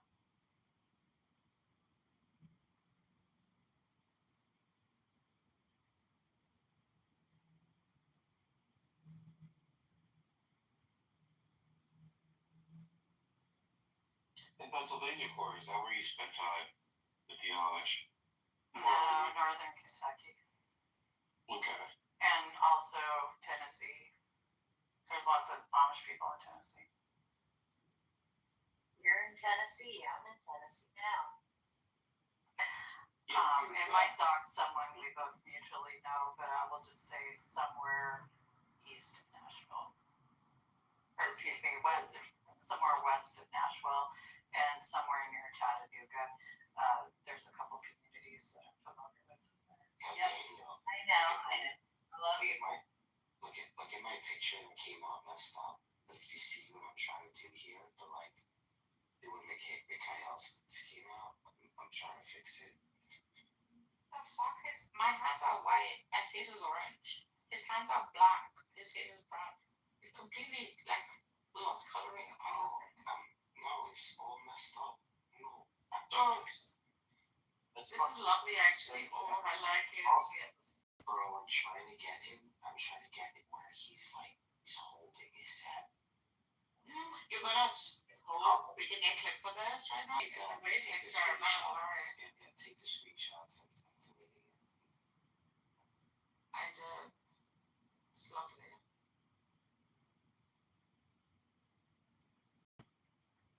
She looks like my sister. He does not look like Mikhail. Well, we're not trying to dox him. Mikhail. Just make it. Yeah.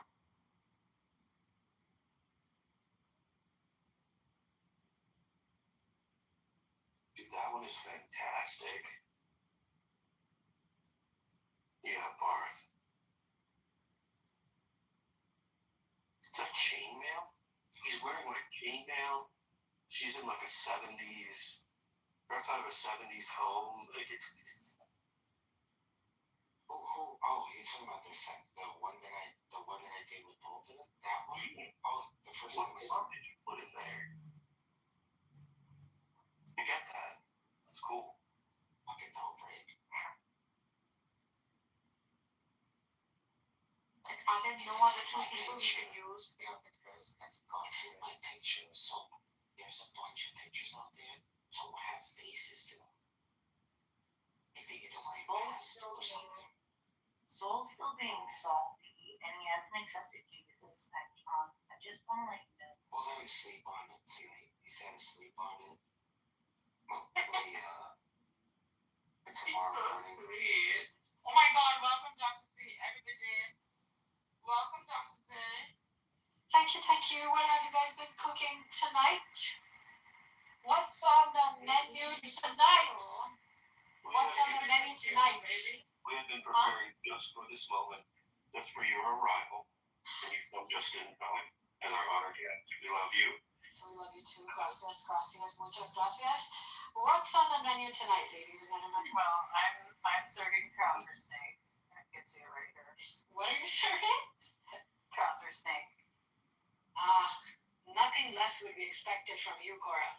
I'm serving rationality just so that you could eat it with a pinch of irrationality. Wrong answer.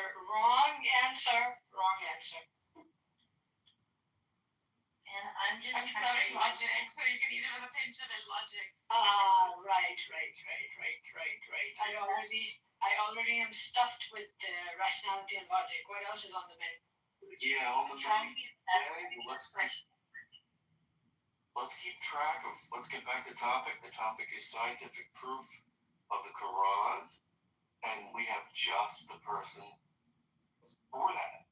So let's do it. Did you just change this? Did you guys just change this topic right on my arrival? No, your scientific explanations of Quran are fascinating.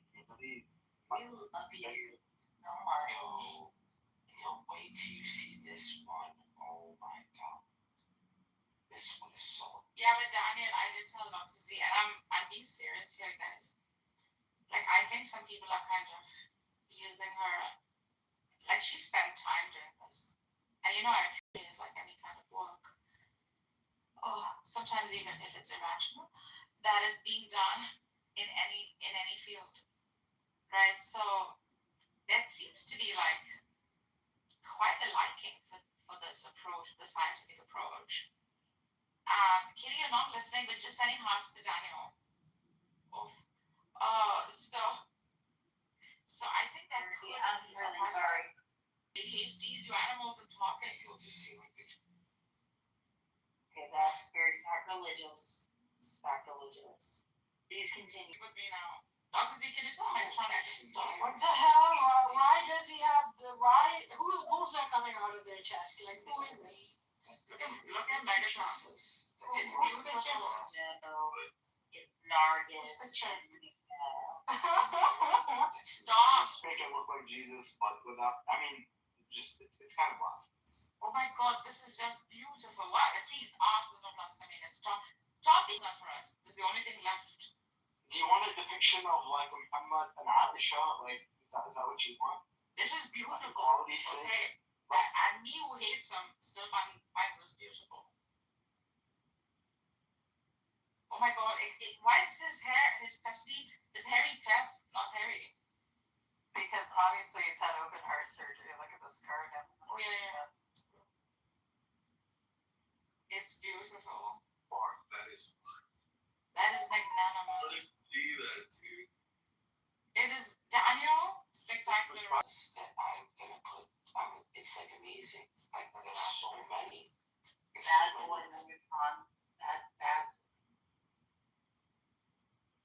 Oh bloody hell! This is gorgeous. Thank you. I love how you're using the James on the aerobics workout Nargis picture. You like that one, Marcus? I do love it. Okay. Thank you. You're very, very You had to put in the one where the one you made with where you tried the golden ratio.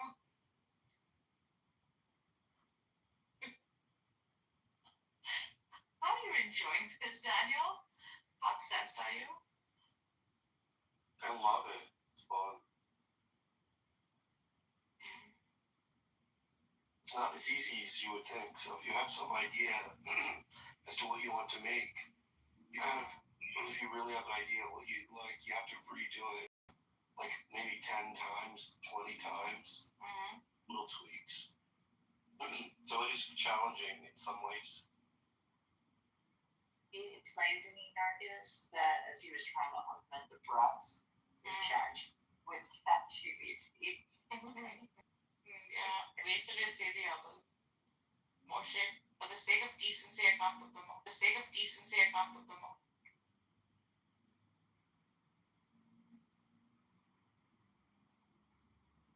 Yeah, so I one of the chronic miracles that I've been presented is this idea that with the bees, the fact that that they knew that bees were eating fruit and that there were male and female bees. I thought that one was pretty interesting. That was at the time, or it was miraculous. How would they know it? How would they be seeing such little tiny genitals? Genitals, yeah. No, there is something obviously like quite spectacular. So I can tell you how they could figure this out. If you guys want to know. It's impossible. They didn't have any. They couldn't. They had microscope. I'm gonna let you know. I'm gonna let you know. Don't ruin it for me, man. It's like the only miracle is keeping me away to do what you're not. Still ruin it. I'm gonna ruin it. So every year during the season, there's always going to be maybe one or two queen bees. And then when they're born, then what happens is the queen bee flies really, really high up in the air. What she does is she meets, it literally has an orgy. I'm being that serious. All the male bees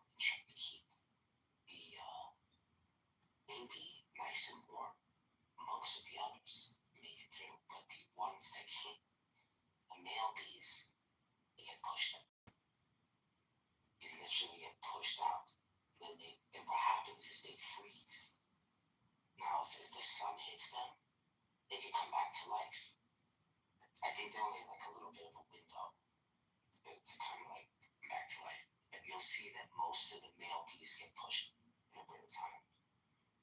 You know what are male bees? You know what are the worker bees and the female bees? Like, you know what they are. Like, if you maintain bees, they mean to kill that for you, Daniel.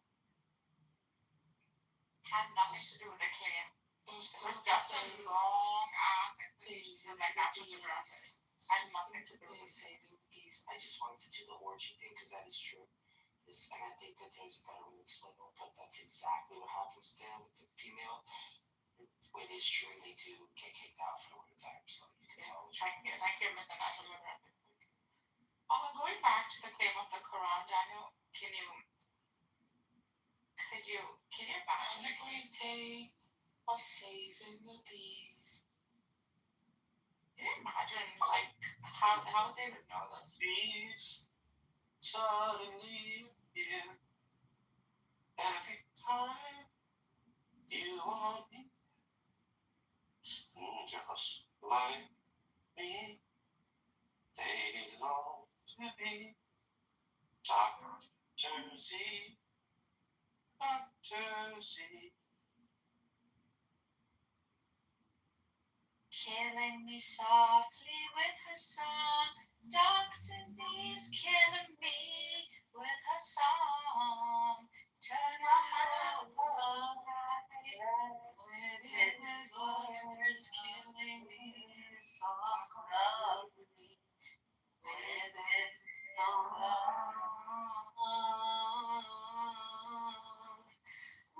La la la la. La la la la la la la la.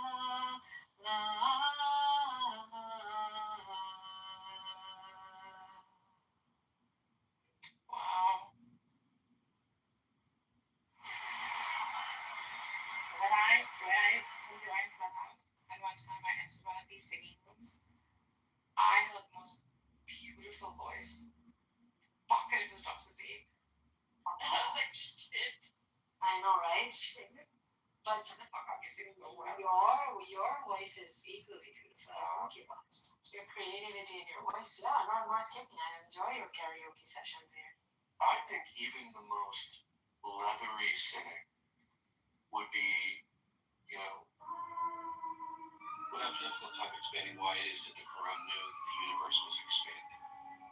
So the Quran suggests in Surah Al-Anbiya 21, chapter 21 and 30, that the heavens and the earth were once a single unified entity, a solid mass. Now, think about how many thousands of, this is written in the 7th century, at least. How could they have known these things? And that's not the only one. There's the expansion, which is in 51 and 47, 51 chapter. And the heaven were constructed with strength, and indeed we are its expander. So there's this idea of an expansion, and then elsewhere within the Quran there's an idea of singularity. I'm sorry, doesn't that raise an eyebrow? There's something not natural about that. Do you feel guilty, Muhammad, and the early Sahaba? Groundbreaking for the time frame that it was revealed in. It is absolutely groundbreaking. I don't think they concealed it.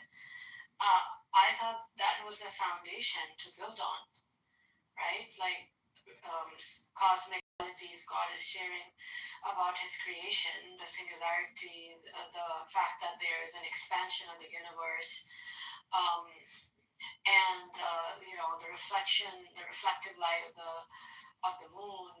I don't know, there's so many other things, the cloud formation,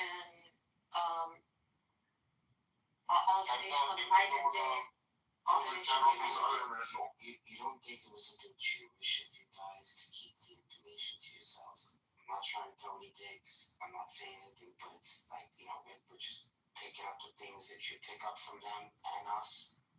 I just want to know, do you think it's, very exclusive, how the Jews are? Do you think that you guys kind of chewed that one out? I don't think so, because this foundation actually gave path or created path to so many Muslim scholars, basically, and going back into physics and algebra and mathematics, and one of the if not pioneers, but then along those lines that they started working in that direction. It's sad that it didn't, like, nowadays the Islamic direction is completely different. But back then, this was the foundation, and the scholars banked on that. Early Islamic scholars, excelled in different subjects. Why do you think they did that? This was the inspiration. Quran was the inspiration. The teachings of Prophet Islam was the inspiration. Absolutely, man. There was something we were telling you. Go ahead. Listen to this, man. It's not just one thing. Maybe you could say, all right, singularity, coincidence, expansion, coincidence. We could go on and on. But there's so many of them that are just weird. So this is from the 57th chapter and the 25th verse. Surah Al-Hadid. We sent down iron, in which is great might and benefits for mankind. So modern science indicates that iron was formed in outer space and brought to Earth via meteors. And I'll do one more. You could go on and on. The orbit of heavenly bodies. The Quran states, this is the 21st chapter and the 33rd verse. The Quran states that the sun and moon move in their own orbits, which contradicts earlier long-held beliefs that the sun was stationary. It just keeps going on and on. And at a certain point, you have to say to yourself, is it a coincidence, or am I just being stubborn and not looking at this text in a way that's honest? I was being so dishonest with the Quran for so long. And at a certain point, when I saw so many of them building up, okay, there's something here. Maybe there was a science that was unknown, that they knew these things. That's my explanation for it. That there were scientists of that in that area that knew. And I do think that there is scientific information within the Quran that couldn't have been known at the time. So there could be extraterrestrial, whatever. You can't. Dr. Z, no, isn't that right? Indication. Maybe in the previous scriptures I would give that. But other than that, was there any indication of time being relative and relational to the object? What else? Quran talks about. There's so many things that Quran talks about. You mentioned many. Relativity of the time is one. There was one more thing. The biggest one is the unseen. Like, hello, what you see is not what all it is. The fact that there is a reality beyond your vision, beyond your perception, that's there. Like, our first belief is to believe in the unseen. Believe in the unseen. It's remarkable because shut up. Who is doing this? Listen to me. Believe in the unseen. Stop. I know you guys are trolling, but I'm going to still say it. Believe in the unseen is incredible, because that tells you that your reality is just confined to your sense perception. But guess what? That's not the ultimate reality. There are things beyond your imagination. There's things beyond your perception that exist, right? God has just asked us to believe in it, right? That's the fundamental of Islamic principle, that believe in the unseen. And believe in the unseen is not just believe in God, but everything that He created with my knowledge can't access, but there is, right? Starting with the unobservable universe. Well, guess what? I can't observe it, but I'm being told that there is. So, what am I supposed to do with that information? Then you gotta submit. Like, yeah, your immediate reality, that the bubble that you live in might not be the only existence. There might be other things that are created that we don't have access to, but we still believe and we still submit. And this is the essence of Islam. So what's the proof, Ms. Karate? What's the scientific proof that you guys are talking about? Scientific proof that was stolen. The Jews. What was the proof? And there's tons. There's so much scientific evidence, and we know this, and this is the reason why they kind of shelved themselves away from the world, because they didn't want to let these secrets out too early on. And those greedy Jews. Now, do you know what those secrets are?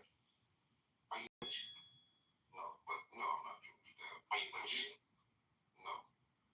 Oh, so then this doesn't pertain to you. This is just for the Gnostic. Why are you here? Are you an atheist? I can't join a room. Well, no, not if you're. I just came to ask what proof. Yeah, but what proof do you have? My proof is Allahu Akbar. The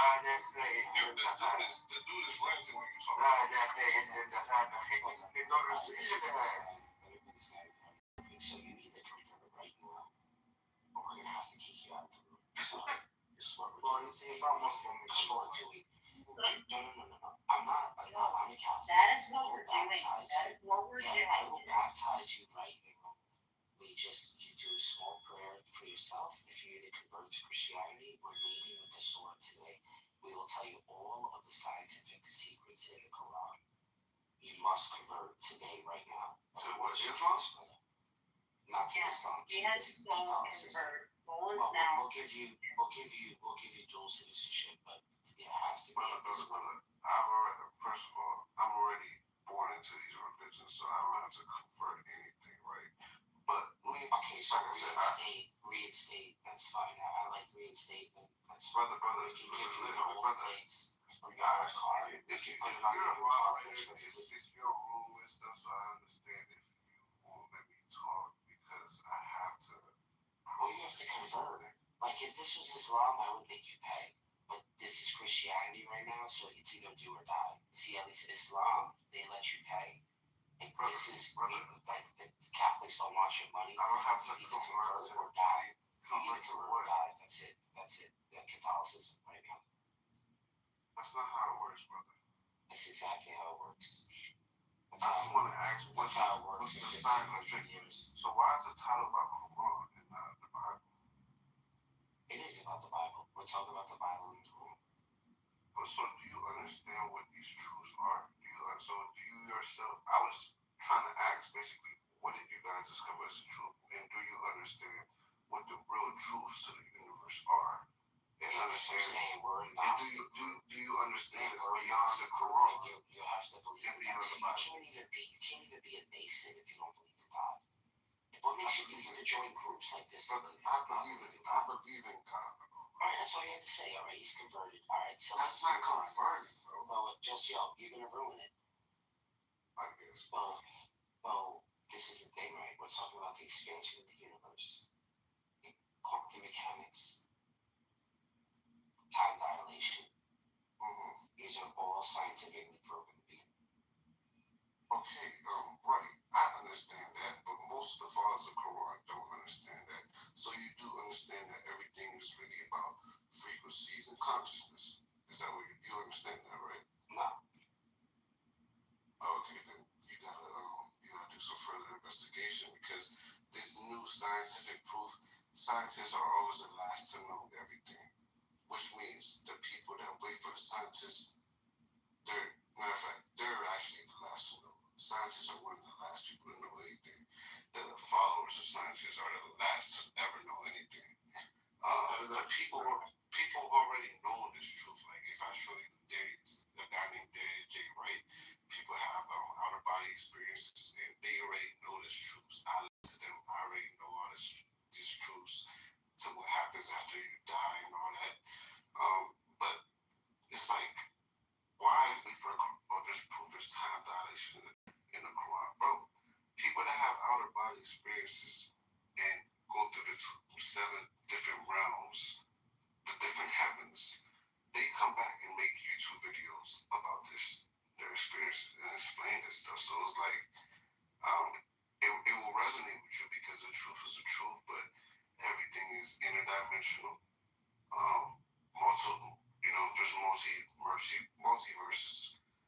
Everything goes back to consciousness, frequencies, and that's really what it's about. That's why Jesus came. Jesus came to teach people about that stuff. And no, Jesus didn't die for our sins. Like that's some bullshit. But he did come to teach people about that type of stuff, and he died because of these teachings. So yeah, I mean that's closer to the truth. I wish people had a better understanding of what dimensions actually are. Yeah, I wish people did too. To understand that there are these different dimensions, right? In the Bible and Quran, they probably explain them, but people don't realize what they're talking about. No, you're not understanding what dimensions are. Dimensions are simply methods of measuring position and vector, right? And so, like, if you have more inputs, you have more dimensional, like, inputs, basically. So, like, the fourth dimension has 4 inputs, right? The fifth dimension has 5. That's how you find the coordinate of it, right? Yeah, to give an example, like, in the Teenage Mutant Ninja Turtles cartoons, like, Krang is from dimension X, right? So, like, the position, like, if you're in that dimension, is just X, right? It's on the. So dimensions are basically. Just one thing, Kaz, really quick, because you said something really that bothered me a little bit. You like, oh, he didn't die for our sins, but you know how the sacrificial system had, right, with the goats. There was a scapegoat, and then they would sacrifice the other one. And the sins would go away with the other goat. You know how they still did it in the Old Testament. I'm not too familiar with that. All right, so you know the New Testament that they had the other Barnabas guy, right? Remember, it was like Barabbas, right? And then they had Jesus, right? Well, the old sacrificial system, what they used to do is they used to take 2 lambs, and the scapegoat, the one that took the sins, they would let go. All the sins would be in that one, and then they would sacrifice the other one. But you see, you cannot get away from this system because even at that moment, at his trial, they let the worst sinner. They kept the perfect official man that was completely innocent. And so it's still following this framework. You can't get out of it no matter what. I hear you, but people. But you get right down to the end. That's what I mean. And then the end of sin and sacrifice, right, is now you can't kill anybody anymore. Because then now that's it. Now more Christians, like every time you kill one Christian, it's more Christian. So now it just works against them. He died for our sins. That's the least, I promise. That's the least, that's the last thing Jesus is worried about. People thinking he came here to die for our sins, bro. Jesus came here because we were sinning. So in that context, yes, he died for our sins, but it's not he died for our sins. I don't know if you understand the difference. How do you think they knew the bee thing? How about the bee thing? Like, they know that bees had female and males. How do you think the Quran knew this information about bees? Because that information was passed down. From where? From people with the knowledge, bro. It's not hard. So what you need to understand about the world, there's always been people or entities with knowledge coming from the source. So it used to be common knowledge about these things. People used to know this commonly. At some point, things fell apart and people lost a lot of information. And she was talking about different dimensions. She didn't really say anything different from what I'm saying, but she doesn't really understand that these dimensions are just different ways of viewing light and how light travels. So basically, in these different dimensions, yes, there's different entities that can basically phase through light differently.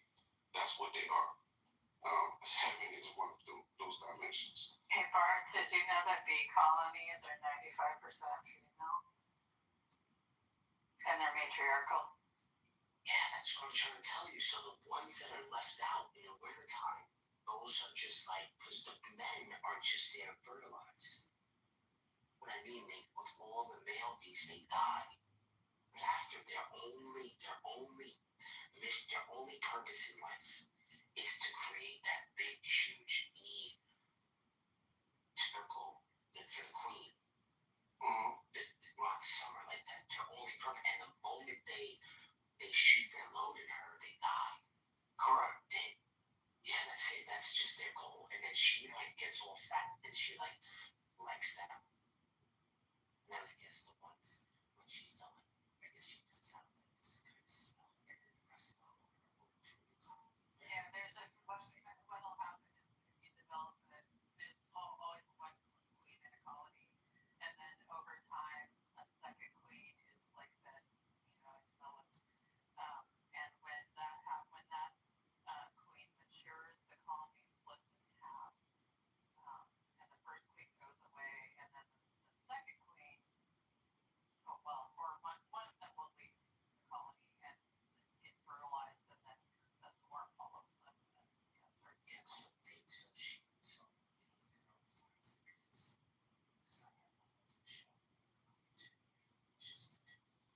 collect bee swarm.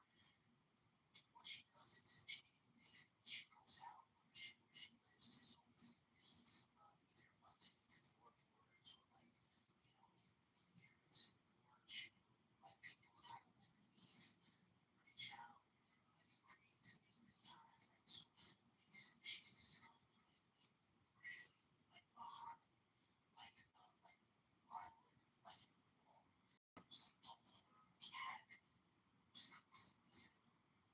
She just smoke. She covered it with smoke. Away and put it in a different hive so that the worker bees for that queen will follow it.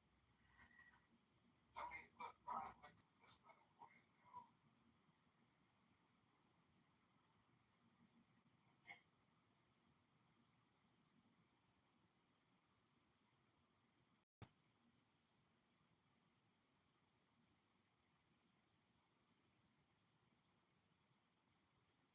Ten out of 10 would recommend Italian honeybees are for retail sale. They're very sweet. Good, they're hot. Like told me that bees only sting you if you need to be stung. No, I've never been stung by a honeybee. I accidentally stepped on a bumblebee once and got stung. That's the only time I've ever got stung. And it died. Yeah, poor bumblebee. But why sting you? Because I stepped on it. It didn't mean to. I don't think it would have stung me. It's just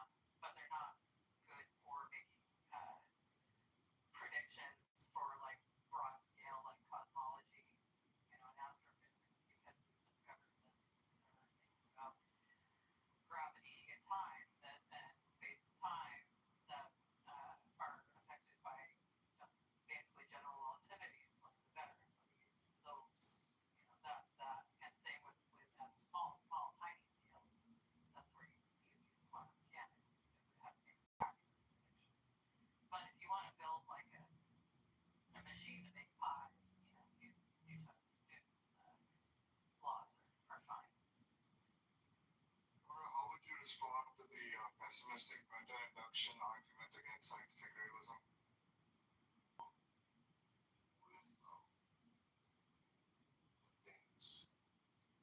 Things like mistrust, religion trying to teach. But the thing is, with religion, people understand that most of the things that are supposed to be in these religious books, they're not in there.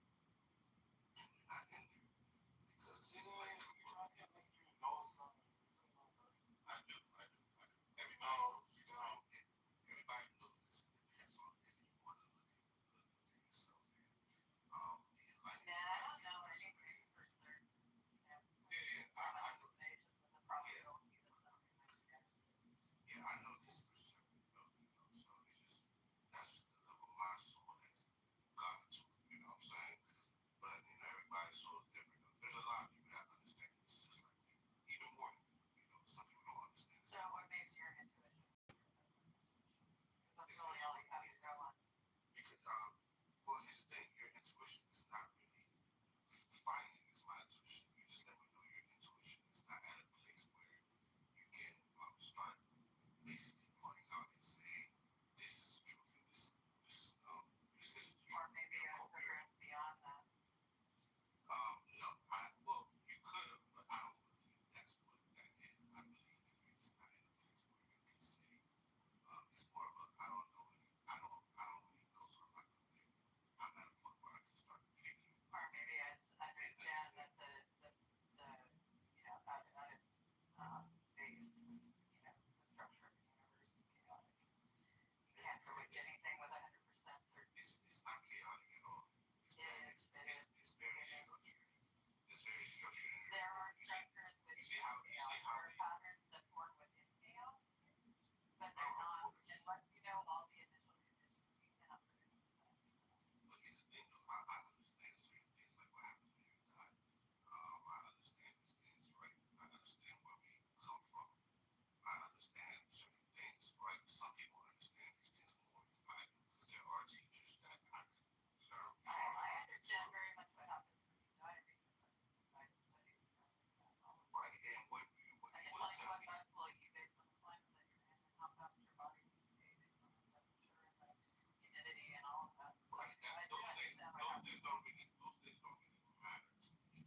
Those details, because those don't change anything. You know what I'm saying? They matter. What really matters is what happens. What happens. I'm not trying to be here, but what really matters is what happens to your so-called soul. That's what I'm talking about. I'm not. Who cares what happens to your body? It's not in your body. Go ahead, Ben. Yeah, I was just wondering, just okay, what if somebody was buried in like Middle East, Gulf region specifically? How long would it take for the water? Cold region. Oh my goodness. And buried what, like in the sand? Yeah. In the sand. It's pretty dry there, but it's hot. No, it's very humid. Oh, it is humid. Okay. So hot humid is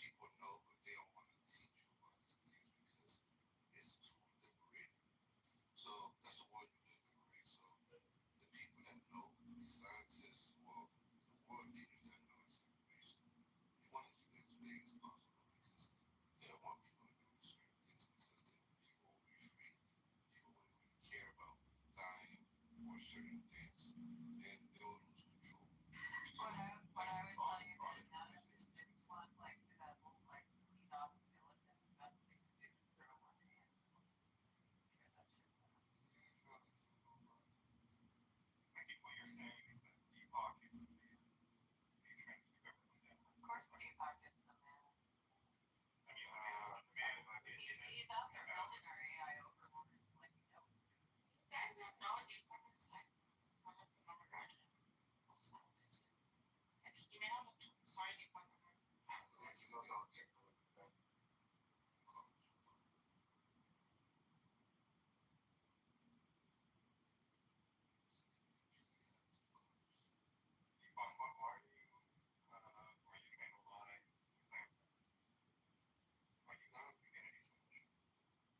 It's called a noble landmark. I mean, I don't know how much you know. You know, obviously you know the name is your mark ground. Necessary. Mark is just sore and cynical right now because his entire profession is about to like get swallowed up by it. But then I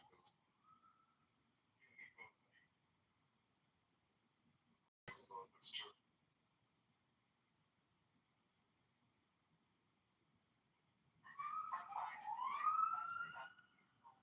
You know, unidentified aerial phenomena is that's what it's called. It's not everything flying. You know, not everything flying. We're only talking about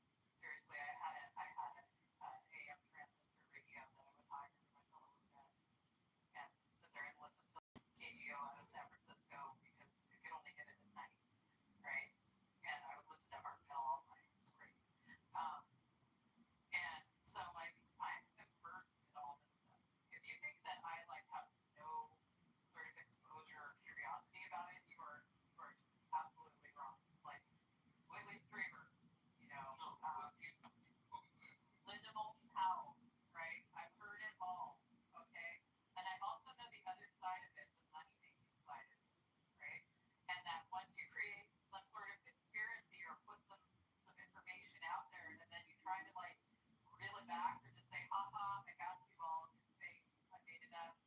They're like, they talk to you. You're part of the conspiracy. People don't let go of this shit. And so we just kind of sit back and laugh. We're like, okay, we'll just sell you more books.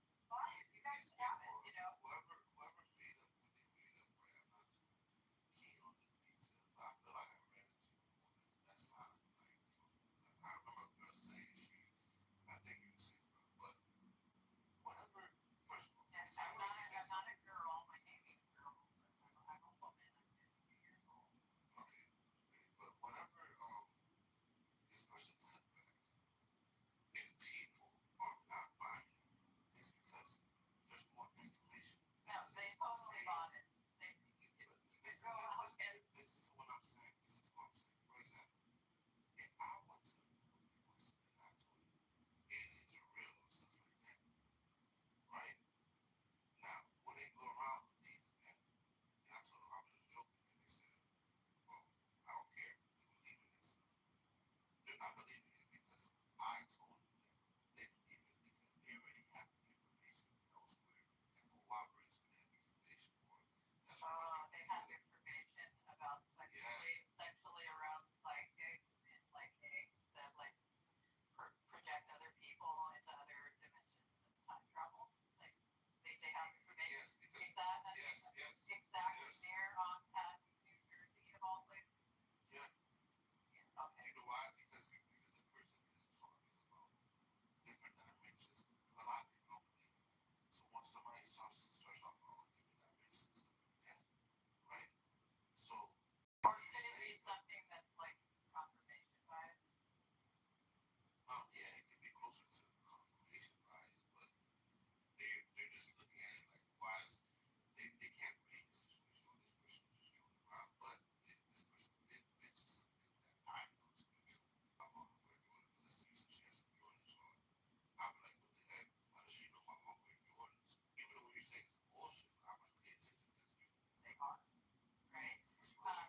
Sometimes technology that other people are testing, like crash lands in places around the United States, and we take it secretly because it's like a national security issue, and we like dissect it, reverse engineer, and see what people are up to, right? Which is like could be anybody on the planet, could be any other foreign power, right? Why we go to aliens before? Why most people go to aliens before they like think about like the more probable like Occam's razor sort of like scenario is beyond me, right? So until you can eliminate right the more probable scenarios, you can't just walk around saying aliens are true. Well, you think when you have a lot of evidence, right, that aliens places, when the UFO files told you that when they so landed on the moon, they were basically they saw these objects flying near them, right? When they have videos of people flying the fastest distance in the world saying, yeah, this object came to us and started following us and then was going faster than us with technology we can't explain, right? When you have a lot of whistleblowers explaining there are different life forms on this earth, they tell you that there's grays, tall grays, reptilians, some say. When you have all of these things, right, and you have yourself, you are a human being, you exist, right? So that doesn't eliminate the possibility of other life. Yeah, but I also understand. All these things point high. I also understand Fermi's paradox, right? And I understand like what it takes for actual like interstellar, let alone intergalactic travel, right? I just want to say there's actually now, like, again, scientists are late to the party, but now they have, like, come up with their own terms of, like, the fact that there are, like, all these secret extra dimensions, right? I just posted a paper in the in the chat, right, on, like, large extra dimensions, higher dimension inflation, and, like, here's like a quote from the paper, right? For computational simplicity, we use brackets in the measure, transforming a density, okay, blah, blah, blah. Where's the part I wanted? This is just, here's the part. Yeah, this is important. Like, the vacuum solution of the high-dimensional theory is a 4 plus d-dimensional de Sitter space-time described in flat slicing, a uniformly exponential expanding universe of external and internal dimension time. So the vacuum solution. So can we try to do this with a vacuum solution? And where do you think the capital of the Dyson is? New Jersey. This is just an economics talking about, yeah, right, exactly. It has nothing to do with the extra dimension that only somebody logical. What they have when you have a consciousness, there's a lot of depths to that. Where does it come from?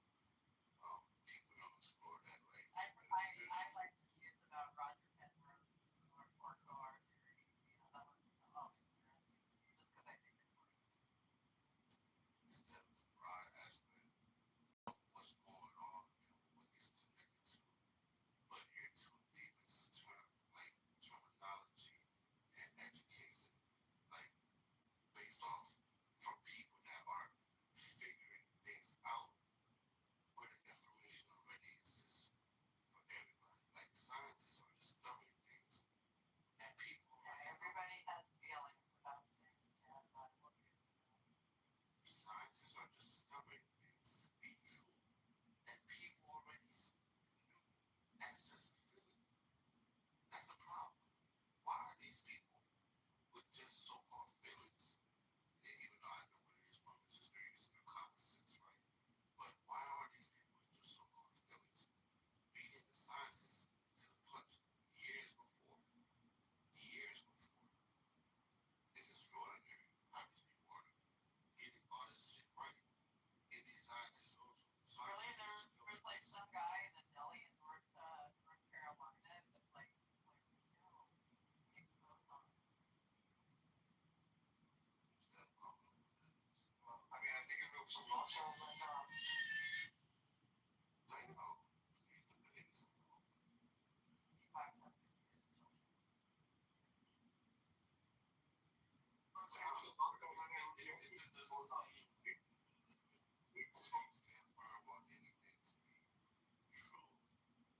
I get it, you don't know anything, so you just always stand for everything. I get that. Okay, you don't know nothing, so you don't know anything, sure.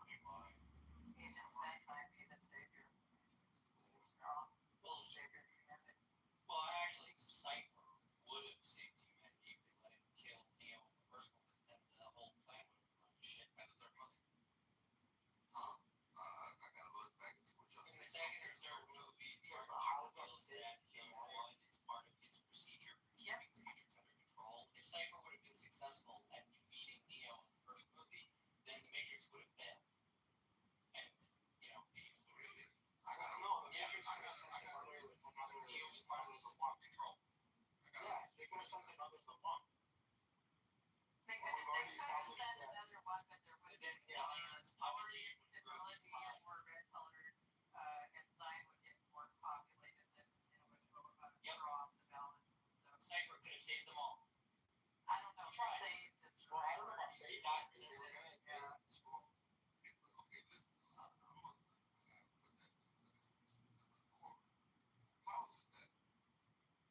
Okay, Mark and me are telling you this is deep state access. It's inevitable.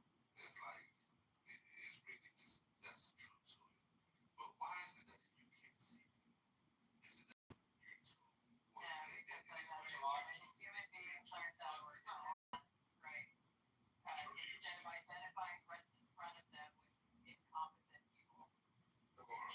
You named the foundation novels, right? And Of course. there's a second foundation that's manipulating the first foundation. Yes, The first exactly. foundation. Yes. Right. So there's like that's what we mean by the deep state. Yeah, so basically the people you're around, of course they're gonna be stupid. You know? But it's just like, why don't you understand? See, it's like there's a point where you're too educated to where you're blind by it's like you start missing certain important information around you, right? So Yeah, I don't think you understand what you're saying.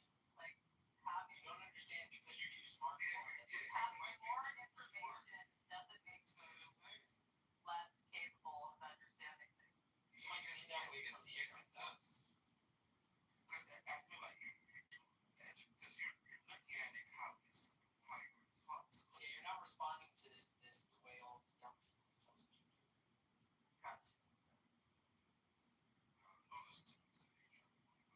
It's like you're educated enough for it, but are you intelligent? You know, can you see abstractly? Because if Yeah, not, that's the question. I can visualize the non-Euclidean topography of the universe. So do you So understand? can I? Yeah, that's what I do when I meditate. It's real fun. You think 9/11 was fake? You think 9/11 was an inside job? No. You think it was inside the towers? Yeah, you think it was an inside job in the U.S. Something on inside the matrix. So yeah.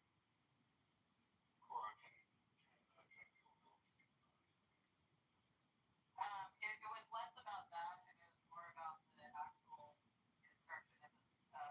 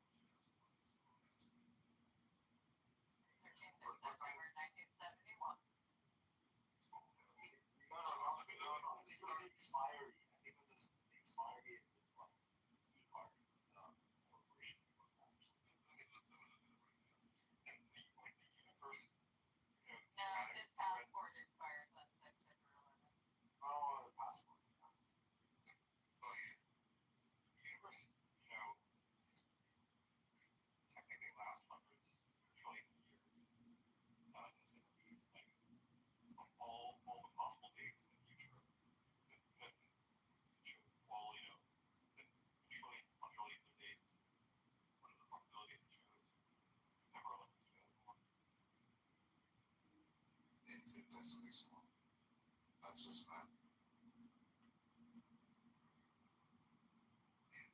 The universe is just permeated with consensus at every level. Like look at like the fact that the degree to which like a piece of an object sort of like the amount of effort it takes to slow it down when it's traveling is exactly equal to like how much to Well, he got his first passport when he was 20 years old. He was born in 1971.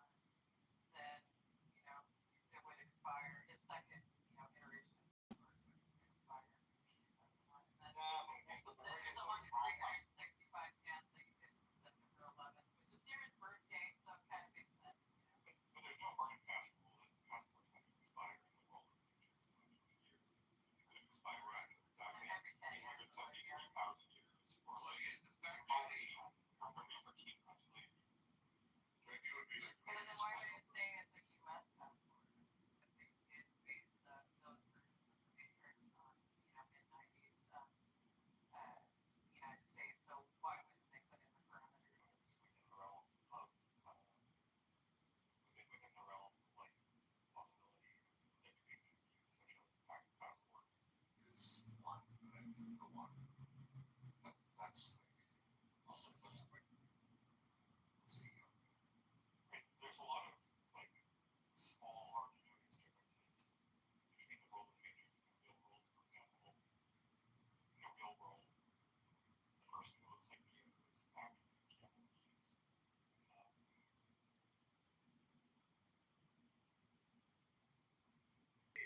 Right? Like that's how you would calculate the probability of it happening. But I'm not sure how to like articulate that. You know how like people use fine tuning and it's like the response is that like, oh, like it's because you're looking for something called like, right? Like so, I mean, it's essentially, that's my problem with fine-tuning. It presupposes that. even not like it quote. And it's the other way around that we exist because the universe randomly started generating patterns that result in us. The way we are is because of the structure of the universe. The universe is structured around bringing us into existence. yeah. We exist because the universe exists because of us. That's an odd things to me. And yet you believe in aliens. Right. Well, we're here. If we're so special, why would they need any other kind of life forms? Like intelligent life forms. Especially when we are obviously more advanced than us because they can travel, at greater than light speed and actually reach out while we exist.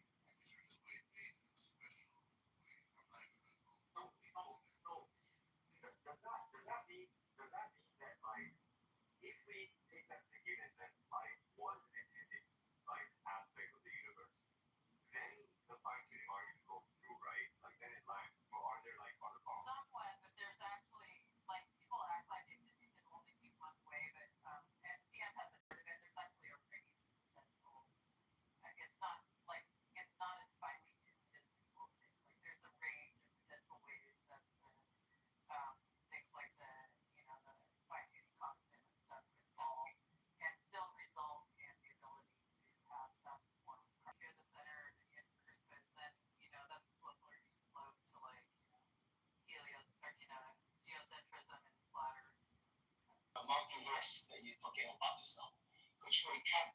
Make it make sense, right? Make it make sense so that we can Like all you have to do is do things and believe that because you will eventually fall in line into your universe, right? For example, if you right now you have to be like, I want to live in New York. I demand a dog picture tax. Let me move to New York. You know what I'm saying? Okay. All right. Now, I kind of ponder that in a corporate structure. Okay. In corporate structure there is shared value. They talk about maybe the normal one. They call it the dimension of firefighting. Like smaller company which is firefighting every day. They fight for their living on a small company. But the higher company would want to say a shared value which is belief to see. And then another one which is more of see belief, like the Chinese company. But after that then I say, why not I look at ability to see? Then I master the ability to see skill set, then I get into that, the outcome will be different. So like I am in this verse, and then I can jump to the other verse according to my that one. So I will look at the three dimension. Does it make sense that it is like three combination of spice that I can select? I'm going to use this spice, then I'm going to explain this spice, and I'm going to mix this spice and that spice, and this is how I generate the idea.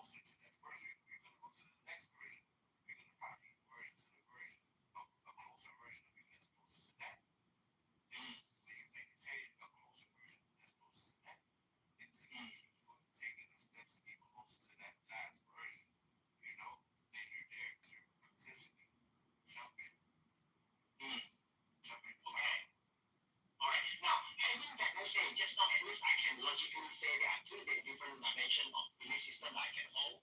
The one which is the lowest, firefighting, the one which is highest, belief to see. Now, having the dimensions that I'm doing, okay, that's from a child, I've always been somebody I like to debate, meaning I like to see things logically and find out the truth. So maybe just that just led me to coming down certain, timelines to where I got this information from. I can't even recall where I got it, but I can tell you it always resonated with me. I probably always thought it was true, but just through the tuition. But then I started learning about certain things. I might run into certain information like randomly or intentionally, depends on what it is. And then the information starts slowly building to where I can confidently say, this is the truth, this has been my long understanding of things, right? And if you've been going down the timeline, I'm going down the timeline, we have this conversation, it's just for a better understanding. Because we were both looking for a better understanding of that, or to spread the information, or to get more information about it. Okay. In short, what you are is more experiential knowledge, right? Because you are kind of like experiencing it, and then over time you pick it up. Okay, I'm going to get it more, accumulate here. Because I do find what my experience is more like experiential knowledge. So I'm kind of trying to see whether you and me, there is a resonant frequency that we can even get hold of. Hey, wow, between you and me, just I'm trying to look at that possibility of that frequency that I am more on the experiential knowledge. I did not even go to bookstore buying books, but I'm trying to ask something beyond the book. Like let's say there's a book that in bookstore, I will keep asking, who write the book? Why he is writing this book? Something like that. Like you talking right now. Hey, who is this guy? I don't listen to your word, but I listen to the value behind your words. So because of your humbleness that you are portraying that, I can, hey, this guy must be something like that. Right. So basically, I had experience with it too. So I wanted to be somewhere in life, right? One day, years ago, I was sitting in my mom's room. I'm in my mom's crib in my room in the basement. And I decided, and I had somewhere to be at 10 a.m. And I decided I'm not gonna go there. My cousin comes in the room, right? And my cousin comes in the room and says,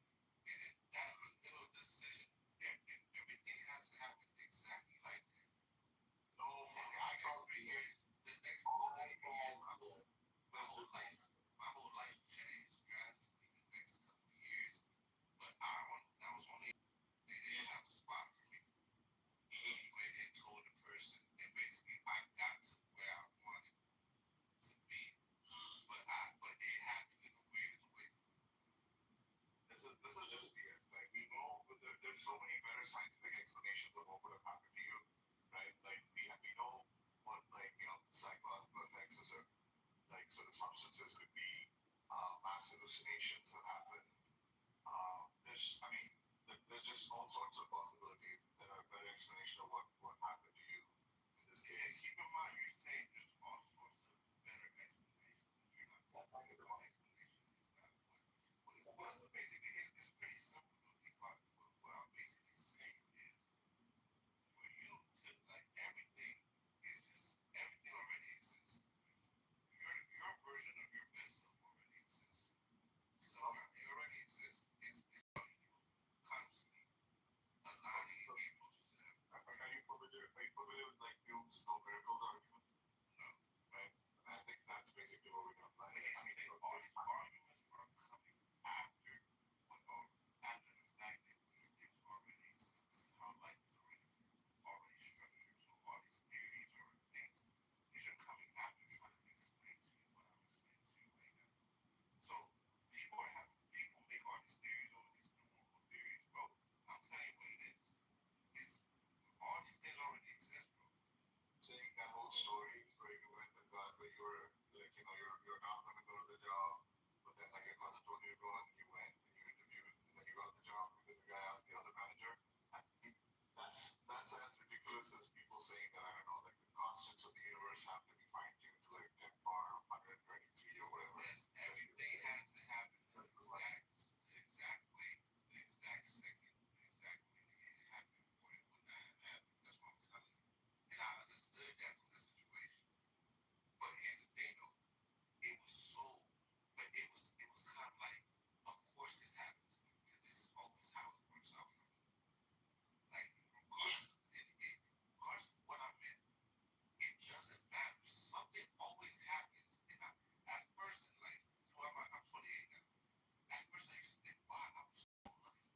And it keeps repeating itself. I'm talking about at the last second, the craziest thing happens to where I started realizing it's always gonna happen for me. It's so weird, bro. I don't know. Just saying, the best way to explain it, right, is that have you ever heard of the miracle of Fatima? No, you just told me. I said no. Okay, yeah. So the miracle of Fatima was a thing that was supposed to happen like something like 1916 or something. It was like thousands of people scientific study.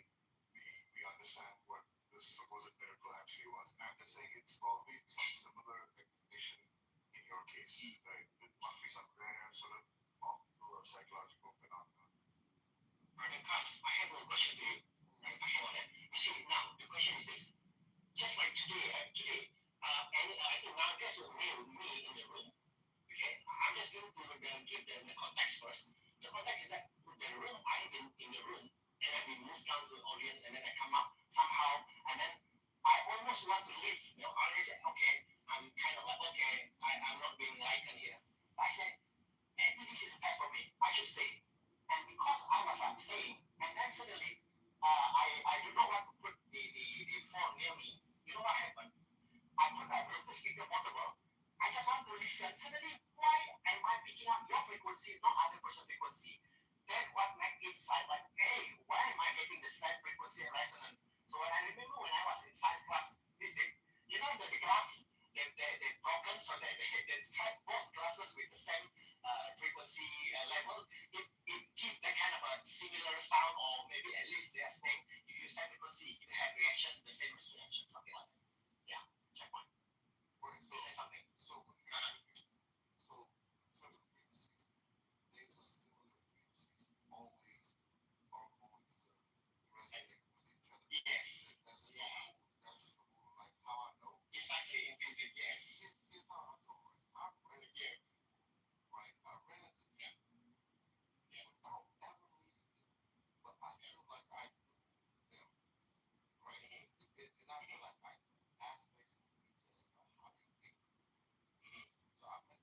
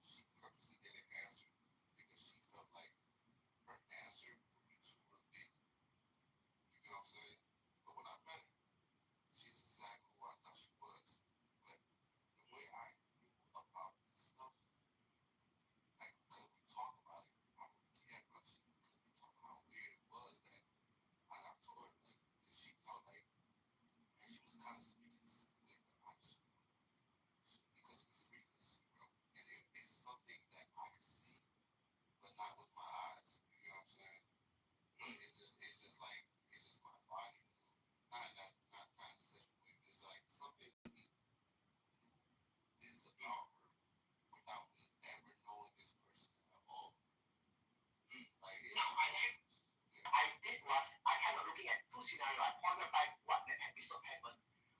One episode is like, if I react in a negative, in a firefighting manners, I would just say, oh, what is this car now? Because I have this important meeting. And then I will keep the mood, and maybe my face will be hot anger. Okay, now that's one scenario. Okay. Another one, I say, God, are you testing me? Are you testing me?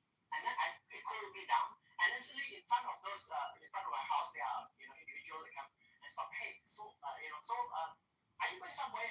You seems to be having some kind of problem there, from the body language. I did not react. I just see to believe or believe to see in that, but not firefighting. And somehow they offer me, hey, you have something to do, but maybe this is not the direction that you're going to. Of them, it's no problem. I'll send you. So the kind of experience. Then I look back. If I were to just have in the car properly, okay, maybe on the highway, on the 5 minutes after, I'll be hit by a trailer. How do you see that silver lining by not able to prove it? Because you have to really drive the car to be hit by the trailer, but because you are given a positive vibe with the test, you are okay, so you are safe. So that's silver lining. How do you balance between that and the one that you are having your free will say, okay, I'm going to choose this and that, yet you are allowing that with the flow? How do you balance that so that you get the silver lining? Yeah.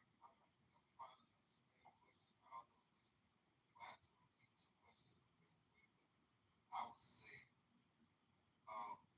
because what I do right just now, when I sometimes watch movies and I think about, okay, if I was in the position that I wanted to be, what would I do? What would I do if I was currently that right now? So if you want somebody that's unhealthy or trying to get a perfect body, right? You think, okay, what would I do if I was super cliche, super confident about myself? Yes. Like what would that do? Because the thing is, when you become that person, you will be doing these things. Yeah. Okay. Wow. Oh, that's how you go. What's next? Yeah. When you have situation as such, that's how you get to what's next. So what you're going to do? You will be pondering that, and then give yourself a pause. And what would I do? With this situation, what would I do? That's how I know. Well, that's how I know when I do something. Oh. Because I know if I was in the situation that I want to be in the future, I wouldn't do this right. I wouldn't be doing this. That means what you are saying align with my analogy about if I do firefighting work, that means I don't even start thinking, I just react to it. That will be a losing end for me. But if I start looking at what would I do, maybe I ponder, maybe believe to see, at least I'm not fighting in that understand character of a person. That means I'm getting a better one output from how I do myself. Yeah, you gotta be engaged and aware.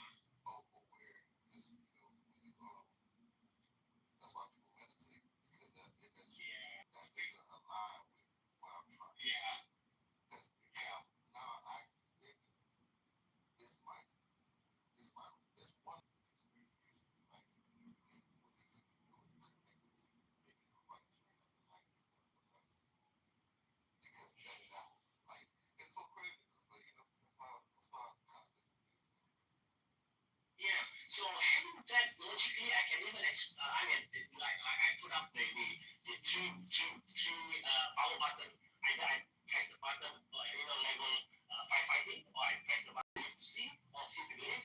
That means I get output that which is whichever I decide, that output will be the one that I'm getting on.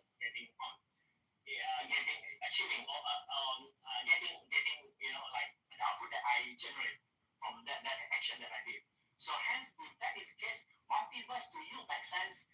To me, the three different power button makes sense. So that is what it meant by multiverse that you're saying. I mean, are we aligned in that understanding that you're talking about multiverse and my button of firefighting, see to believe and believe to see? Is that aligned?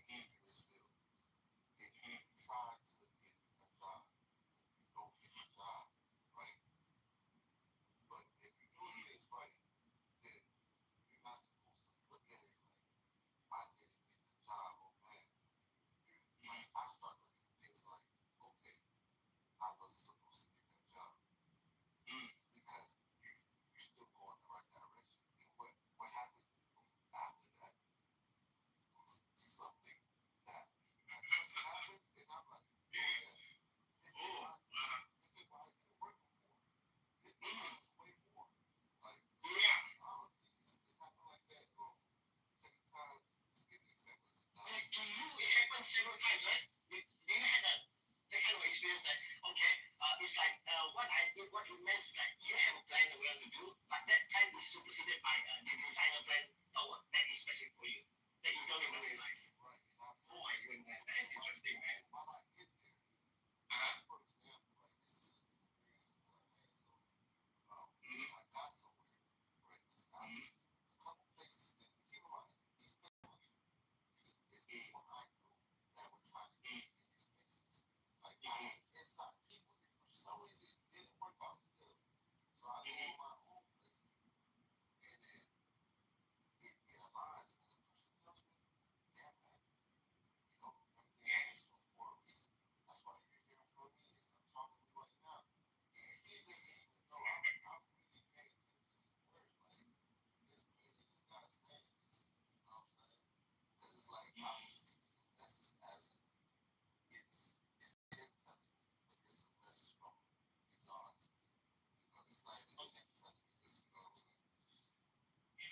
Okay, next question. Having you realizing that you are having this route, do you experience some kind of backlash, or maybe people like the route is kind of a lonely kind of route, and then nobody, like you overthinking, this is not true, Have you been experiencing your inner circle, your family members or friends, close friends that even, not able to, because some of them may not be able to experience. Have you experienced some kind of they call it frictions, the unnecessary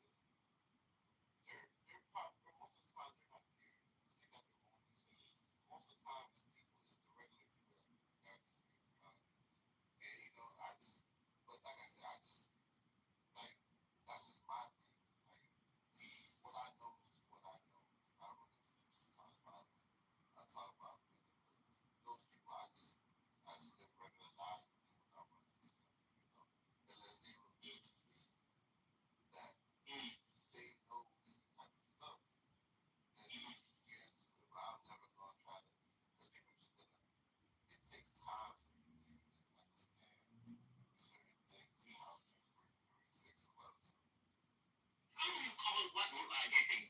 Is that something above your paycheck? And it's like you are kind of like, okay, downloaded to you. It's like the movie Matrix 1.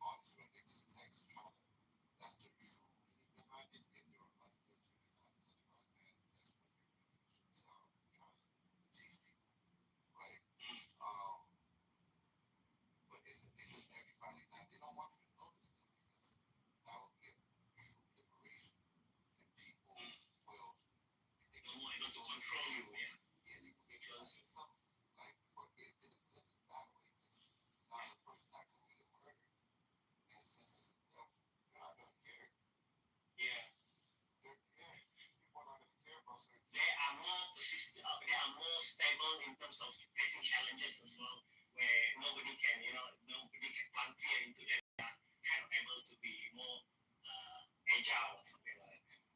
Okay, now the next thing that I'm kind of wondering. Okay, you said something that you said it is in me. Okay, I'm just trying to understand, because something that when you were saying what you're saying, that flashed to my inner eyes is that looking at the SIM card, the mobile phone SIM card. Hang on, not mobile phone, the one which is a 1980s, the dial up, the phone dial up that you get the internet without the Wi-Fi, the current one, back 30 years ago. So what happened is that I had to dial up, but I had this SIM card connection. This SIM card is the one that I have embedded values that you talk about. Oh, so you have, everybody has. As long as you are human, the SIM card finding ways to get connection to the telco so that you can get more data from the data from the telco, maybe the raw material of, to make it even more, in terms of you cooking your meal. I mean, how do you look at it in that context? So it's like different machines can read SIM cards faster than others. Let's say you might have a USB 3, a USB Thunderbolt, USB-C, but basically there are USBs, but the information is just transmitted at a different rate. And some files are less corrupt than others. So the thing is, the challenges people face is having a lot of corrupt files and the data, and just a slow processor.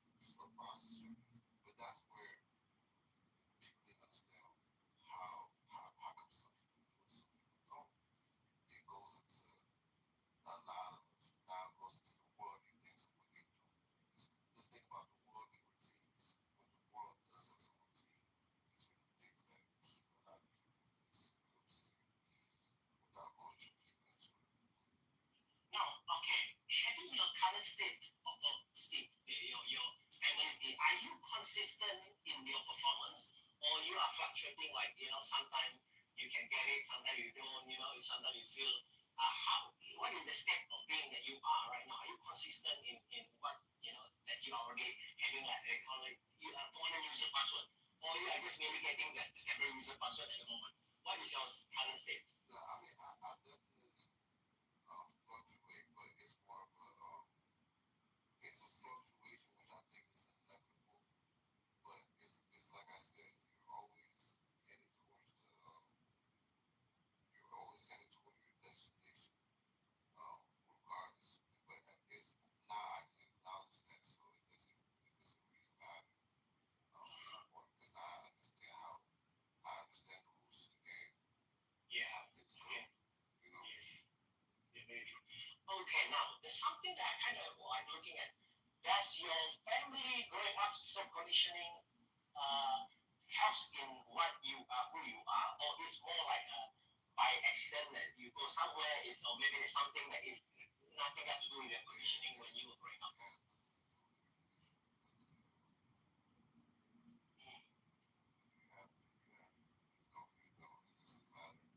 How you were brought up, it does not matter. I see your profile here. You have this profile. I'm looking at what your holding values is. So could you just give me some kind of a short summary? What's your holding values? Belief system, holding values. Something that you hold on, like you believe in God, or you have some kind of. I believe in a source consciousness. It's really in the background, and it's just there. I believe, right? So, but you still, right? So, but you still remain conscious. You still have your identity. You still are who you are. You're the only person that's going to judge yourself, and based off the life you live. If you don't like you did it right, you're going to want to do this again. Okay, now you see, there are individuals always vocalize the word the mind, the power of the mind, the power of the mind. Okay. Now you keep saying the soul, and then there are also individuals that say the soul, but they are not able to get that vibration of the soul, but somehow they use their mind to vocalize the terminology soul, but I don't find that vibration is really awakened. So whereas you kind of like looking at when did you start looking at the soul as something that is relevant in your context hierarchy rather than your mind. I have not heard that you say your mind as a core driver. So how did you get hold of that? Hey, the soul. But how do you do? So your soul, so it's always, like I said, I've always felt these things. When I got older, I learned how to express them. But before that, can you give me some context before that? How was it? As a kid, it's just I always just felt weird, like something's not right.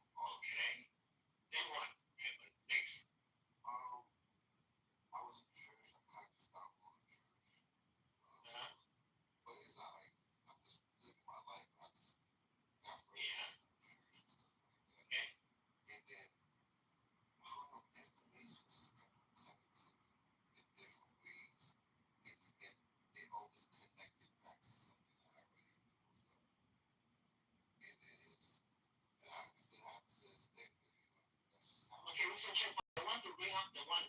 What's the tipping point happen? Because when you say you got, there must be some kind of a tipping point. Or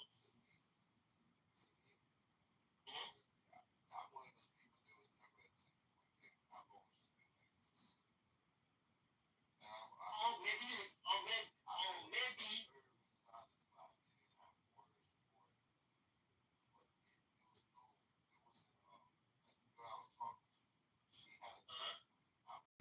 Yeah, okay.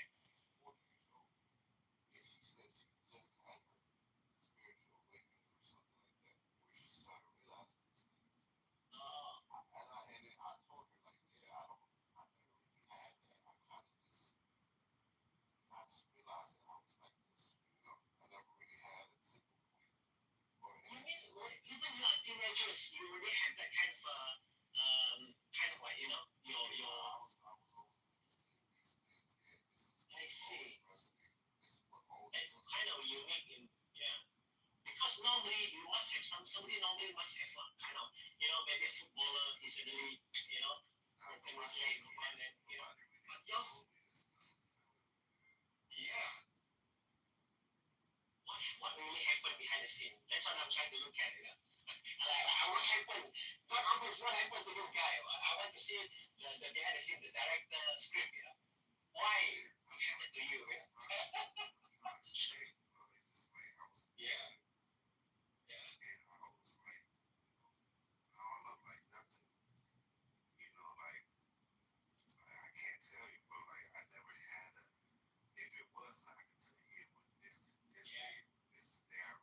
Yeah.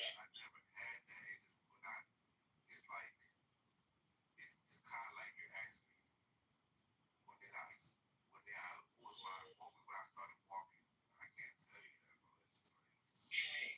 Have you been bugging yourself on maybe when you're a teenager, there are moments that you're bugging yourself the last 3 years in a row, like maybe 1 year continuously, like you keep having more higher decibel of why, do you have that moment, like kind of like more profound, spiking wisdomly somehow, Do you have that moment?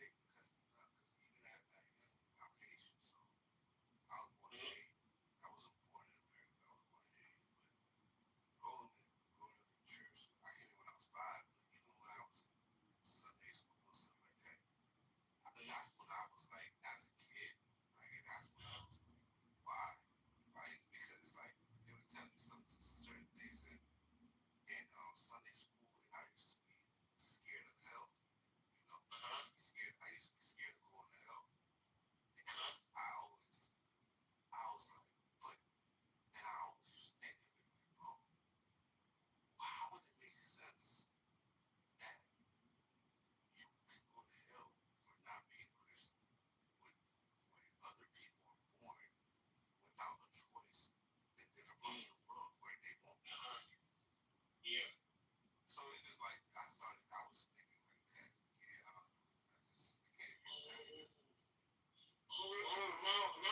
Now, if I were to say, hey, God office, let's get, that's one behind the scene. I just asked from God office. I'm just imagining right now, a file about you. I read it out to you right now. Something like this.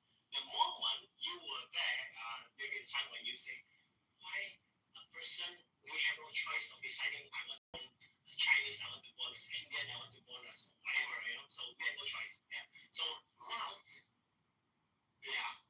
Okay, so having that kind of pondering, to me, behind the scene, I look at, and then maybe the designer is saying, hey, I am the designer to make sure this seed that you receive, you have to plow nicely on a good land, it will grow according, your real time. So make sure you grow with it. Yeah.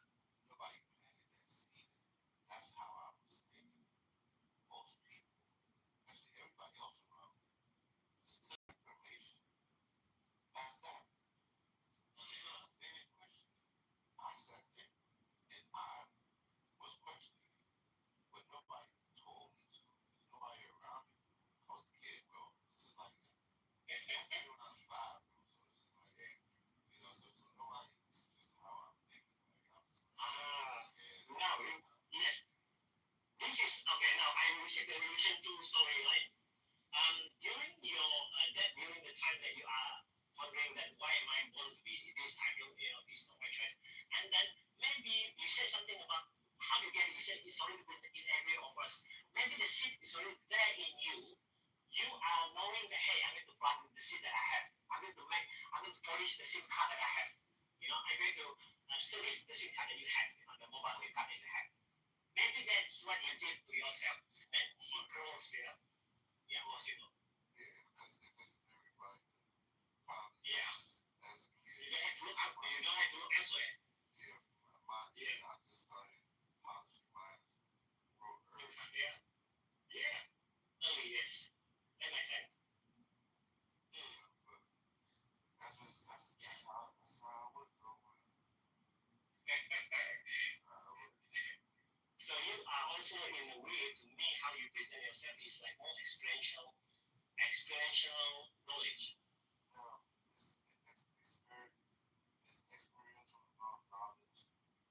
Yeah. I know it's knowledge within myself because the way I think and the way I think about things, I know it's not. I didn't learn from somebody, so that came from somewhere beyond me being born.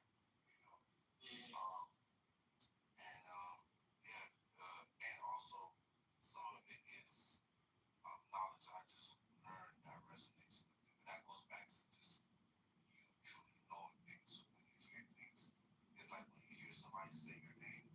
Like you could be in a crowd and somebody yells your name, and you can't hear anything else. You just hear it. And as soon as somebody says your name, you hear it because it resonates with you. Oh yeah, just like what I happened to me today. Yeah. So when I'm living life, I hear information.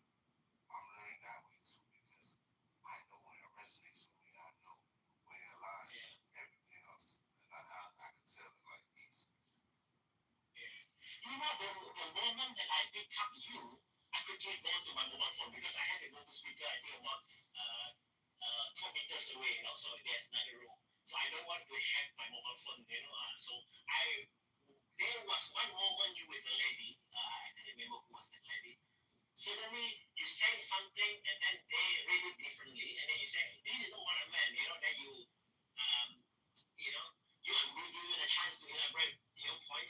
And then I find that the point that you're making it, like, you are calibrating your frequency to the person so that the person can understand.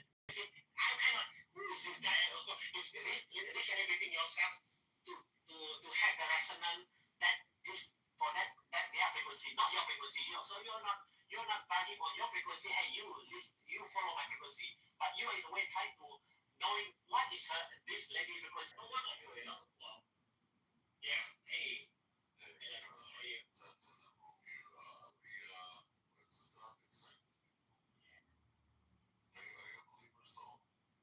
Yeah, I think Brother Corey as well, probably.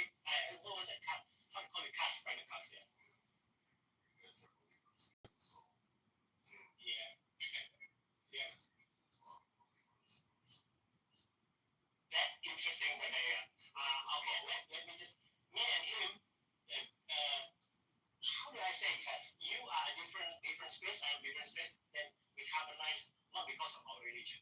How is that? I mean, that's how I feel, right? I don't operate based off of religion, but I operate based off of truth and finding truth through information. Yeah. Which is you get information from the Bible, right, and the Quran, but it has nothing to do with religion. Yeah. So you're inspired by both books. Inspired is sure, but not inspired for sure. You can say inspired.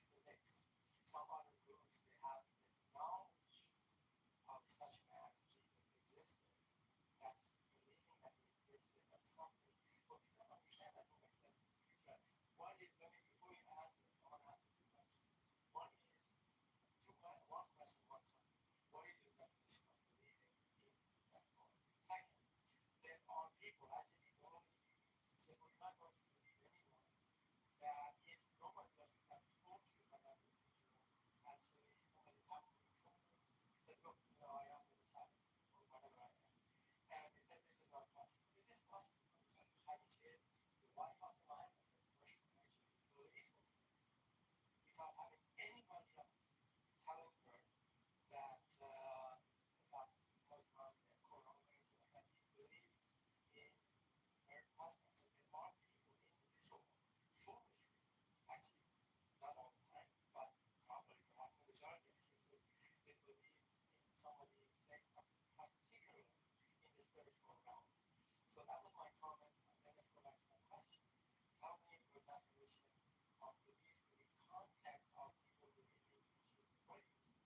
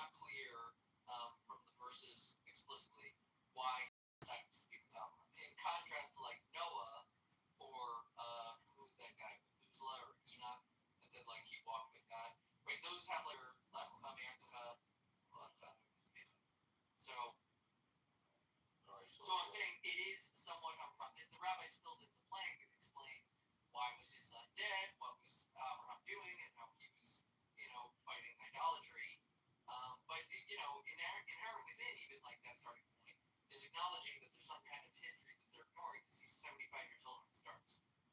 Yeah, you think they're ignoring the history in the Bible?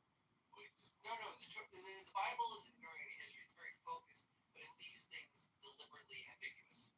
So, like, in the example, when Moses starts saving the Jews at 80, it's saying, yeah, it tells us a bit of his early life, but it says everything up until the 80 is, again, not what this book says. The Bible doesn't include every fact that ever occurred. There are several times that Abraham, over his 175 years, went to the bathroom, and the Bible didn't record any of it. You know they have to be careful about there's additional context. Yes, there are many unofficial additions that have been added to the Bible. Which, by the way, if you read the Bible, it's explicit. You're not supposed to do. But yeah, there have been many that I've written posts after the fact and tried to add them on to the story. But I want to ask you another question. Because I like the theory that people believe things because it's so fast. Well, yeah, and most people are not those. If that were true, then we would all think the same thing. So it must be untrue. We'll only ever agree with each other, then no one would ever have a unique thought. Most people agree on most people. So how do you know if you're talking to somebody who's just believing what their friends believe or who's genuinely thought his own thought? And you just have to talk to people. Because they're not open. I would like to add, they haven't explored. Agree with me. Instead of just agreeing with that big group over there that also disagrees.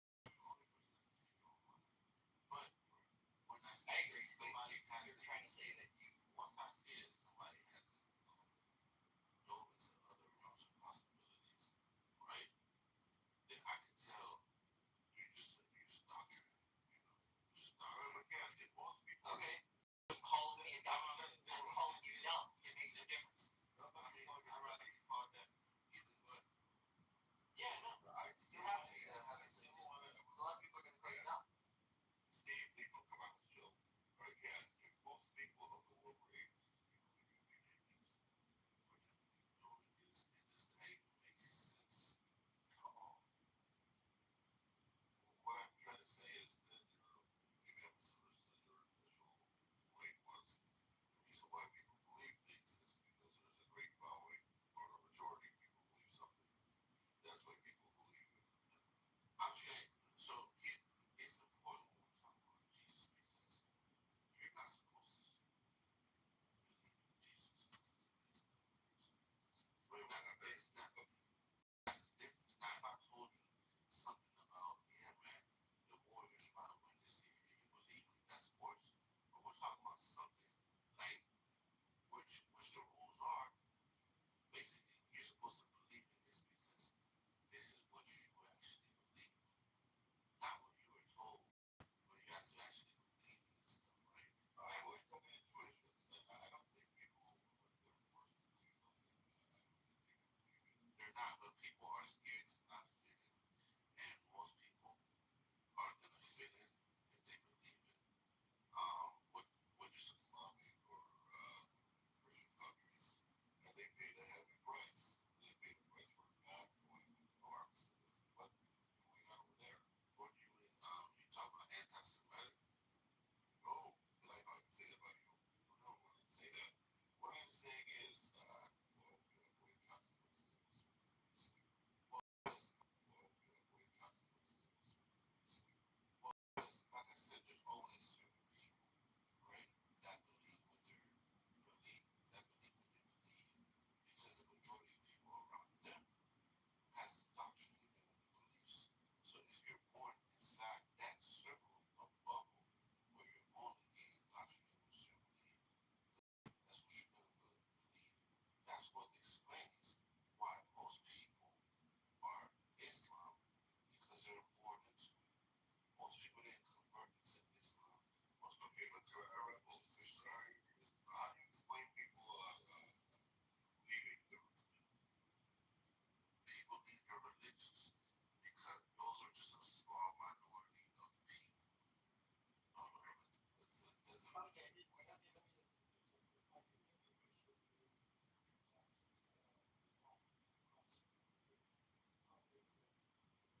Generosity. That's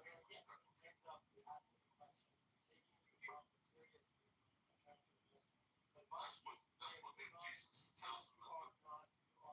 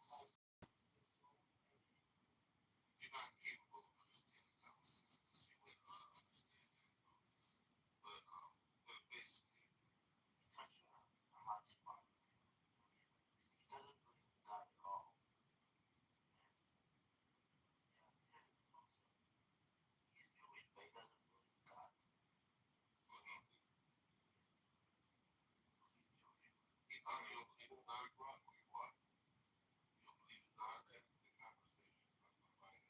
Thank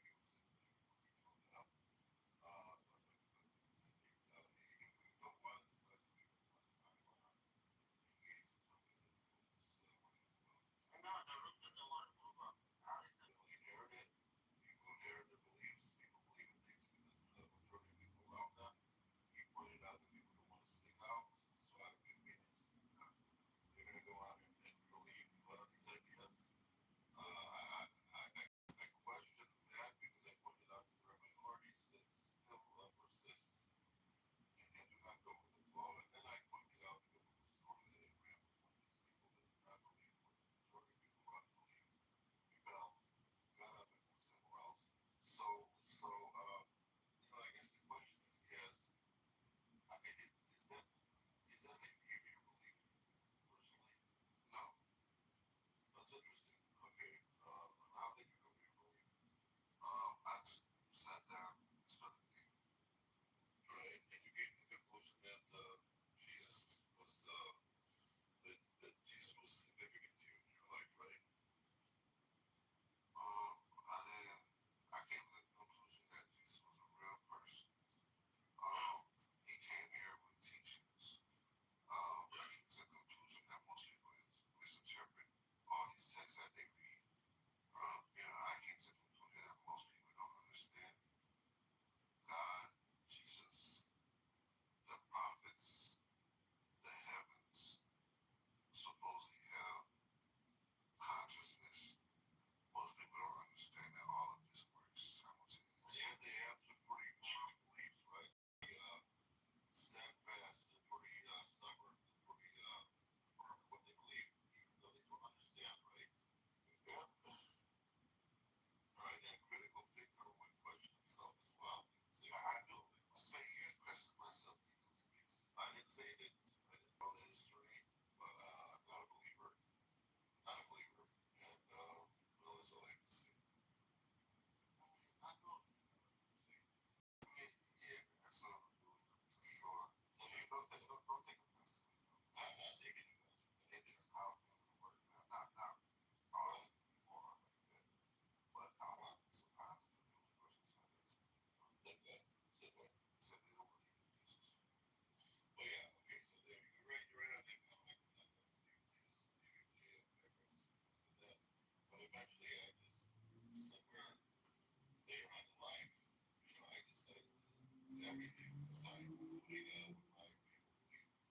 Put out everything. You're not wrong. You're not wrong because what I believe, things I believe is it doesn't really matter if you did or if you didn't, as long as you're living a life that's not,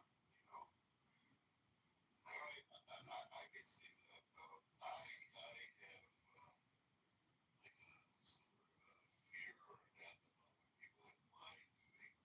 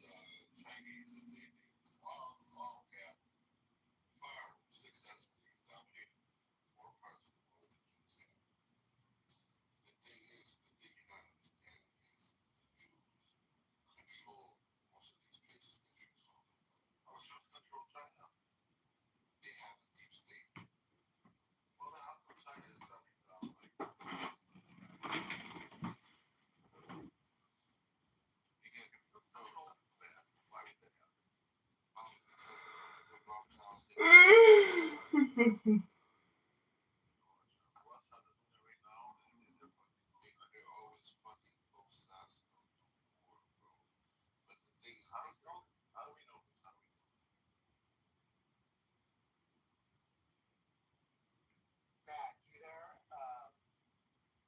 was a woman's name, and there's a few women. I should just.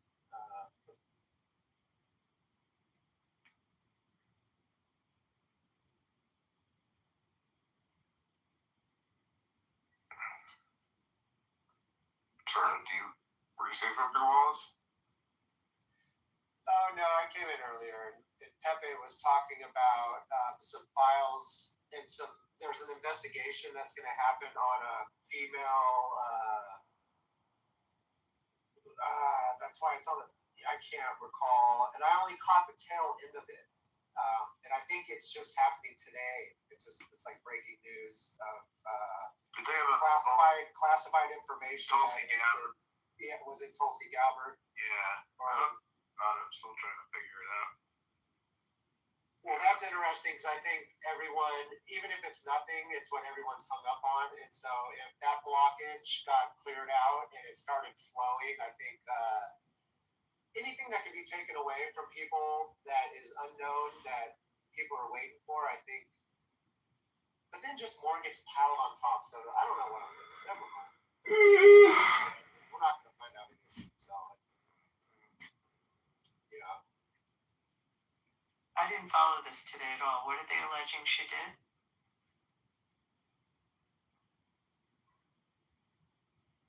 I'm still reading up on it, but all I know is her offices were raided. And that's it right now. So I'm looking.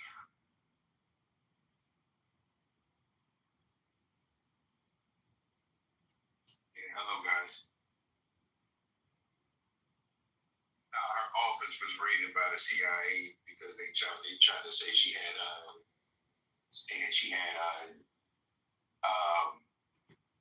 classified information on the JFK files and the MK Ultra files. So that's why. Oh wow! So that's the files. That's wild. That's completely different than an Epstein. So she had on JFK files that were never released. I'm assuming that was the case. Everything is just happening. It's just unfolding. So the details are still sketchy, but they saying that she possessed classified information that was a part of these two files. Talking about Tulsi? Right. Yeah. MK Ultra? Because a lot of that information is supposed to have already been destroyed. Right, but just think about it. The CIA raided her office. You know what I'm saying? Like, well, she's the head of she's the CIA. She's the CIA boss. Only the FBI couldn't do that because she's technically the boss of the intelligence services. Only the CIA could do that. Like, if the FBI did it, it would look like partisan, like Cash Patel nonsense. No, and I appreciate that, Mike, because that is what I heard the tail end before they stopped talking about it. And I was going to say maybe it's like a 72-hour rule on this one, because I think it is just breaking and there's probably more to come. And yeah, I think tonight when I get to my destination, I'll try to read about it. But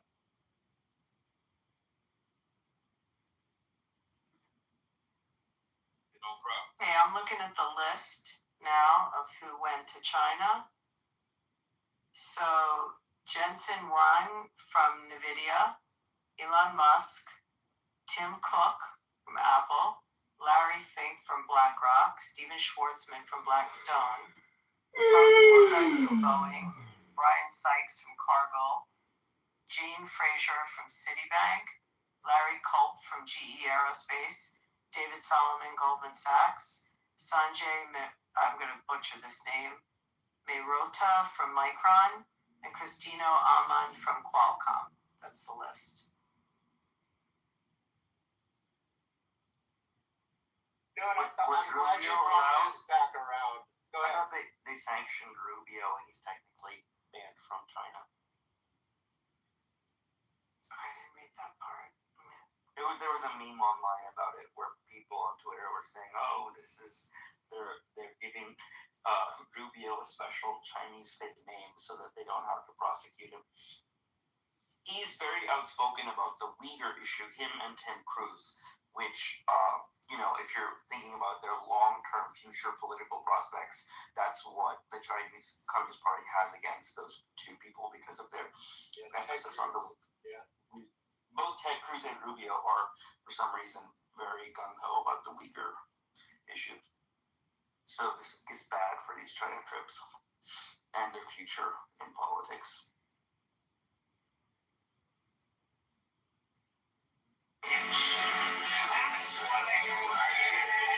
Low social credit score, that's for sure. So looking at this list of all the CEOs that went, is he cool with Musk now? Like, I haven't followed that one. This ruling I mean, harkens back to the darkest days of the Jim Crow.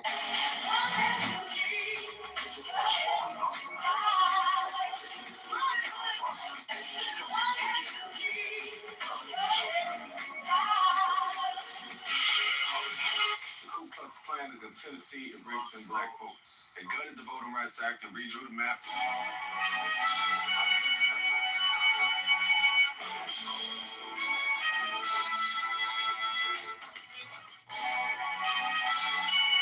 If your dad didn't teach you how to properly trade the market open, don't worry, I'm your daddy now. Now, the first thing that you need to understand is I'm a real Democrat, not a faggot like you. Okay? I've heard enough of this bullshit. Y'all going to hell. I'll put your hand. Monday, meetings. Tuesday, flight. Wednesday, call the Pope. As I stand here in Athens, Greece, looking at Yeah, it's funny. I sit and think about it, and I imagine like a big swarm of fish trying to stick together, so not one of them stands out, and they're all kind of in a big, huge tank of sharks, which is China. And it is interesting to see them all go over there. Nothing will happen. I hope not. And how can it? Because we're going to have big deals happening. And if something bad happens, big deals can't happen. So this, I hope, is going to be something great. Get the ball rolling and do great things. Did you think of all the private planes that came in at one time, all of their jets? I mean, I doubt they all flew on Air Force One, although I could be wrong on that. Marshall, do you know? No, I'm not entirely sure, but I wouldn't be surprised if Musk and those guys took their own private planes over there. Don't they have Air Force too? Vice President's plane? Yeah, but these guys all have their own very big BBJs. I mean, I gotta believe that's a lot of corporate execs going. Yeah, they're not all cramming in one can. Are you kidding me? Yeah, I don't think it's another ChatGPT question. It's a long flight. They're not. They all need their own bedrooms. Let's ask ChatGPT. Well, how many executives did you say, Abby? Because that'll kind of tell you. I mean, even if you had half the planes for them, which that's not even realistic. Let's see. 1, 2, 3, 4, 5, 6, 7, 8, 9, 10. Like 15, I read. 12, 15, and then all their staff.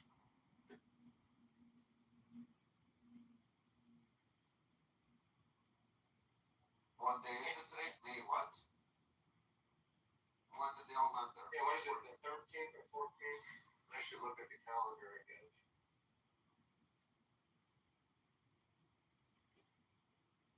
Did you say the Beast did go and all his equipment? Or is he traveling light?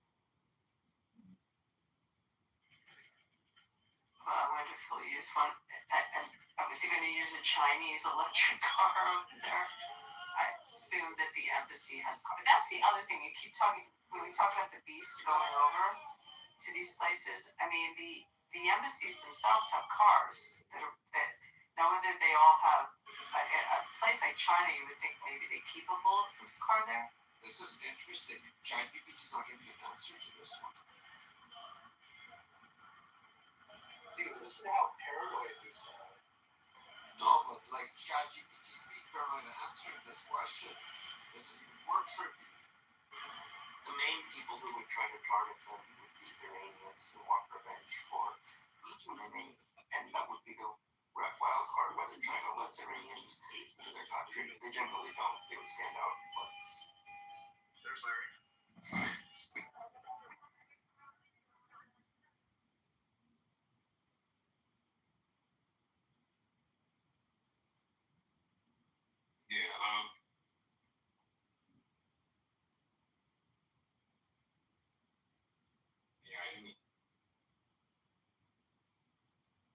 Yeah, okay, I got some more information on the Tulsi situation, right? It said there are recent claims that Tulsi Gabbard was reviewing and preparing to declassify all files related to the assassination of John F. Kennedy, the CIA's Project MKUltra program, and possibly other historical intelligence records. A CIA whistleblower allegedly testified that CIA officials removed around 40 boxes, quote unquote, of these files from offices under Gabbard's authority before they could be released publicly. Supporters of Gabbard and other members of Congress, especially Anna Paulina Luna, are framing this as a possible obstruction of transparency or congressional oversight. Luna publicly threatened subpoenas if the documents were not returned. However, an important detail, Gabbard's office denied that the CIA, quote unquote, raided her office. Later clarifications said documents may have transferred previously during an internal intelligence dispute, not in a dramatic same-day raid. Project MKUltra has been associated with secret CIA experiments involving LSD hypnosis, behavioral conditioning, and interrogation techniques during the Cold War. I think we pretty much know all that. The assassination of John F. Kennedy files are tied to decades of conspiracy theories about intelligence agencies, organized crime, Cuba, the Soviet Union, and possible cover-ups. But they were saying, they said that the initial investigation started because a whistleblower complaint alleges Gabbard improperly withheld or restricted intelligence from Congress involving assessing a foreign intelligence intercept connected to someone close to President Trump. Critics say that this may have violated oversight laws. Gabbard's office denies any wrongdoing. That's an article out of whistleblower.org.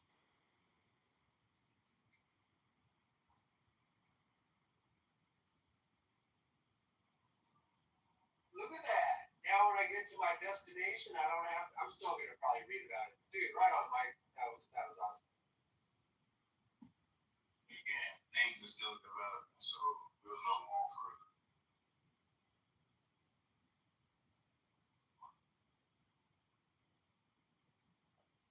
If I'm being honest, I haven't really been trusting the government like I have in the past lately. I don't know, there's certain things that have been seeming contrived to me. Like, it's certain events that back in the day when conspiracy theorists used to call them false flags, I used to just wave them off. But it's like, I don't know. I'm going to tell you what actually changed my whole perspective on the way government operates, the whole Charlie Kirk scenario. And to see him done like that, you know, it was just, and just to see the behaviors of the individual afterwards, it just rattled me in a way that I can't shake. Like I'm not gonna lie, I kind of like living in bliss. I prefer it over the just the burdensome knowledge of wisdom. But it's like that right there got me looking at the government in a way that I've never looked at them before, and it's kind of frightening, if I could say.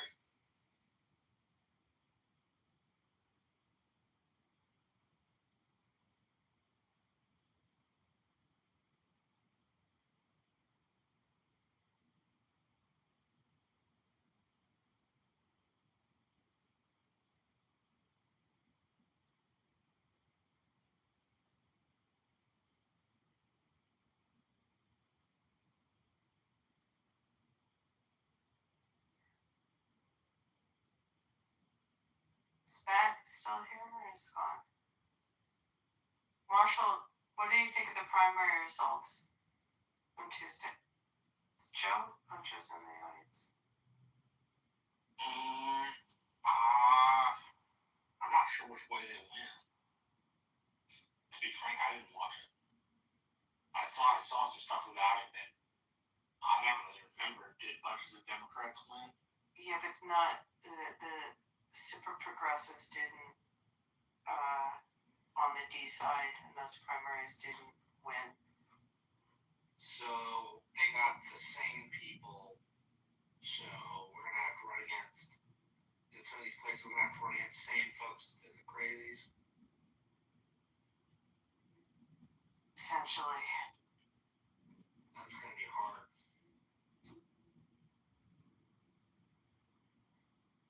Crazies always make our job easier.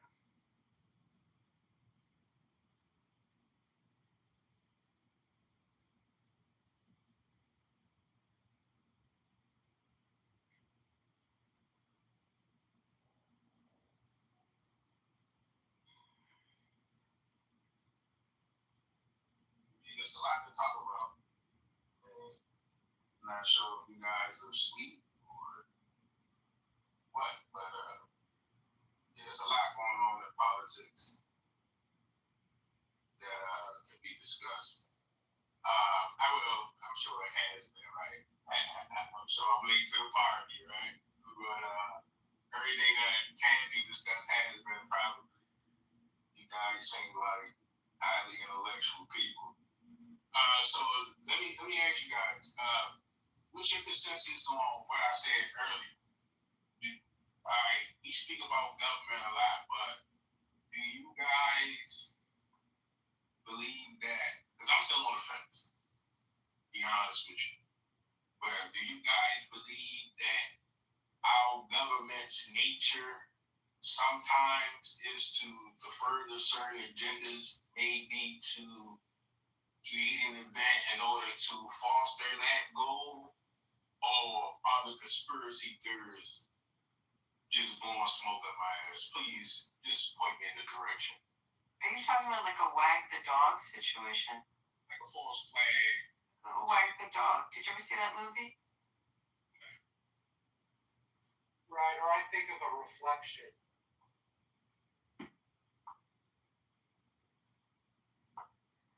Like the more scared you are, and this is I'm just thinking like the more scared they're gonna be. And so if they're that scared, then it's gotta be something. But like you said, you always took it as conspiracy theories. Why would you ever stop taking that? And it's funny, a lot of people are just being proven right, and all the crazy things are starting to like not be crazy. And so where does that kind of stop? Man, I don't want you. You shouldn't feel any different about your government because I guess when you see this kind of stuff happening, you just see how scared they are. And if they're that scared, then that should be the question. Like, why are they so scared? And don't you be scared because we should just wonder why they're so scared. I don't know. My personal view is you shouldn't put stake in conspiracy theorists. Conspiracies are real. Conspiracy theorists just make shit up.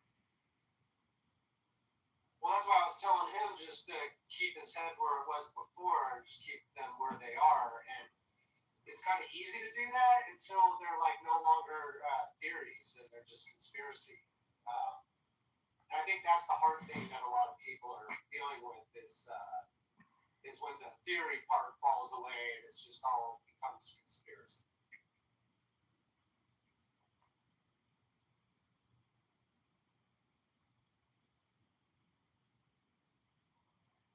Man, you know what? California is going to be hot, and I'm not even following it. I've lived here my whole life, and I'm so tired of California and the system. And this is the one time I should probably be putting attention. And maybe that's what I'll read about when I get to my destination. But yeah, California, I think, is going to be hot this go round. I was like wondering for the people that have just thrown in the towel, like your governor's race could really go a different way, and LA mayor's race. I mean, I mean, here's hoping. Tom Steyer, I'm a fan of. No, I'm talking about. Is that the red coat? Yeah, I might have to vote for a red coat. I know. And then within LA, like, could it happen that Bass goes down? Like, do you think there's enough momentum in California? I mean, it's interesting. You better. Well, you don't vote in LA, right? Wallace, you're. No, I don't. I'm in Northern California. You're in Northern I California. mean, I don't see how not. But when you hear the nation talking about Gavin Newsom even being an option for president, just all my hope is gone. I just don't understand. And then all the information is going to come out in ads, and there's no way he could win because of what he's done. Even the last 10 years alone will just destroy him as a candidate running for president. No, I don't think any chance. So who would they pick next? Somebody even worse. So I'm not even really worried about that. Yeah, California governor, super interesting how it could just shift to red all of a sudden. And I think it kind of did the same thing under, Arnold Schwarzenegger. So, yeah, interesting times. And you know what? California is more red than you think. And I think we're going to start seeing that, now with things shifting literally and getting back to the way things should be. It'll be interesting to see how California turns out. So wait, what's specifically wrong with Tom Steyer? Because I don't know that much about him, but I heard he's cool.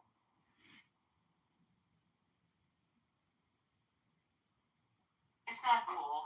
He's a progressive. He's not cool. He's like not, and he made an ass of himself when he was in that debate running for president. But isn't he at least pro-Israel compared to yeah, but that's not. He's a governor. Like, it's not really the issue. The issue is more. Is he? I mean, from an ethnic standpoint, I mean, is he going to protect the people that are under attack right now in the state? But it's also you have to look at. I mean, focus more on his fiscal stuff as a governor. I mean, he doesn't make foreign policy, so. Exactly. State governor never make foreign policy. Yeah, I mean, but the what's the guy's name? Who's the Republican from England? Am I blanking? Steve Hilton. Yeah, I mean, he's picked up a lot of steam. How's the polling look on that? Do you know? I saw his name on the betting markets where he that's how I found out is that I didn't know about. He's not just he's an alumnus of my high school, so that's why I keep track of him. Well, that's exciting. Yeah, but I don't actually know. Ooh, even I don't know. bonus to vote for him. He's been here that long. That's a plus. So the thing about Tom Steyer is that I think he's. I think he was a worse candidate personally in 2020 than Michael Bloomberg. But the thing about Tom Steyer is that I think there's a lot of groupthink in California, and I think that a lot of those people will huddle in and pile into him. Hold on 1 second. Pepe, are you awake?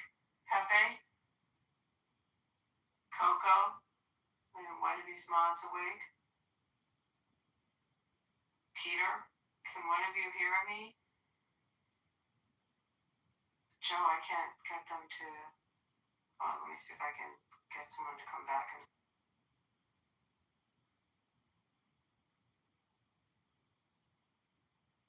Let me ask you guys a question. You was finished, Ash. Are you still asking about the Tulsi stuff? I don't think we should talk about the Tulsi stuff. But that's No, I'm not really thinking about Tulsi. But now, I was actually speaking about California. Do you guys think certain places are even governable in reality, like realistically? Like, what do you mean? Like, could you administer a city government?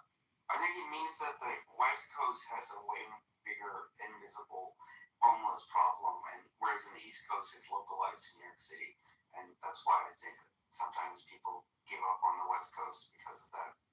What are you saying? Well, governable, when you say governable, it has a specific connotation, which means like You can't govern a place locally. You can't govern a place countywide. You can't govern a place statewide. Did you mean that the government can't actually govern, or did you mean something different? Can't actually rule, control over the people. Can't actually will control over the people. Yeah, because if you look at places like the Bay, look at places like LA, like I don't know if the territory too vast, too expansive, but it seems like it's too much going on in these areas for them to actually. It's almost like they can't like build up the police forces enough to actually deal with a lot of these issues. I think the numbers are actually kind of, in terms of employment of the officers, I think they kind of like fuzzed a little bit. We going through that here in DC. Actually, the chief of police just got fired. I mean, I'm sure you guys know about it. Trump made a big issue about the police chief like fudging the crime numbers and things like that. So I'm saying, like, is these places even government? Do they have the manpower, police-wise, to deal with a lot of these issues? Do they have the like political power in terms of district attorneys and things like that? So that's all I was saying. I'm laying right here. No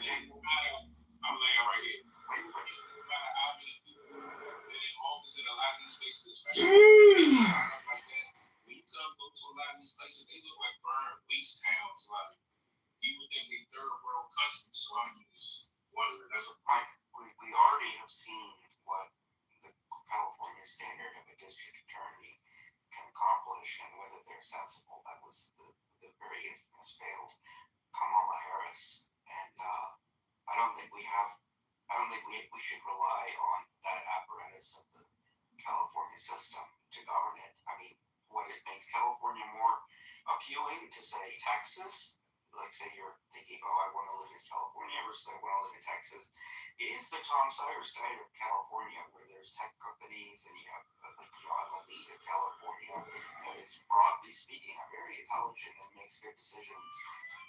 But, we don't want to talk about the Kamala Harris side of California. Yeah, that's what I was going to say is the sheriff and the DA, those two things people need to put more attention to, because if you get the wrong people in those positions and it starts going county by county with the same way of thinking about crime and how to deal with it, you can lay waste to large parts of the state. And Northern California has its red and blue problems with crime in some counties. It's all blue almost, but you'd be surprised. There's a lot of red in California, and a lot of people who don't want to put up with any of this shit anymore. And so anybody who's progressive and even supports anything that has been going on, I think is going to have a hard time turning this shit around, because that's why it's good. Like I said, it's going to be super interesting. I think it might turn red, and I wouldn't even have said that 2 weeks ago. And the more I'm hearing, I need to read. It's going to get spicy here in California. I just can't live my life basically. Your vote could actually count? So I You can't think, well? too much with what other people think. It's just not. Yeah, and I'm an independent, so, but even Arnold Schwarzenegger, no one would have thought, but I mean, just there's another, Hollywood person, it's almost like Trump, it's like weird. I'm not going to talk down about my fellow Californians, but man, the progressivism is so, what's that, idiocracy, like, more Rondo, like, the retardation is just out of control, and we're almost to the point, I think, where people with half a brain are like, what have we been doing? We need to, like, shift gears, or, start turning this ship around, and, I don't know. I think any progressive who is running and would support Gavin Newsom and any of those agendas, and Bass, and like Oakland was horrible forever. San Francisco, unfortunately, is horrible. You go there, unfortunately, you got to get a shit map, which that is true if you look it up. California does get it, San Francisco has shit maps that you upload every day, new ones, so you know where to be be careful walking, and it's just embarrassing. And yeah, we were talking about China earlier, where it's interesting to see what California did when China came over here, and it is crazy how all these people. What the hell is it meant to be? Hola, señor Homelander. He's Captain Sombrero. Yes, but God, you're such a moron. Deep. What is it? Show him. Yeah. Okay, okay. Shh. Interesting China, Bro, you're gonna love this. It's coming now. You want an extra block and sour cream? All done? What, didn't bring nacho cheese to the party? It's interesting. Oh, wow.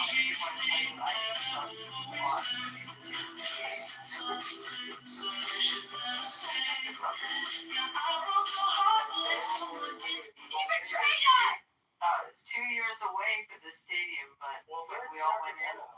Yeah.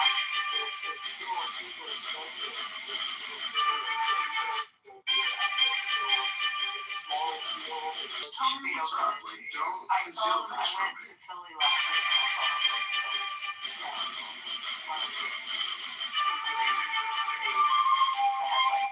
Like 9 or 12. They had 12 runs. Thrive. You're exceeding. You're excelling. You're feeling great.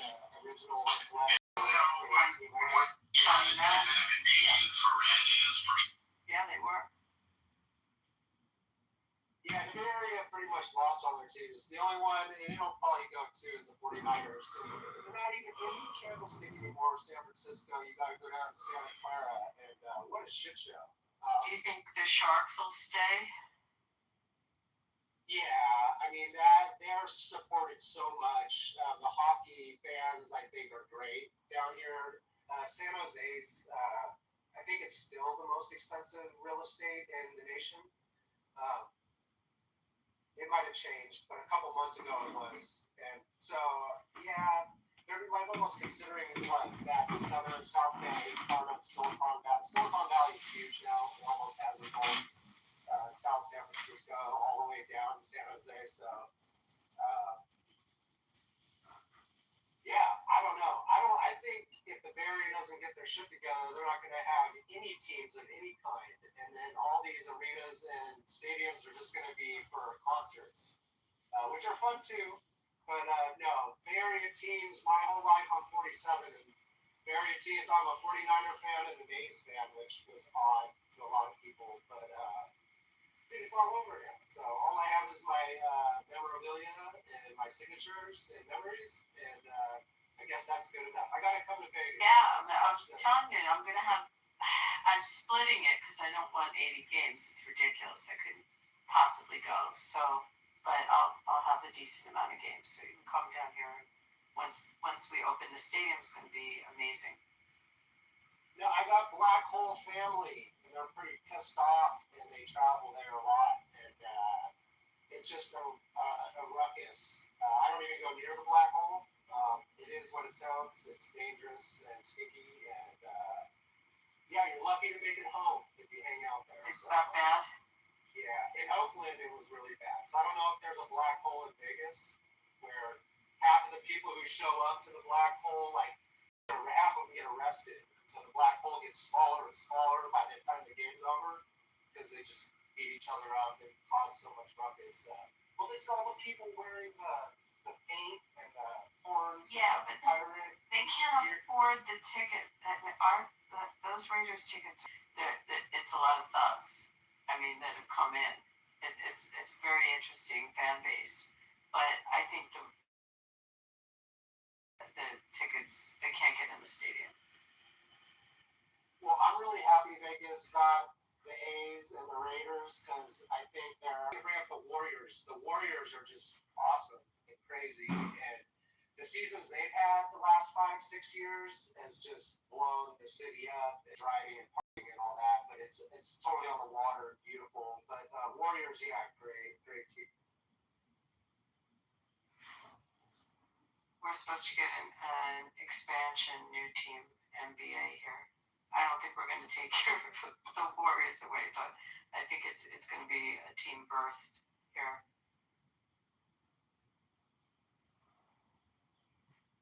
Are all the mods sleeping? Joe, I maybe leave and come back. What's up, Hanson? Hey guys.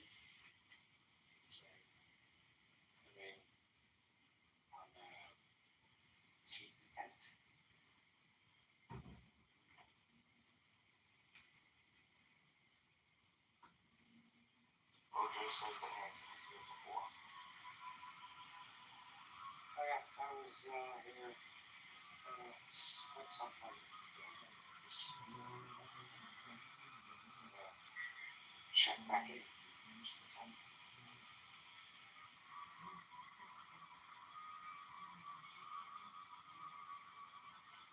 I can't say much that's interesting about Trump, other than the dramatic.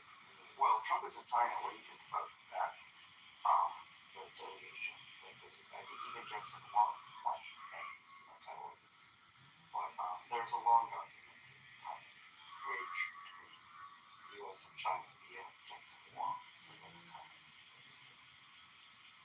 Yeah, Jensen wants to sell his product, and then, but it is a trepidation belief that will help anything consumers, literally increase sales and handicap or staggered product, not selling them most advanced chips, but some of them are 2 generations behind. Yeah, I just don't think 2 generations I don't think it's I hear a little bit of skeptical. Yeah, I don't think it's staggered enough. So, but then interestingly, the Chinese were suspicious of the H20 as well, because the officials were thinking that they may have. That didn't help. that was like truckloads or trainloads of data. I mean, they want hacked, but then they give this narrative that they are all they developed infrastructure. They're not a third world country anymore. But then when it comes to these pressure points, this Tianjin thing still happened.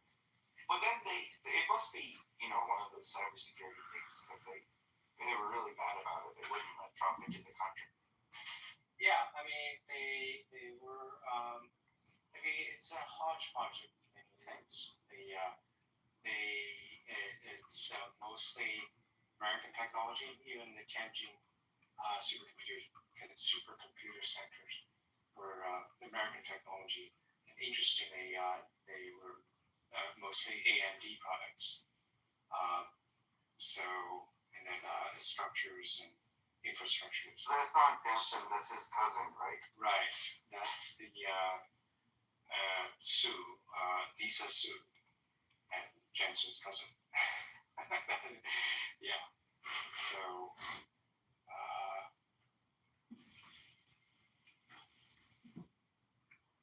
I just saw the interview she gave when they were talking about open AI integration with AMD ecosystem, because I'm not so aware of the hardware side, but it was interesting that they were, because people think that it's all NVIDIA, but right. Yeah, I mean it's they have second AI, right? And so.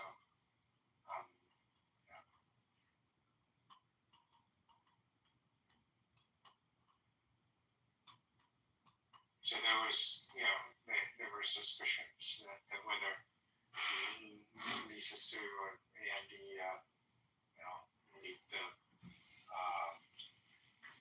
key points or whatever. So, and so that's why the Chinese government hadn't approved, even though they hadn't approved the purchasing of H20. And so, Jensen wanted to sell his wares, but he's like, there's caught in between. But I just don't think the staggering is far enough. Because if you leave it up to the Chinese businesses, they clamoring for the chips. This is a pretty dangerous visit. I think that looks like Xi is saying Taiwan is important, and this is the first time in my lifetime I've ever seen a naval war. Because we had the other branches of the armed forces work with a big scale in Iraq, but a naval war, with the Gulf of Hormuz, the Strait of Hormuz. This is where a possible Taiwan situation would occur.